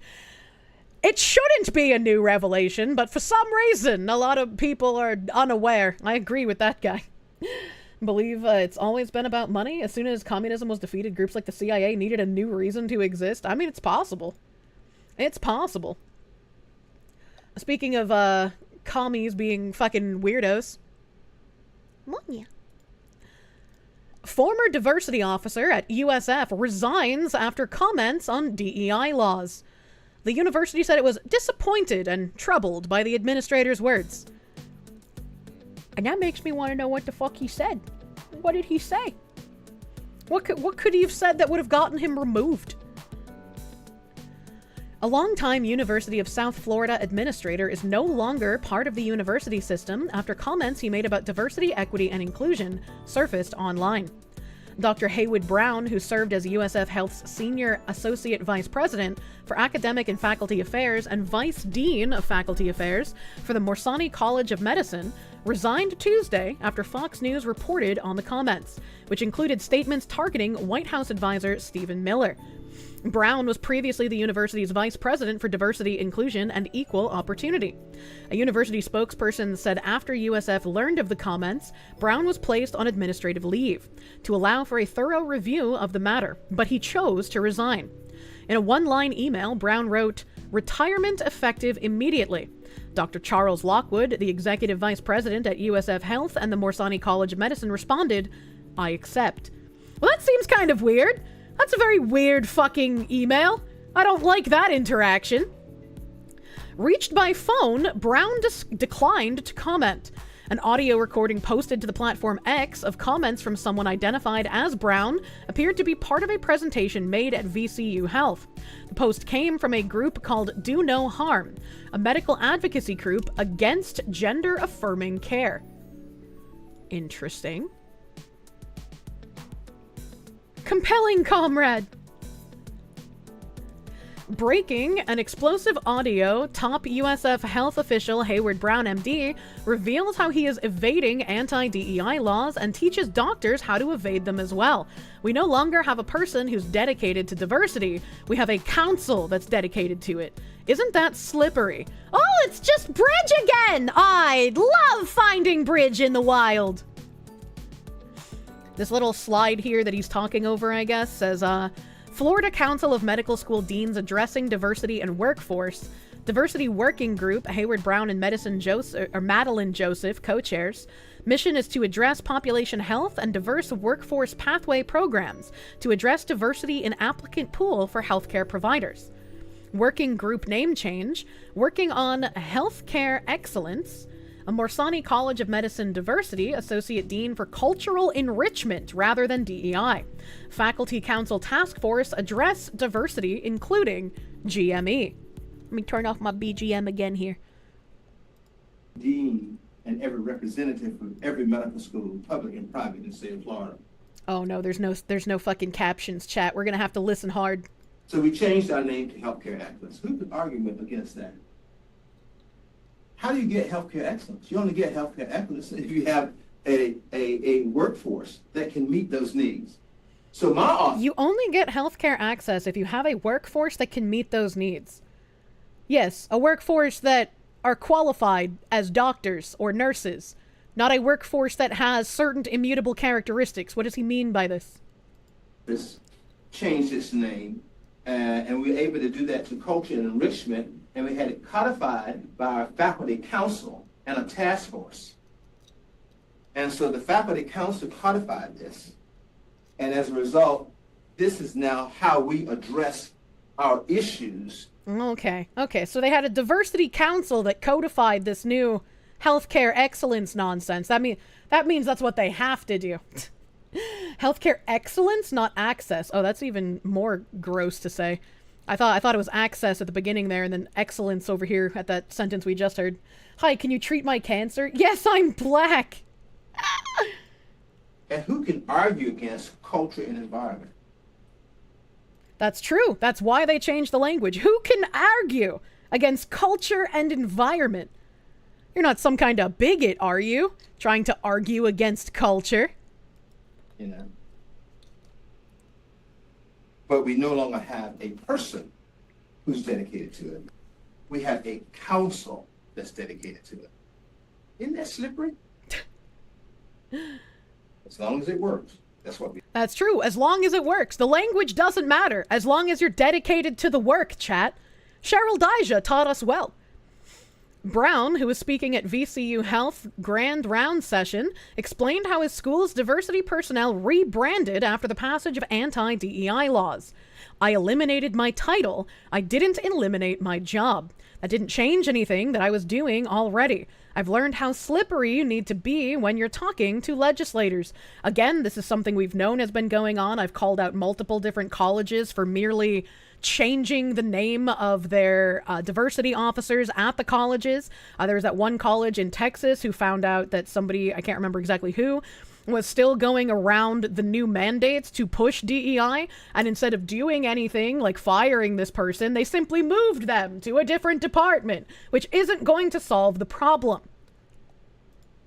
Accreditation within an approved program. So basically, if you have a separate accreditation society like ACG and me, and so forth and so on, the nursing schools, you had to follow your accreditation standards, okay?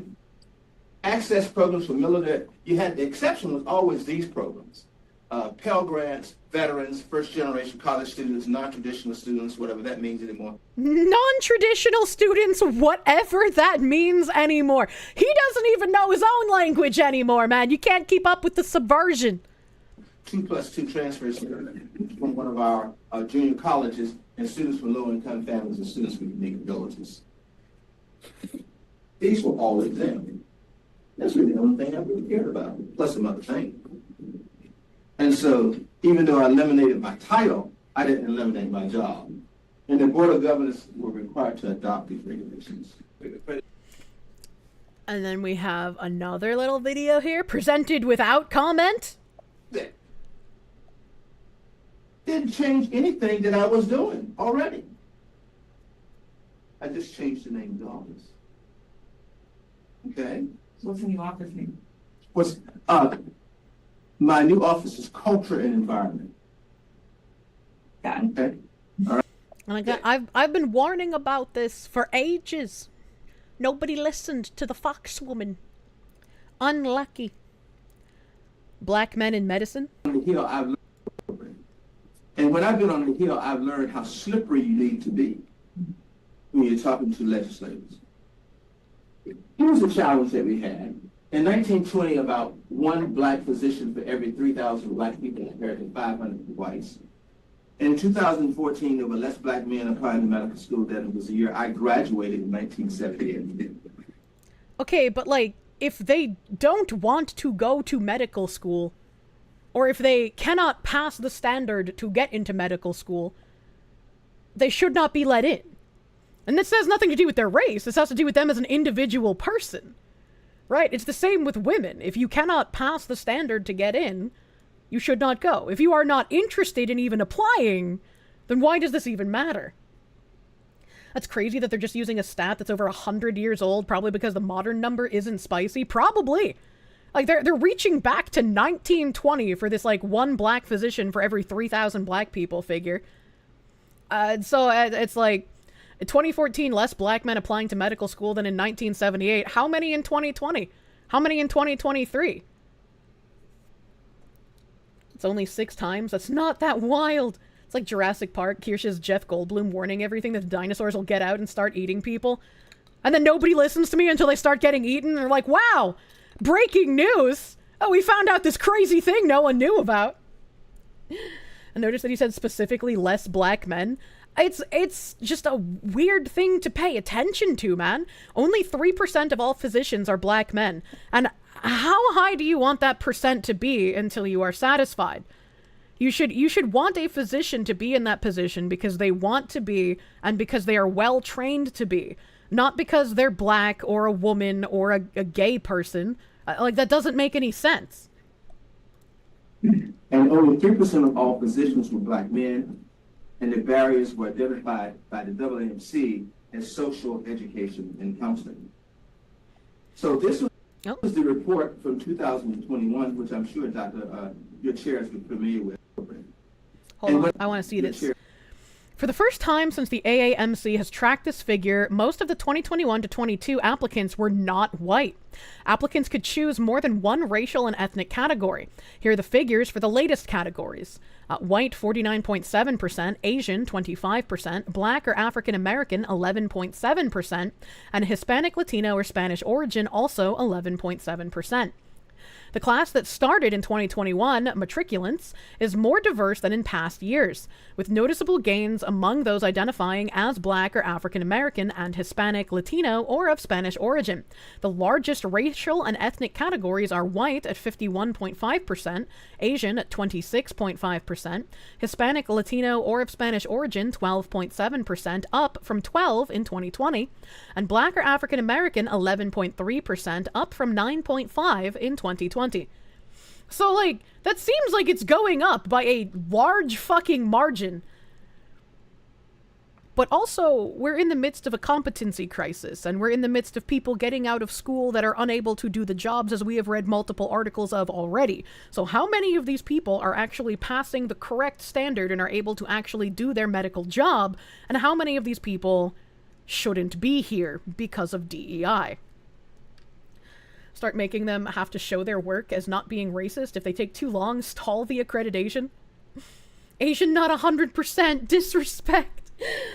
Oh my god, lies. Damn lies and statistics. Yeah, absolutely. That's a good quote. In another point at the presentation, mentioned that he was using a holistic approach to continue using diversity-focused admissions processes, despite the Supreme Court's ruling outlawing affirmative action. That's why reading the personal statement is so important, Brown said. The holistic approach was also something talked about in several interviews on the DEI After 5 channel, as well as mentioned in several articles we've read from the Bridge Smart Briefs. Being able to use a holistic approach to get around some of the Supreme Court's rulings has been one of the rallying cries for about a year now. Body were illiterate whites and illiterate blacks and children. So it was all integrated for everybody to learn how to read. He'd been taught to read, basically, and was very good at it. And so that's the key.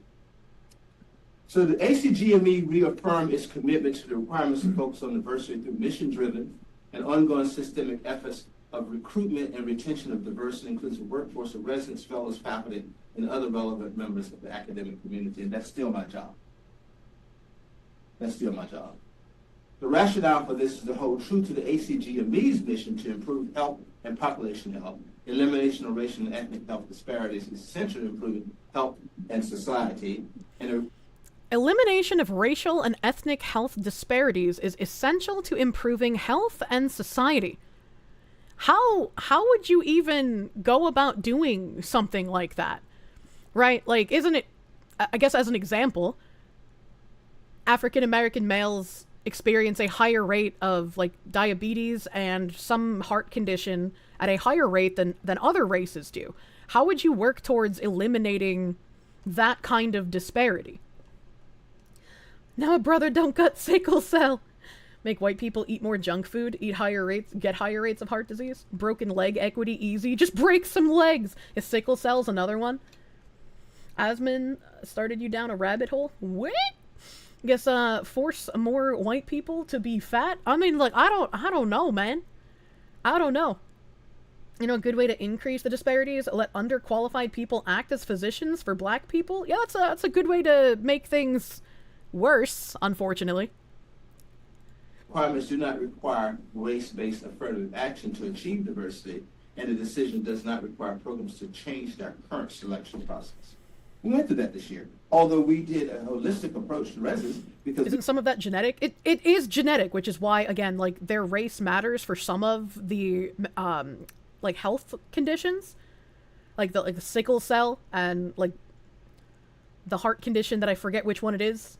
Those are, like, not because lol fat, those are because genetics.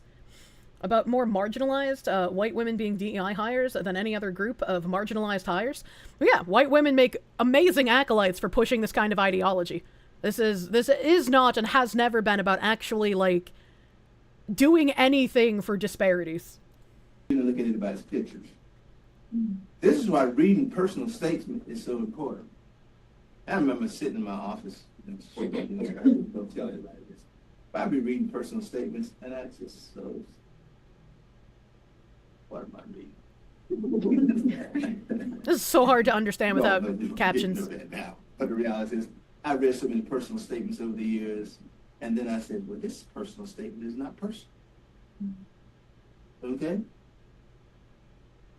All right. So anyway, that's another whole chapter. But also, if anyone interviewed with me, back in the day, I used to have a, what we called a, what did I call it, the little forum that I would do with all the residents, all the applicants would come in, and I'd sit down and kind of peel. Like your room. Yeah. Kind of like your resident room. Yeah. We would just do like, I never interviewed anybody. I let them interview me. It's because everybody else was doing the interviewing. And so basically, I just had a little forum where they all sat around in the room, and I had a court jester, one of the residents, when people would come going in and going out. And I sat there for 3 hours just basically talking to people. And they were talking to each other. And they learned about each other.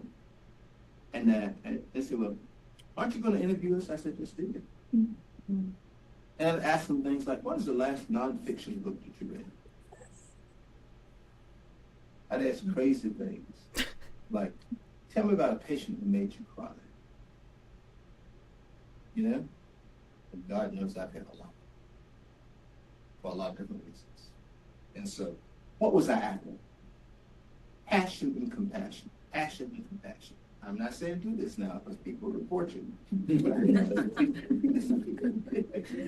Passion and compassion, and he's going to ask them crazy things. And the personal statements are one of the ways that you can use a holistic approach to make sure you're accepting the correct people. So it just sounds like he's trying to pick and choose based on ideological lines at this point, rather than whether someone can actually do the job. At one point, Brown insulted Stephen Miller and invoked his religion in a personal attack. He claims to be Jewish. And at another point, Brown said that Stephen Miller doesn't care about you in reference to the enforcement of civil rights laws. Now, well, Stephen Miller has already tried to attack the University of South Florida. You don't know who that is? You don't know that name? Stephen Miller is the chief of staff for Donald Trump, who was in the first administration. He's a dookie. We don't blame him. He's also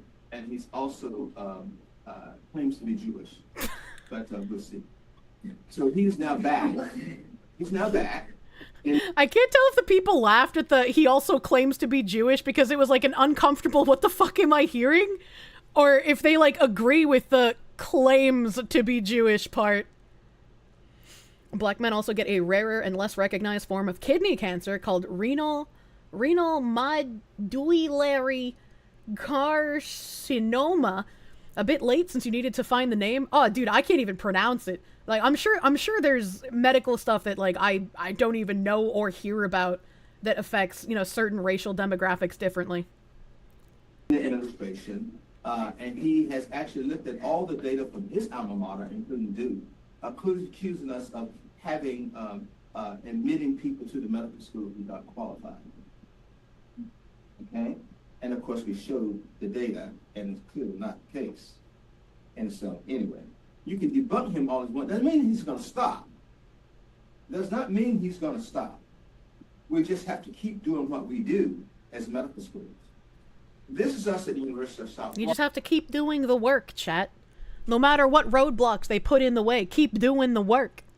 The dean and I are very proud of the fact that we look at our mean MCAT scores, what they are, what we are for GPAs, and we recruit from all over the country. We are now, this year's class is more female than male. Our diversity in numbers look what they look like, and underrepresented numbers for 23%. 43% of our students are from Florida, 57% from out of state, and our residencies are similar to that. Takes a lot of work. Takes a lot of work. So when I look at this, and this is what the dean and I often have to explain. That's true. It does take a lot of work to keep inflating your diversity scores artificially instead of it just happening naturally because people who are interested and qualified get into the programs.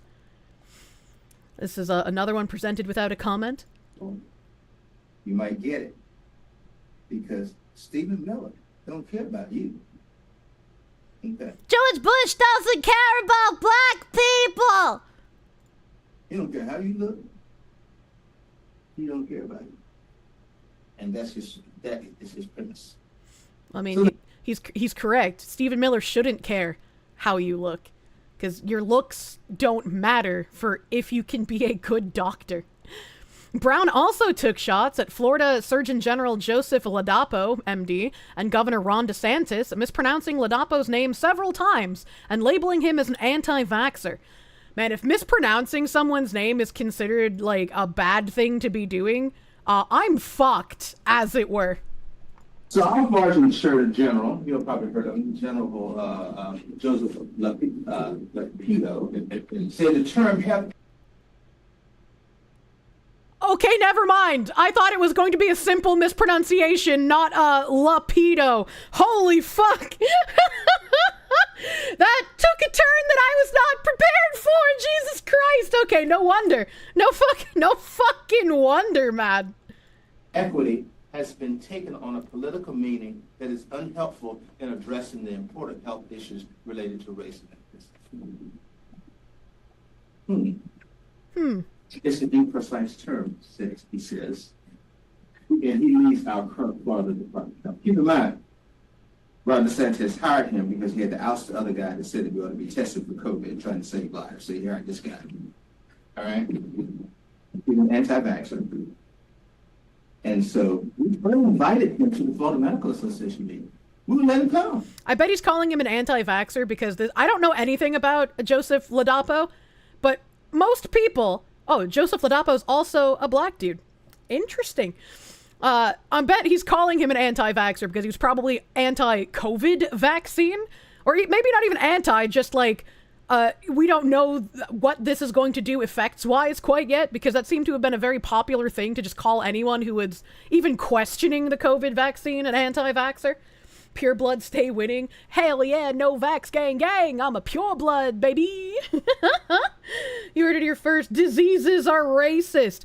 And like, I agree, right? In this first thing that he read off, Joseph Ladapo said that health equity has taken on a political meaning that's unhelpful in addressing important health issues related to race or ethnicity.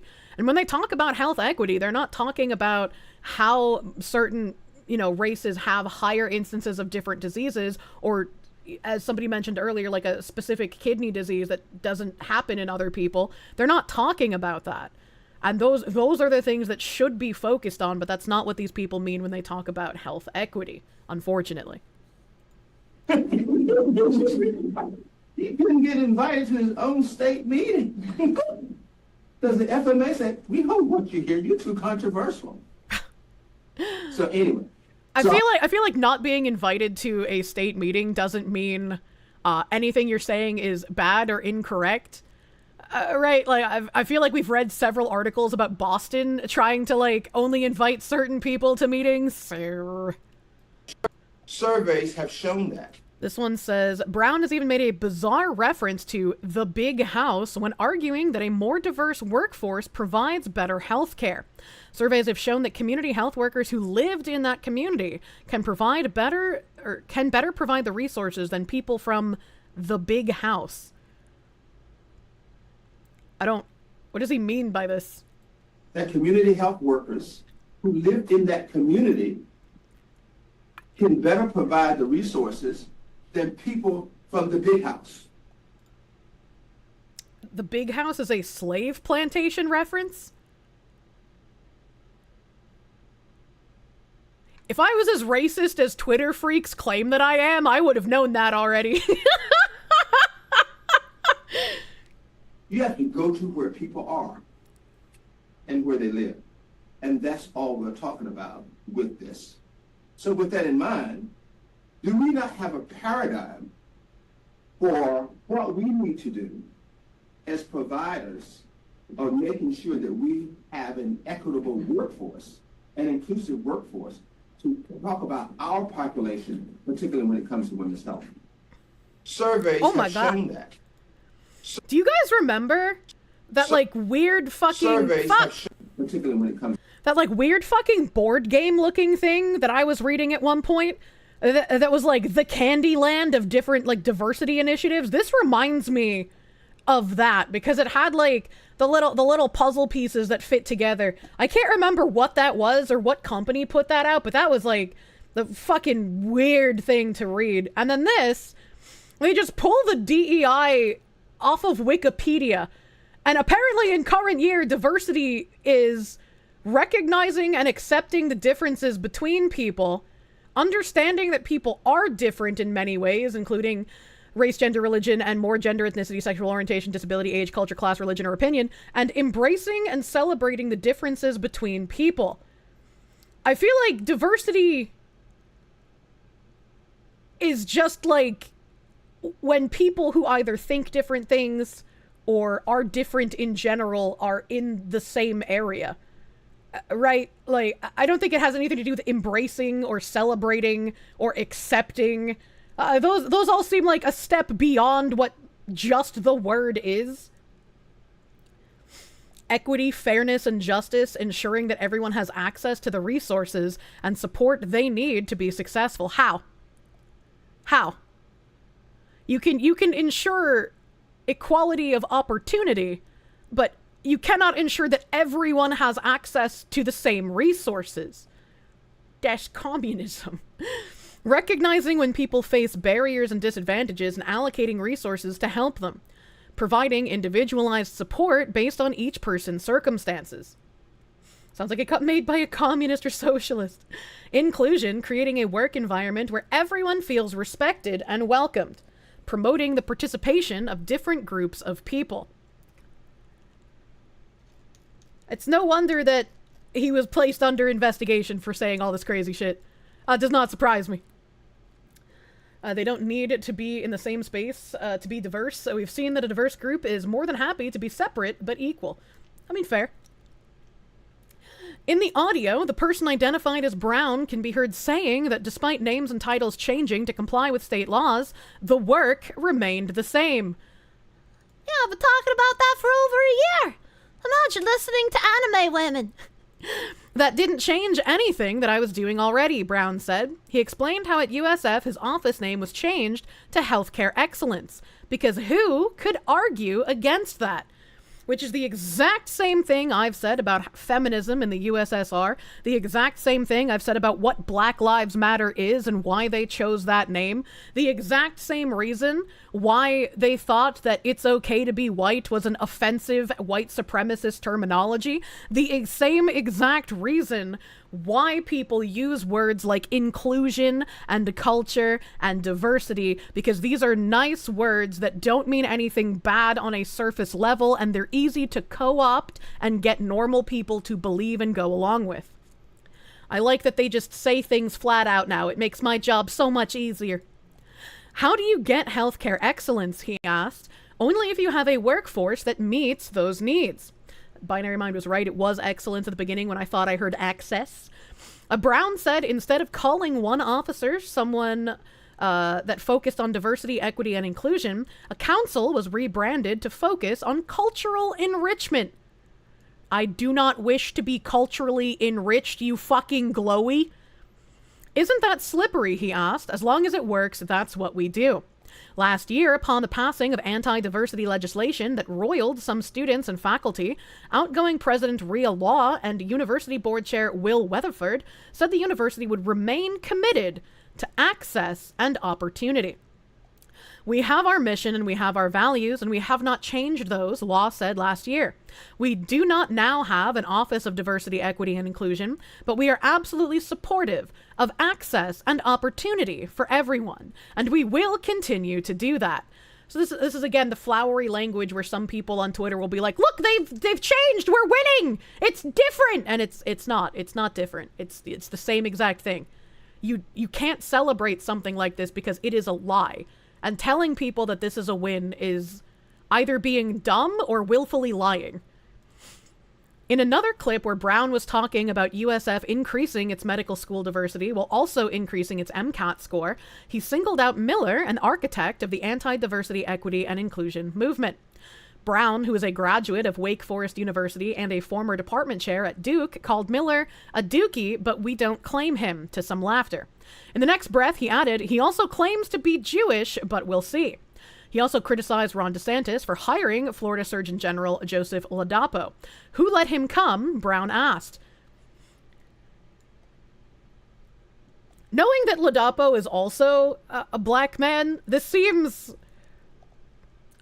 I could be wrong, but this seems to come off as very, like, Uncle Tomish language to me.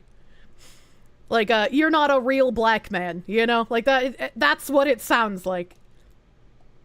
A university spokesperson denounced the comments. The University of South Florida is disappointed and troubled by the statements of Dr. Hayward Brown. USF spokesperson Aletha Johnson said in an email, the university follows all state and federal guidance, policies, and laws, and any suggestion otherwise by Dr. Brown is untrue. State officials weighed in, saying he was unwelcome in Florida education.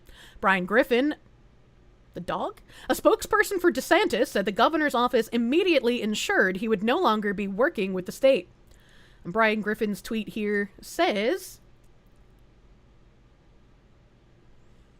real black man, that's true. If you didn't vote for Joe Biden, you're not black. Update, with the details of Mr. Brown's actions and public commitments to violating state law and academic standards surfacing to our attention, our office has immediately ensured his relationship with our university system has ended. This individual's employment at the University of South Florida is over today, and he is no longer welcome to work in Florida education. It's interesting that they phrase it like this, because again, in that article, it says that Mr. Brown decided to resign and his resignation was accepted. So it's like, I like that he's saying that Mr. Brown will no longer be welcome to work in Florida education, but how true that is, I don't know. Right, it's very possible he will get hired somewhere else. I hope he does not in the healthcare system, in the university system. But we'll have to see if this holds to be true. Brown, whose research focuses on maternal health, joined USF in 2018 as its top diversity officer, along with former USF President Steve Curel, began addressing racial inequities at the university during a nationwide racial reckoning during the summer of 2020.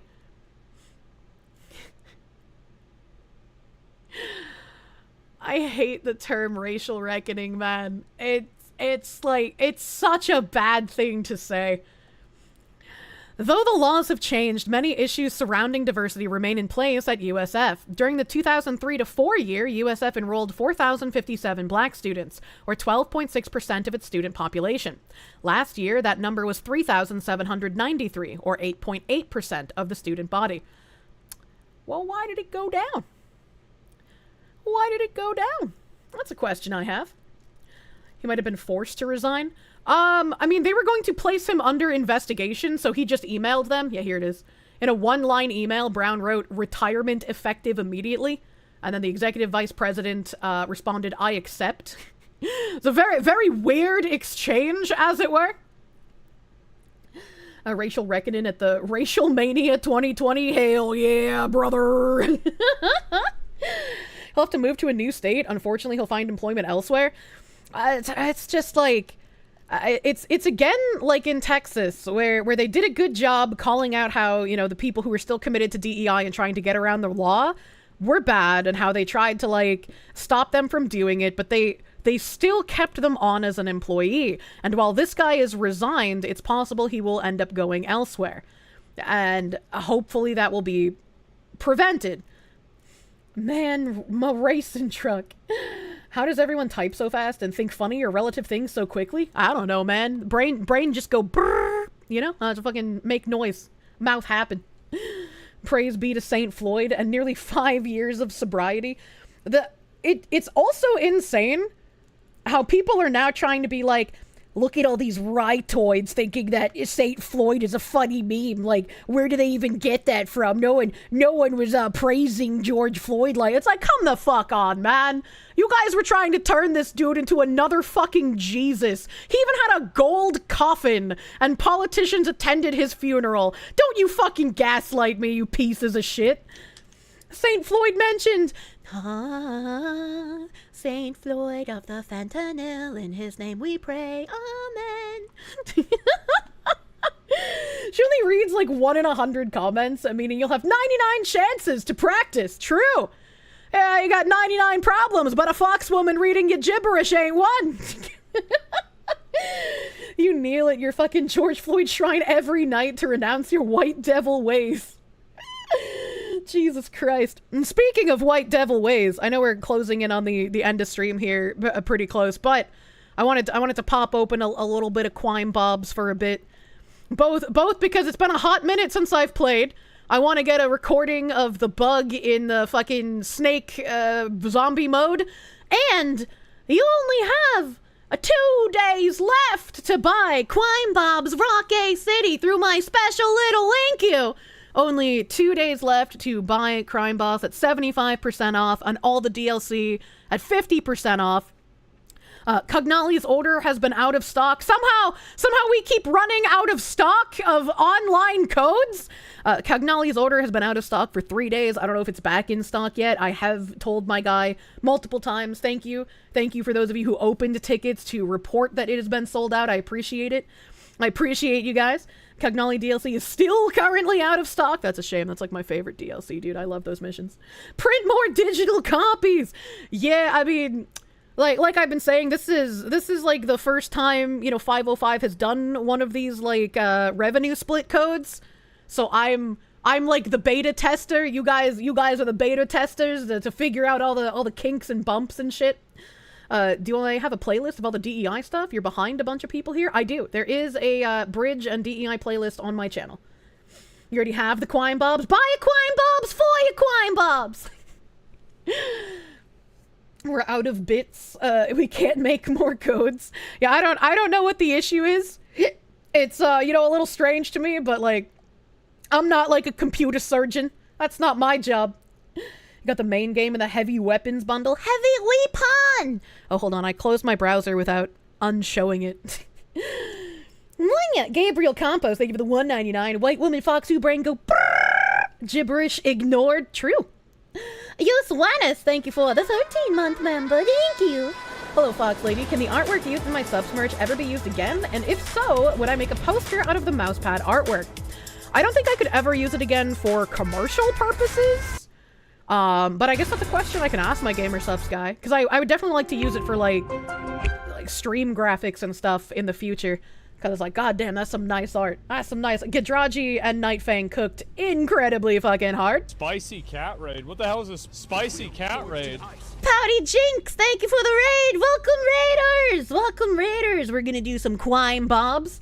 We've had like 4.5 hours of motherfucking yapping. I'm alt-tabbing. I'm frozen. My PC, it hates me. I'm trying to close things that I don't need. Cauldroneer, they give the 20. How many Kirsches would a Kirsche if a Kirsche could Kirsche? I don't know. Marshmallow. Bo Boob, thank you for the 5. Non-traditional students were usually night students or other alternative schedules. They had a job during the day and then go to school at night. That's a shame that they keep taking all of these normal fucking terms that have meanings and using them for subversive shit. I hate it. Sniffa? Yeah, sniff the raiders. Make sure they smell nice. Munya! Can you make me singing St. Floyd of the Fentanyl your ringtone? Yeah, sure, why not? Spicy cat raid. What the hell is this spicy cat raid? Coronavirus, thank you for the raid. Welcome, raiders. Coupon 9, thank you for the 22 months of Proom. Thank you for Prooming. Paradoxical Madness, thank you for the 5. Commies make you want to glow so hard, that's why we have Glowy Dance. Next Generation, thank you for the 2. You asked your feminist sister what she thinks of positive masculinity, or what she thinks it is, since she's always talking about toxic masculinity, to the point where it felt like she thought all masculinity was toxic. She said, I really like it when they do their nails and wear makeup. She said, I like when they have the confidence to do that stuff and talk about their feelings. You responded with, you're just listing things you wish men would do more. She then threw the question back at me and asked what you think is positive masculinity. I don't think that men painting their nails and wearing makeup is positive masculinity. Those are like aside from everyone wearing like eyeliner and stuff on TV, because for cameras you typically have to, right? I feel like the act of wearing makeup and painting your nails is effeminate in and of itself. Call me a fucking bigot for liking gender roles, but you know, dressing up like a doll is not masculinity. Yeah, true. Desert Ghost, thank you for the 1,000 biddies. Are you able to buy the game and the additional content at the same time? I wish. Somehow, the Xsola platform doesn't have a cart, so you have to buy things one at a time. And then after you buy 2 or 3 things, it triggers fraud protection. So you can't buy more than 2 or 3 things at once, which is really fucking dumb. And I'm glad my dev man agrees with me. He's just like, I'm so sorry for these issues. I'm trying my best. This 505 will hopefully either fix these things post-haste, or we'll use a different platform that's not Xsola. Women like that dude's sister are why we have black pillars in chat. Yeah, those are the kind of women that create the black pill, as it were. What the fuck, Lala? Thank you for the 10. Peter Bogosian, Mia Hughes explains how no one is born transgender. 2 hours long, seems to go over the history of trans ideas. It's a nice little documentary. I feel like I've heard of that one before. The Random Guy, thank you for the 5. The only difference between a conspiracy and the truth is a few years. Even the word conspiracy came from the CIA to discredit their critics. I feel like it's even less time than a few years at this point, man. Malcolm Liang, thank you for the 126. It would fail. Name too long, people can't remember. Well, apparently that Twitter alternative was Hummingbird in Cuba, so maybe it's easy for them to remember. Billy Aoki, thank you for the 7 months of Proom. I'm gonna make it a tradition for yourself to send Proom every month, thanking your dad for making wholesome Foxu. Thank you. My dad would appreciate the thanks. You've run into Xsola before and playing a Korean MMO? It's very weird. I had never heard of it before, but you guys in chat said that they were a large processor in Europe. Bogosian was tied with James Lindsay and Helen Pluckrose with the hoax papers. Oh, interesting. Splocky, thank you for the 87 cents. All the memes we do about 3-letter agencies are getting officially confirmed. I would rather they stayed as urban myth, yet here we are. Yeah, you know, sometimes it doesn't feel good to be right. Mario Trujillo, thank you for the 10-month resub. Thank you for the 10-month resub. The level of open corruption has gone beyond the cartoonish. Skeletor and Cobra Commander could only dream of being this evil. Stay strong, Foxu. It is very cartoonish. God hates taxes, thank you for the 2. The CIA has a heart attack gun, remember. Is that real? I don't remember if that's real or not. That feels like it's not real, but I don't remember. I don't remember. I don't have brain cells, chat. I don't have brain cells. Let me close my browser here. Let's hit that little X button and hopefully I don't freeze again. Let's close my Azure lane as well. Let's get rid of the waifus. Gotta close as many things as possible. It's real. It is real. Oh my god. You ran into Xsola while playing DFO, the MMO you mentioned last. The fraud protection kicks in early for new customers. If you're on a new customer, the fraud protection poofs. That's so weird. They just need like a cart, man. Like, just let people buy the game and all the DLC they want in a cart. It doesn't make sense to force them to buy it one at a time. It doesn't make fucking sense. It's like they hate money. Oh no, she's reverting to the Kirsche. It's getting close to 8 p.m. I'm like Cinderella. Once 8 p.m. hits, I revert back into a Kirsche instead of a pumpkin. I have the brain cells of a pumpkin, but I'm a filthy marshmallow. Munya. Let us find this. We want the Quine Bobs. The Quine Bobs. That's my HP boy. That's my HP boy. Munya. Panic Battle Droid, thank you for the 2. Also, the Crime Bobs, 9 out of 10, not enough waifus. Yeah, they would like to make more characters, so hopefully we'll get some more waifus in the future. I'm gonna be real excited when they tell me they have more modelers on the team. Munya. Did I see the link that you posted in the Crime Boss channel? I did not. What did you post? Munya. Oh no, you left the video playing when you walked away? What does he mean by this? She goes from sexy to super sexy at 8 p.m. Do not fuck small woodland critters, you degenerate. We buried it a little bit. What did we bury? Do not bury me. For a newcomer, who's the prettiest waifu? The French whore. The French whore is definitely the prettiest waifu in the game. Imagine Kirsche and Pippa and Quine Bobs. I gotta get her to play this, man. It's so good. It's so fucking good. Let's get into the trial of the snake. I don't understand time zones, chat. I don't understand time zones. So there's going to be a 2-year anniversary stream for Crime Bobs on Thursday. I'm not sure what time, but they did ask all of us content creator partners to participate. And so if I can figure out what time it is, I'll let you guys know when the stream starts. I don't know when I will play on stream with the devs, because it's going to be like, you know, a multi-hour thing. But once I figure out the time, I'll make an announcement in Discord. I'll make an announcement in Discord once I figure out the time. Yeah, neither does Ubisoft. Imagine fucking copyright striking and getting one of your sponsor streams taken down because you're a fucking inept company. What time info did they give you? I don't remember. Okay. I don't remember. I'm retarded. Say we petition 505 to put Pippa and Kirsche in the game. That would be an in-game studios thing. Pippa doesn't play this game. Ubisoft, to be fair, is a small family company. Oh my god, you're showing off the bugged spawn? Oh shit. It's bugged spawn time. I don't know what started the bug or how to fix it. I'm gonna be real. Oh, thank god. It's always a roll of the dice. I hate it when I get the fucking... Oh, let me turn down the volume so your ears aren't blown out, chat. I'm sorry. It's always a fucking gamble if I get the stupid knuckles or not, because brass knuckles are a shitty fucking weapon to get at first. Munya. Is this Marvel, Overwatch, or DC Rivals? None of them? The fix is control the spawn point or play on the other side of the map? Yeah, but like, how did it even start getting bugged in the first place is my question. Because like, I've been playing this since before public release, and that bug never happened. So like, what started it? Bro, I'm not her type. Is this man saying, I'm not gonna date Jews again? Hold on, wait a minute. I got to kill one guy this whole round. Where were the enemies? It will be that easy.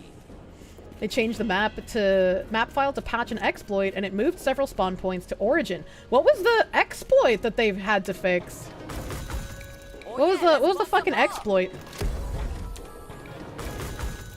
Oh yeah, give me a fucking shot. Give me a fucking shotgun, man. Hey, no fucking madre. Being on top of the pagoda? I don't think that was the exploit, because I mentioned that when I was talking about the bug.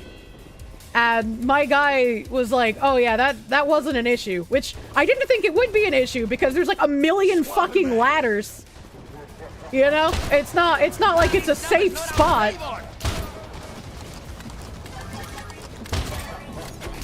Get fucked. Oh shit, I should have killed that ×2 guy first.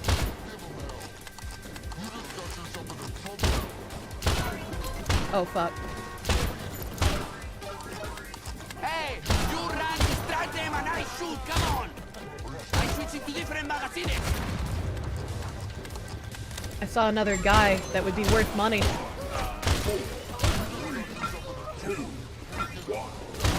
Yeah, money man! Make no mistake. Oy vey, Kirsche! I couldn't date a Jewish person. I don't want to take away my son's foreskin. I'm sorry! They're 5 hours ahead of EST, so it starts at 5 p.m. EST on Thursday.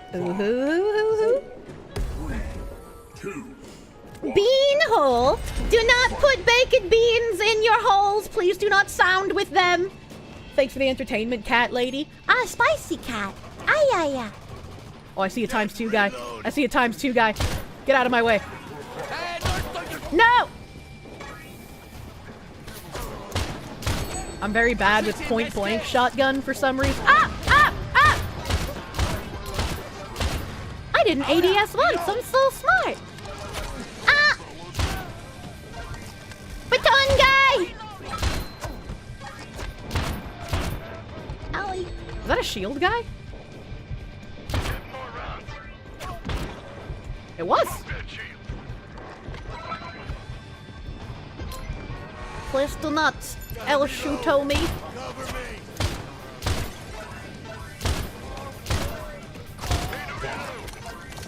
These numbers are out favor. Oh god, oh god, oh god, oh fuck! Okay, we're good, we're good. I'm impressed. I'm bad at point-blank shotgun. Proceeds to murder 6 enemies flawlessly. Shotgun upgrade! No ruses. 5, 4, 3, 2. Any reason why it would stop you after you buy 4 DLC and reject your PayPal? Yeah, because XSOL is a shit platform. I can't do anything about that. I'm sorry. Ow! Ow!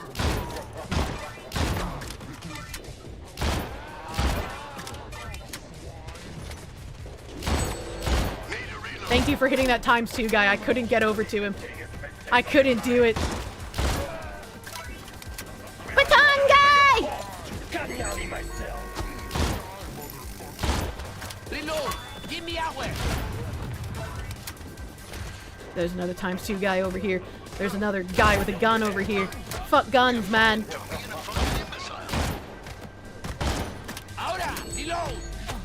Look at that teamwork. I hit him with a gun and then you shoveled him to death. Reloading, mi guy. Switching this clip.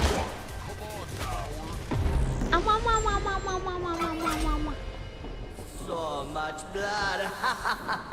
Like the way the hammer strike on the roof is. Good attention to detail. I really like the way guns feel in this game in general. The gunplay is very good, as it were. I don't want a pistol. Fuck off. Let's light him up. Oh, you piece of shit. No gun upgrade for the boss round for me. I'm gonna stand here and hope I don't die. 4. I've got a shovel man with me, so you know. 1. Whoop, whoop, whoop, whoop, whoop, whoop! Nothing but pain. Beep! I didn't die! I'm fucking nuts! Reloading, mi guy. El machín fuera de servicio. Whoa, whoa, whoa, yeah, yeah, yeah, yeah.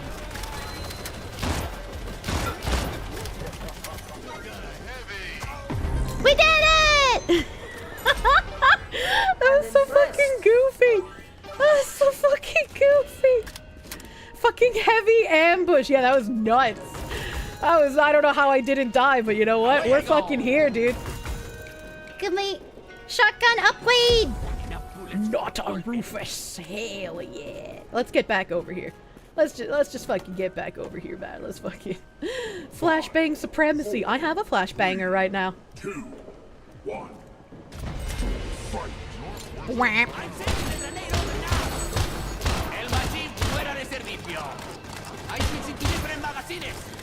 This is kind of silly. This is kind of silly, man.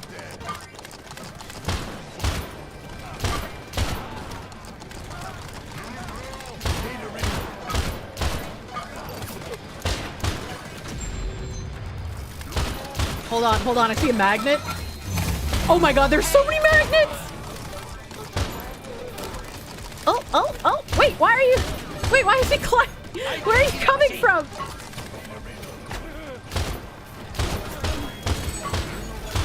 Oh god, I'm running. Oh god, I'm running. Wait, I don't need to run. What am I doing? Get on the ground! Oh yeah. Oh yeah, give me the fucking buff, man! Give me the fucking buff! Get out of here! Get out of here! Hello, teammates! Magnet!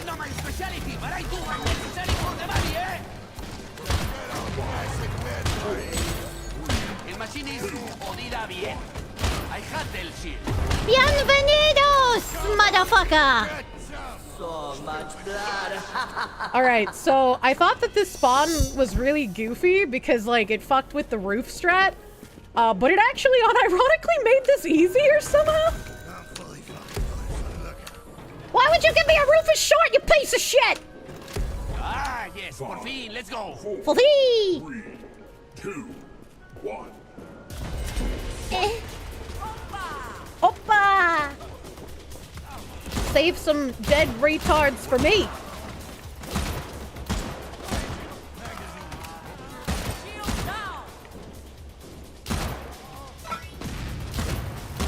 This is very silly. How did this even happen? How did this even happen? How did I miss you? Got a weird little head. El machine fuera de servicio.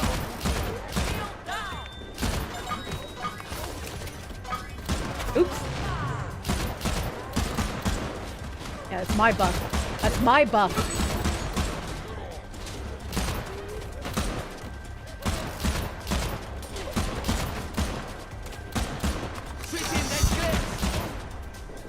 Shot him in the dick.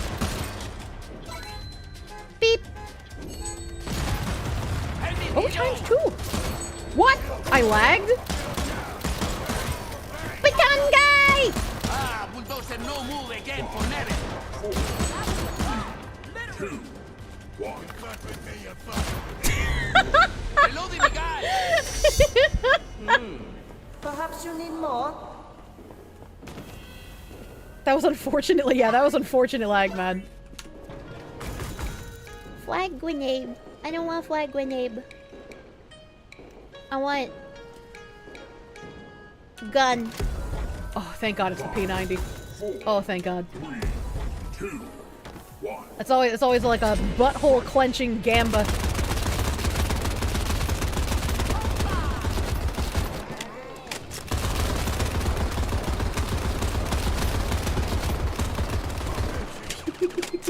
Don't grenade me!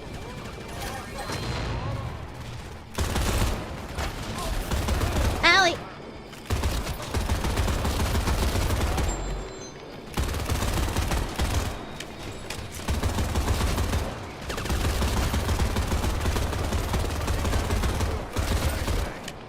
Ah, too many enemies. I'm gonna get killed. How are you not dead? Fucking shield guy.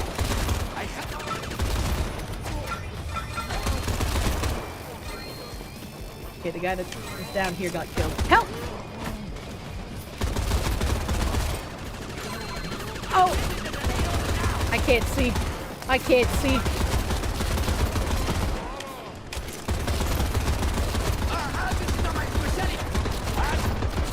Who is shooting me?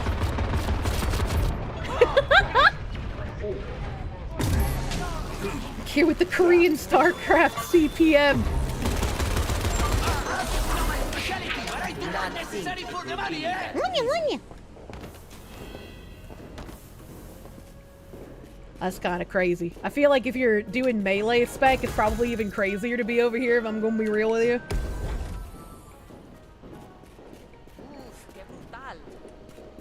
That's a hell of a glitch. They gotta fix that, but it's yeah, they have to fix this. I don't know how this happened. I have no idea how this began. But like, it seems really fucking goofy.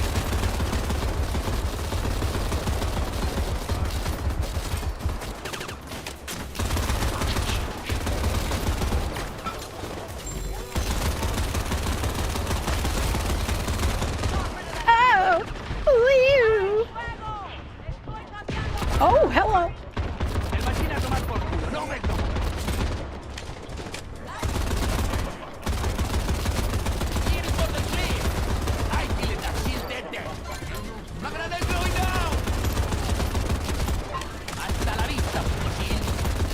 Hasta la pasta, baby.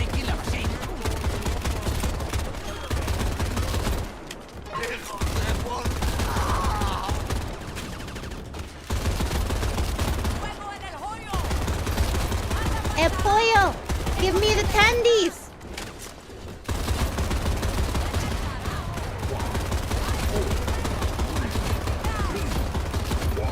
This is not my specialty, but I do what's necessary for the money, eh? Beep beep. Make no mistake. I will have your soul. Oh my god.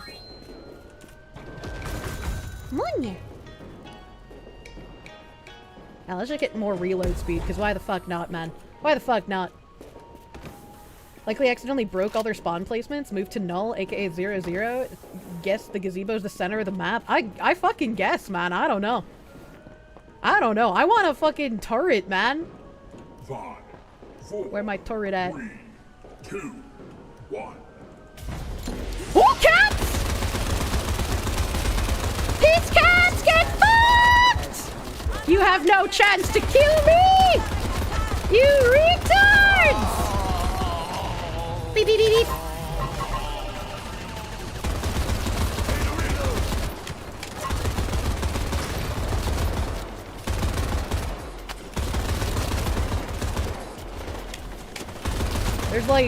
There's like 2 bosses left. Where are they?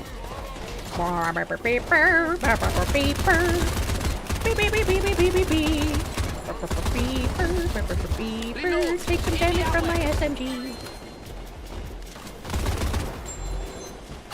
Where are you? Where are you? I see the boss symbol. Oh, hello? Filo de puta. Hey, you're not a friend. Don't shoot me! Oh, you guys got it. So much blood. The ammo schmamos. Thank you for the ammos. I guess I'm stuck with my P90, which is fine. I like this thing. If I can go burr.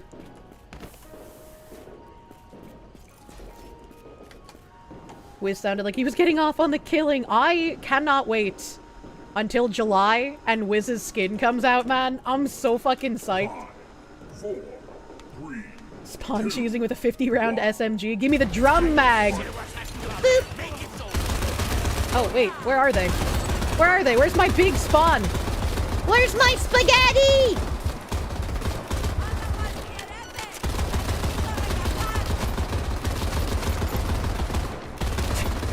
The piles of bodies. I'm having flashbacks to the killing fields, men. Look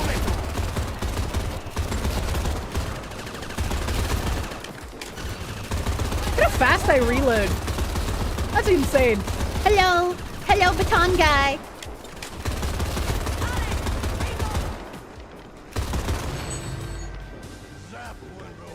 Zap.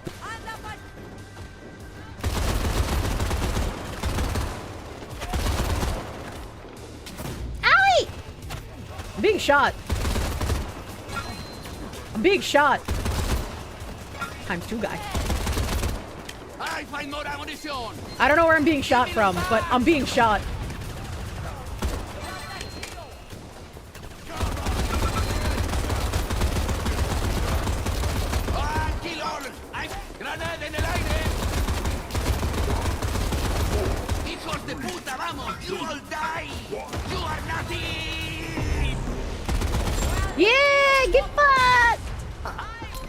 not last. Oh, someone picked up a thingy. Fucking love P90s, man. They're so goofy. They're so fucking goofy.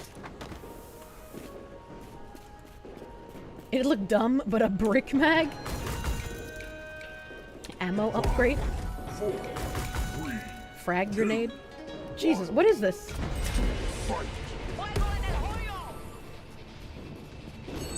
Boing! I saved you. I saved you from Baton Guy.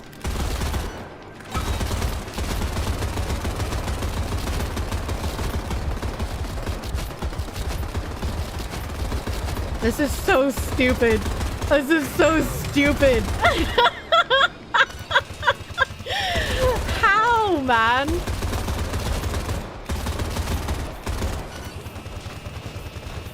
The bullets come from above. Hello, please don't stab me. We're not in London.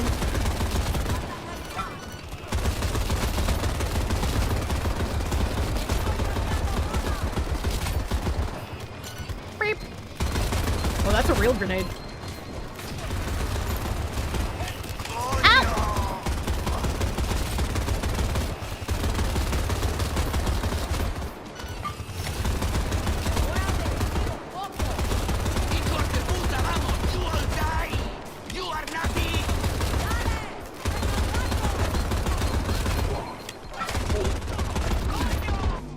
Hip. Hip.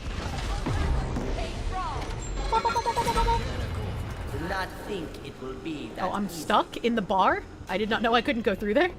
Thank you for the baton guy. Say, I hate baton guy, man. Baton guy could go fuck himself. Please stop giving me frag grenade! Joder, a good gun. 5, 4. The devs are gonna have one hell of a night fixing this once they see the clips. Yeah. Yeah.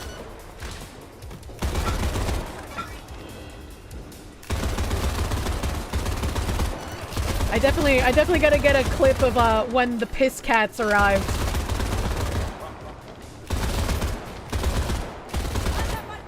I want to know what it sounds like if you like just let all of the loot accumulate there for the entire round and then you magnet it afterwards. Imagine the sounds, chat. Imagine the sound.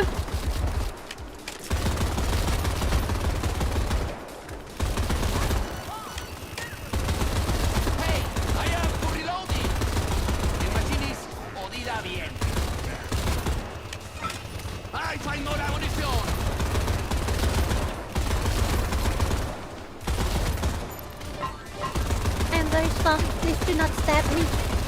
Please do not. Please do not stab. Oh, boing. I switch into different magazines. This is not my specialty, but I do my necessary for the money, eh? Oh, I have no ammo! Beep, beep, beep, beep, beep, beep, beep. I had to get baton guide. It was necessary. For the money, eh? I'm ready to so much blood. Shaminator, thank you for the 5 Canadians. Here, Kirsche, I have a bit of my money. If the Conservatives win the Canadian election, you'll send me more to celebrate. Thank you. Thank you. Appreciate it, Mr. Shaminator Mance. Sentry turret! It's about goddamn time. 5, 4, 3, 2. That's some solid cheese. Only the most solid. Come on. Ow! What the fuck? Piss cat! Piss cat! It's dead.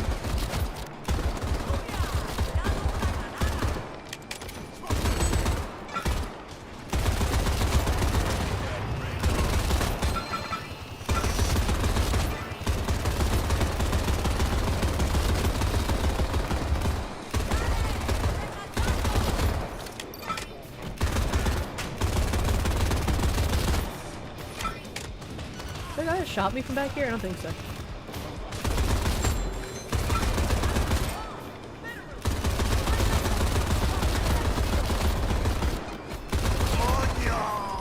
Ow! What the fuck just happened to me?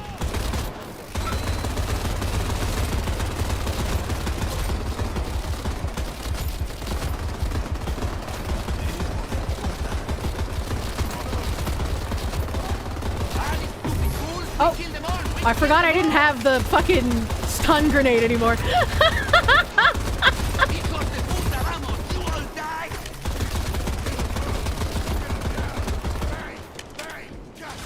Bang, bang.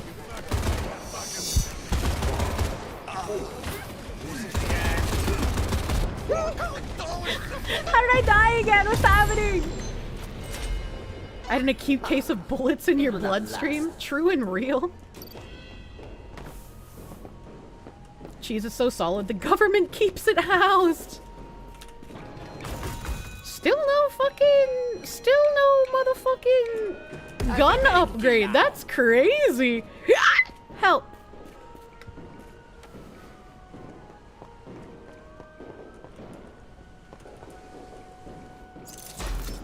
Five, 4, 3. Let's see if cluster nade's worth the investment. Let's see if we kill each other with the cluster nade.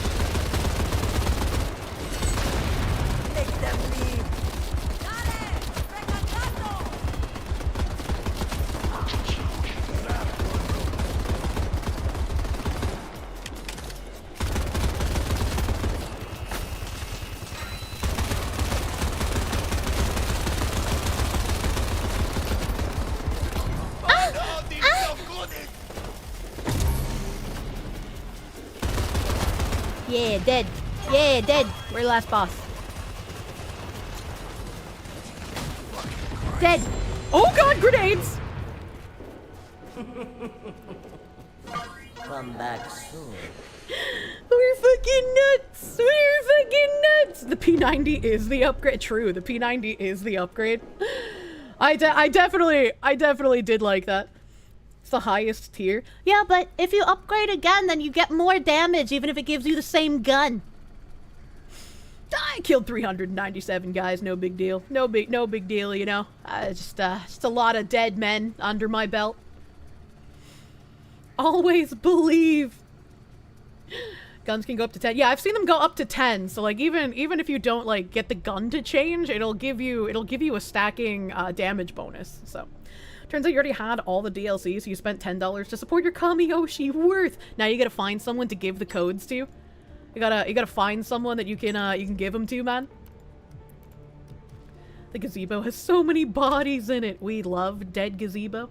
I don't remember. Slaves built the pyramids. Slaves built the Parthenon. Slaves built America. Slaves, this is your song. Thank you. Do do do do. Thank you. Do do do do. Do do do do. This is your song. Thank you, Spaniard Poppy. Thank you, Mr. Poppy, for the 300 fucking slaves. Massive fucking slaves parachuting into my house. Thank you, Mr. Poppy. Thanks, Crazy Fox Lady. You found me about a month ago when you were blackpilling, and I helped you out.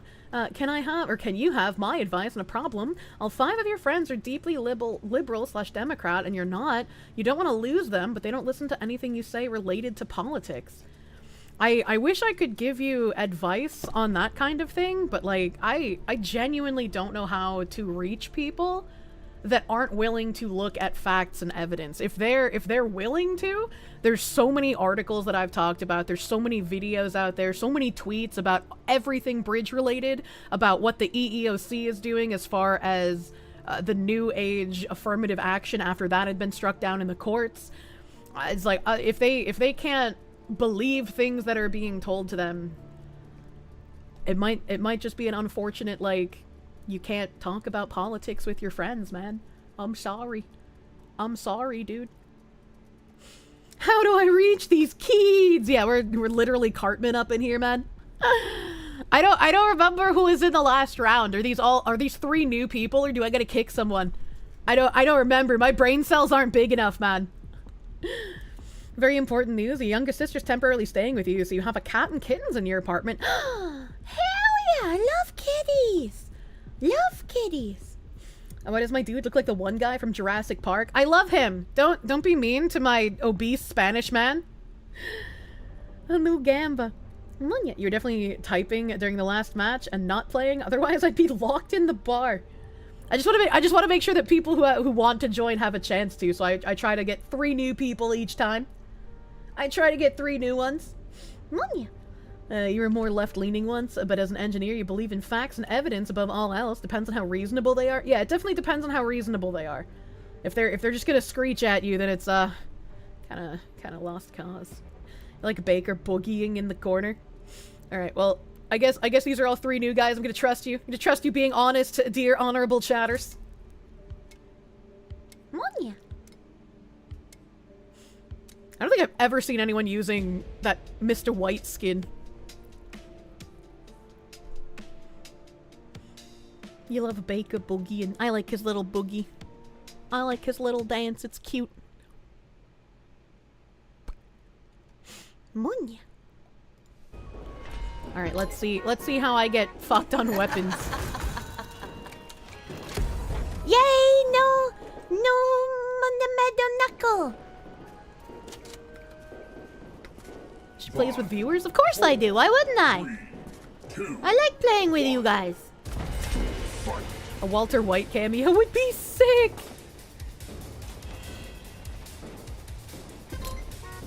Oh, you guys are already fucking beating the brains off of people. God damn. I'm coming to get some. Beep, beep, beep, beep, beep.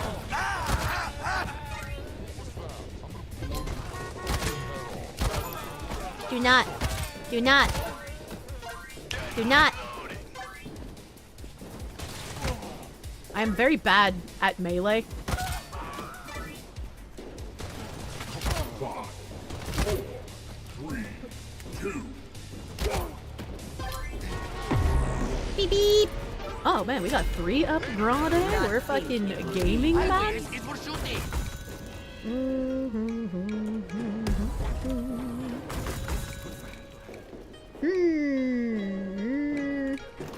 Now I fully loaded and ready. Put all your cubes on me winning. Better not disappoint you. I don't even know if it's possible to lose if you have people camping that fucking spot over there, man. Like, is it even possible? Let's come over here. Let's come over here.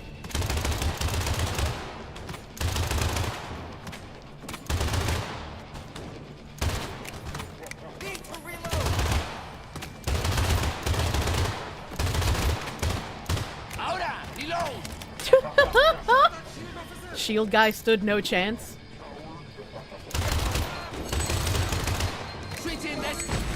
I was far enough away from that, you whore. You cocksucking whore. Oh my god, look at how they spawn. Oh my god. That is crazy. 3, 2, 1. La new magazine in. Brother, how did this happen? Make no mistake. I will have your sword.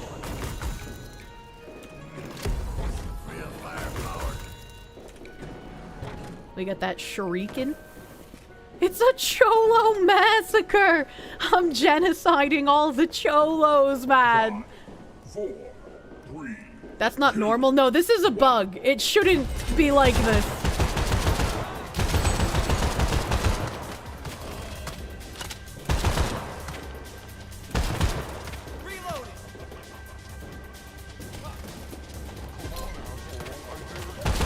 Bitch.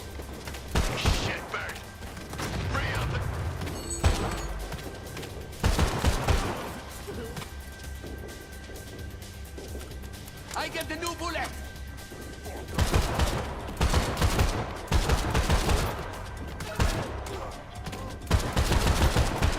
Switching the scripts. Oh my god. Just fall over like fucking dominoes. Jesus. This is so gooby.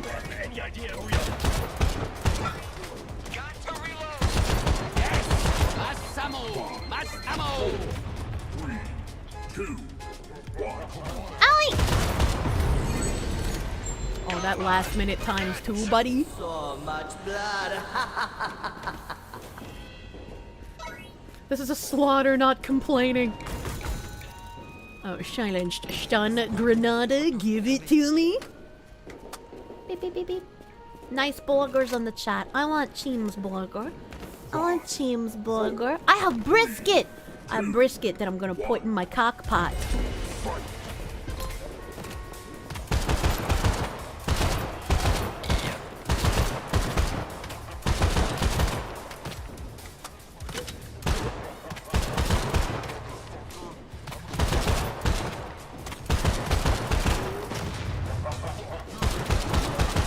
Reload!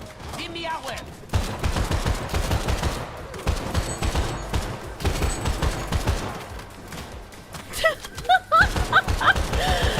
This is so stupid!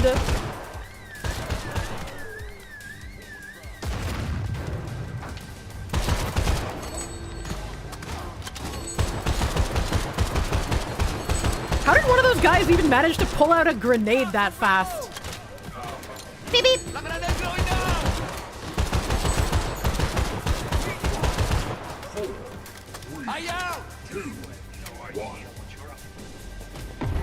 I heard a guy over here. Help. Perhaps you need more?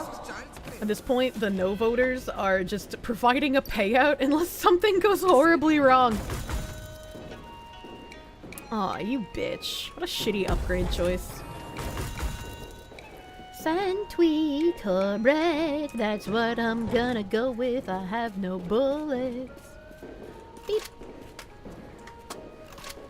I desperately need fucking reload upgrades like I had last time. 3, 2, 1.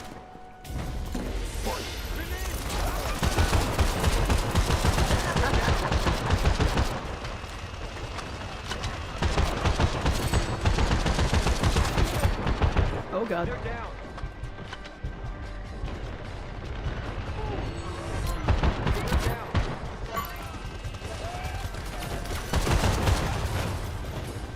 Bosses this way. Crime bosses, if you will. Oh shit, fuck. Too focused on the pun, not enough on the getting behind cover to not die.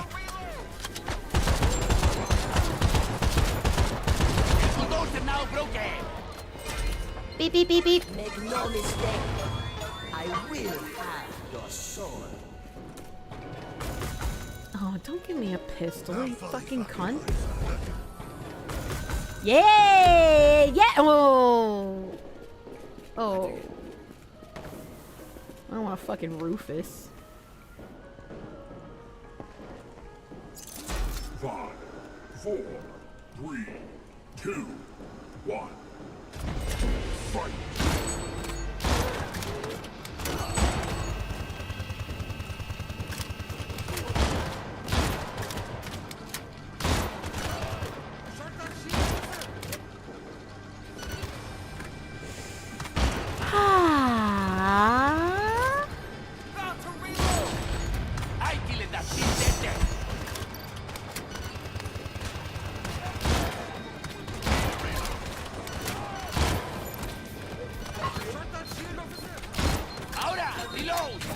Oh, I'm shaking. I'm fucking shaking, man. Ahora, reload.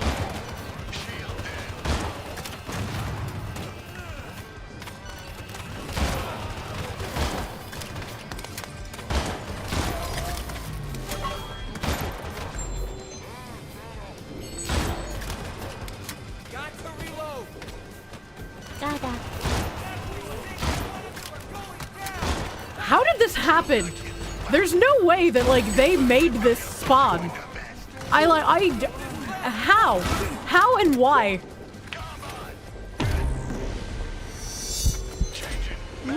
So much blood. Spawn camping for the... This no longer feels like a gamba. Yeah, it's kind of busted, as it were. Ooh, I kind of want to keep my fucking gangster gun, man. I kind of want to keep the gangster gun, dude. I feel like if I take that, it's gonna give me the stupid fucking machine. Which, I mean, maybe the machine gun would be fine for the spawn camping.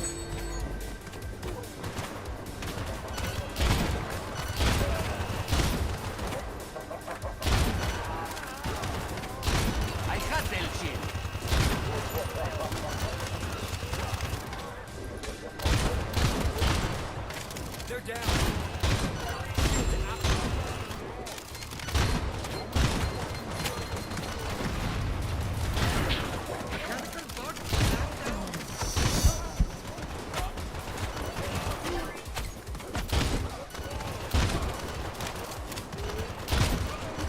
Get fucked.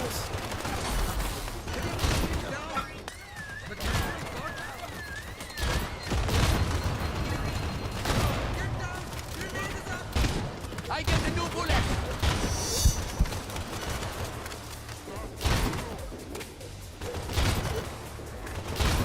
Reloading me, guy. Nice try, baton guy, you freak.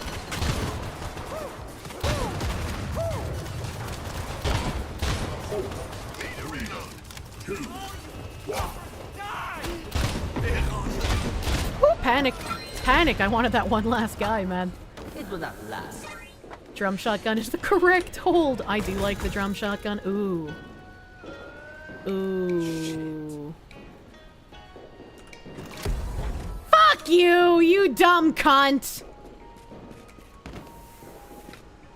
5, 4, 3, 2. Me con el clip full.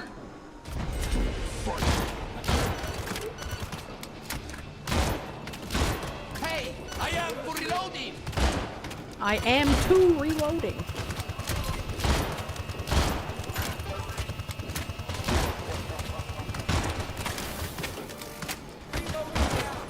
Ah, por fin, a full clean. Reload, give me hour. El bulldozer now broken.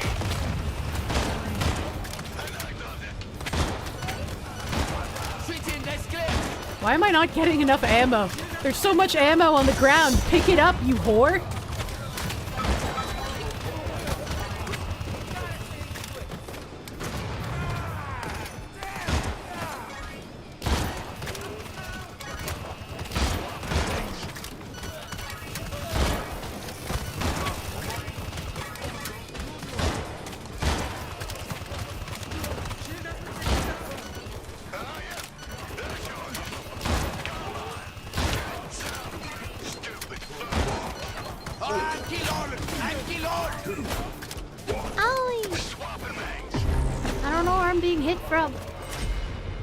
I'm impressed. Short barrel Rufus, so it's even less total ammo. Yeah, it's just that I hate this. Oh my god, you bitch! Didn't even give me an upgrade. I better not be stuck with the stupid fucking thing for the rest of the rounds. Oh my god, wait, really? Oh my god, I only have 13 fucking. Okay, never mind. I was picking up ammo. I just only have 13 total. Oh no, my dick is so small and sad.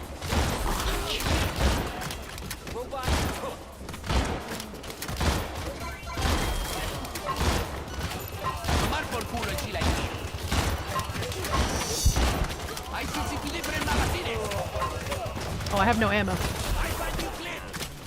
thought I was standing close enough to like auto pick it up. I guess I gotta stand on top of you, my Indian man. Thank you for your bitch lasagna.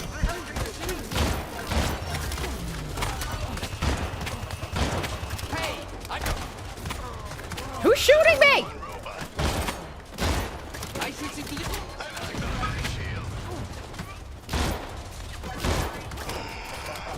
I get the new bullet.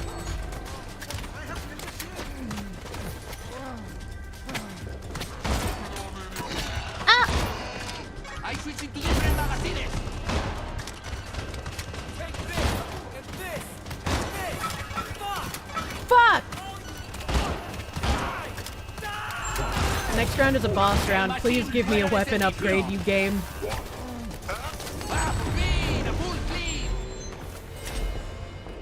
Who the hell designed this level? I mean, it was working as it was supposed to up until like the other day. For some reason. I'm not exactly sure what happened and why this bug exists. Not Arstan smacking the hell out of Foxu's ass. Buy my ass and my gamer subs drop this Friday at 3 p.m. Eastern using code Kirsche for 10% off your order. 3, 2, 1. Fun bag is. Oh my god, I forgot it was bosses. I forgot this was bosses. I forgot. Everything had been forgotten. Everything's fine. Everything's fine. There's a piss cat left. I don't know where the piss cat is.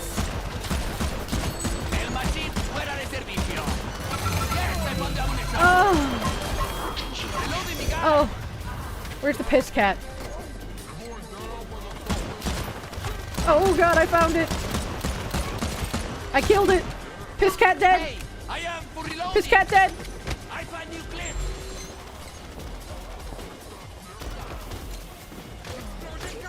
Uh-oh, that one looks like it's kind of stuck.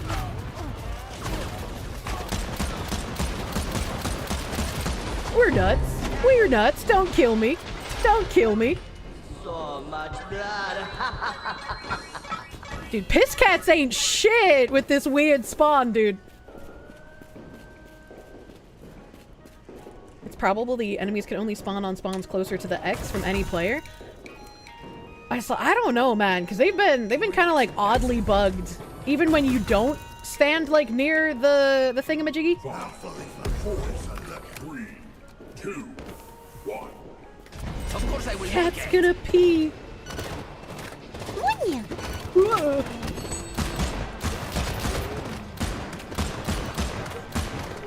Cat! Piss cat! Dead cat.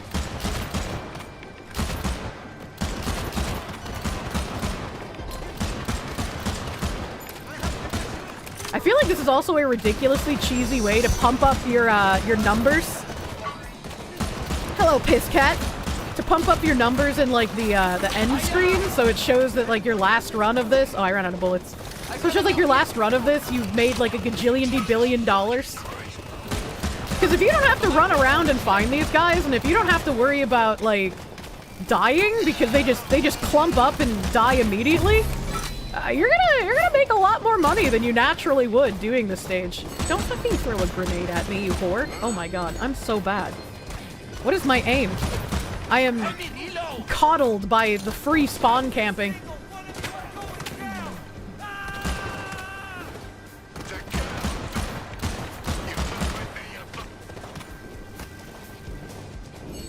Oh. I was like, where did I get shot from?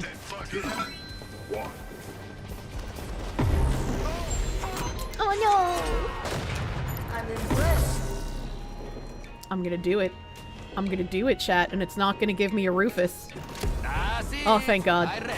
Oh, thank God. Ah, yes, por fin, let's go. Por fin! Listo, Calisto. What you're hearing is if you want to level and get money quickly as a beginner, this is the most time mode to play. Yes. It always was. Even like before they came out with this second map for it, the original zombie mode map was also like the best way to grind both money and experience.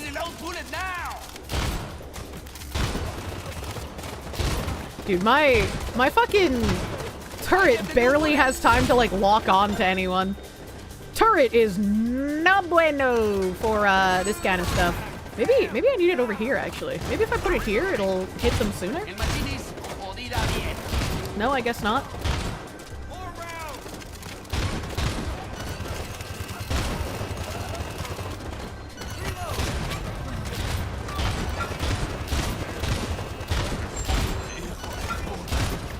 Reload.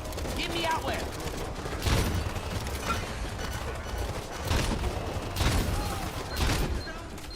El machinist odirá bien.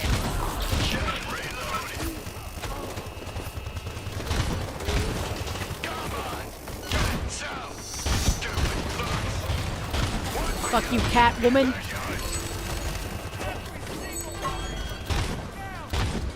Holy shit, holy shit.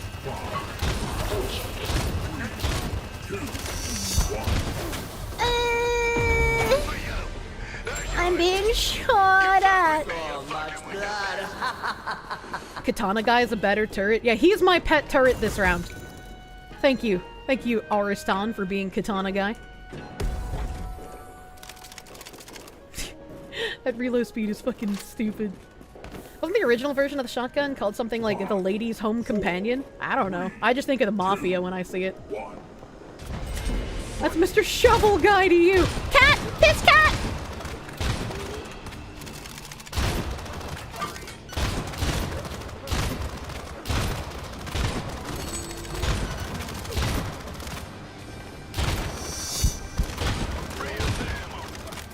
I feel like Mr. Shovelman is gonna have the most kills at the end of this.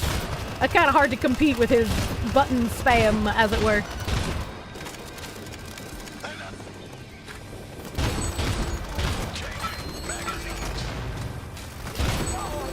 I hear a baton guy.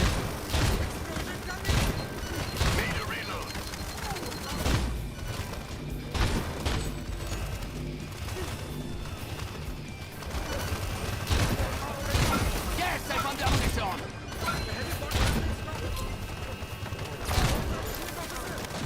Hey, I am for reloading.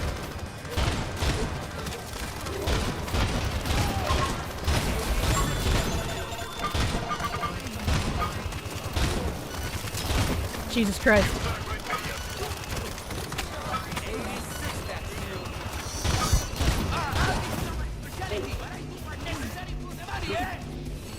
I see you! Baton guy now! Yeah! I wanted the money from the baton guy. I will have your soul. That's it. Ladies' Home Companion was an attempt to salvage the street sweeper after it was declared to have no sporting purpose. They rechambered it for 45 because when you hear Ladies' Home Companion, you think 15-pound 10-shot, 45-70 abomination. What the hell? El machine fuera de servicio. I mean, I own one of these. They're pretty cute. And then I could feel like a mafia boss in real life, chat. Piss cat! Piss cat! Dead.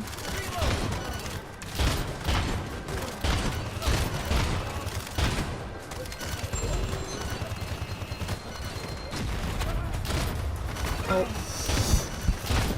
Dead piss cat. Get fucked, woman.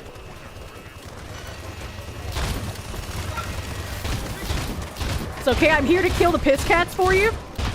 I am your lord and savior. Piss cat exterminator. There's a 2x guy over here. How are you not dead? How are you not dead?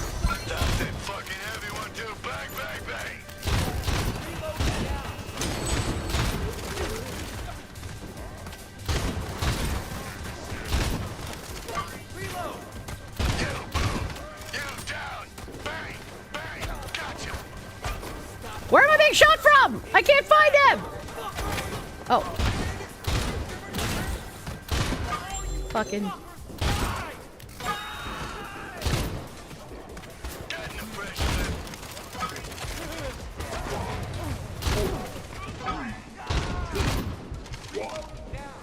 We're nuts. We're nuts. Kitty Pounder, don't turn your cat into a cheeseburger. That's weird.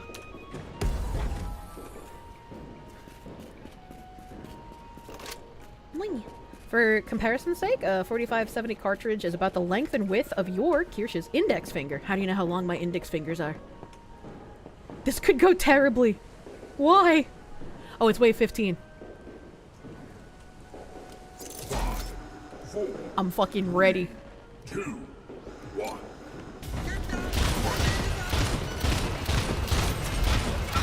Die, old men! Biscuit!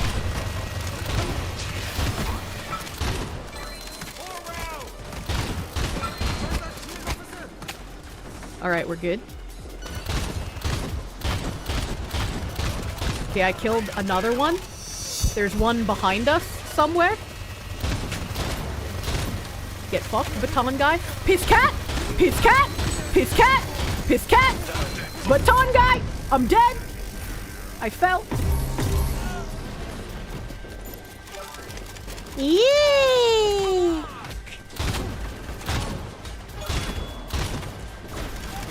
Piss cat!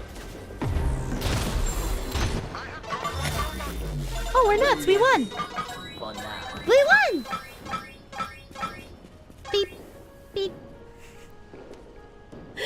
Good fucking god. Is popular in Alaska? We're not on the top of the food chain. Wait, what do you mean? Holy shit, Ariston with 604 melee kills. I think that's the most I've ever seen one person have. Actually a fucking insane number, dude. I was second though, so you know. Shovel spam strat for the win. I'm gonna have to try fucking melee branding, dude. That's insane. That's fucking nuts. Hit help. 2.1 million earned. Yeah. Yeah. I guess 614, 455 might be the maximum.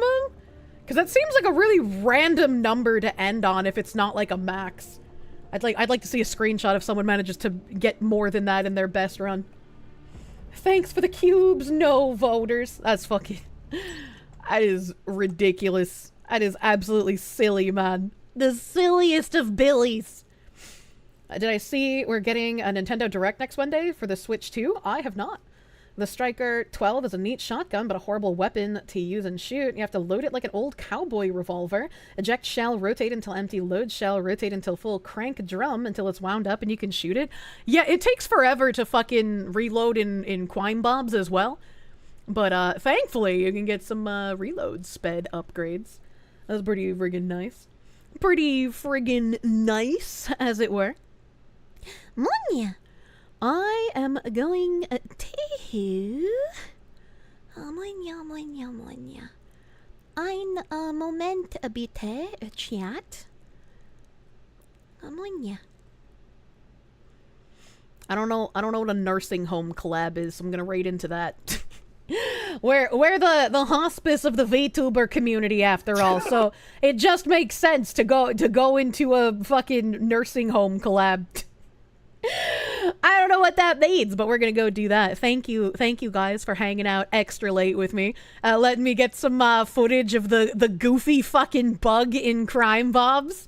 You have 2 days left if you would like to buy Crime Bobs through my special little link you. The base game is 75% off, and all the DLC is 50% off. If you encounter any kind of errors, please report them in my Discord through a mod ticket, and I will report those errors to the devs. I'm sorry if you guys do experience that. I appreciate your support as always. And this Friday, don't forget this Friday, my wonderful Gamer Subs merch is gonna be dropping. You can have this ass all over your apartment and or house. Bring it to your spa. Bring it to your hot tub time machine gathering. And use code Kirsche for 10% off your Gamer Subs order. Thank you, chat, for dealing with extra shilling recently. Thank you. I'm gonna raid into Bao. She's collabing with Nags and Coefficient. I recognize this Italian man. Gonna raid into Bao, go give her some love, and as always, do not bring up any political things in non-political streamers' chats. You'll get banned here, because we don't deal with that kind of shitting on other people's carpets. Be nice and cute for whatever the fuck they're doing in the nursing home chat. I will see you possibly Thursday if I manage to get in on the in-game studio birthday crime boss stream. Otherwise, I'll be back here on Tangent Motherfucking Friday with hopefully some fun updates from my meetings this week. Have a great rest of your night, chat. Bye bye!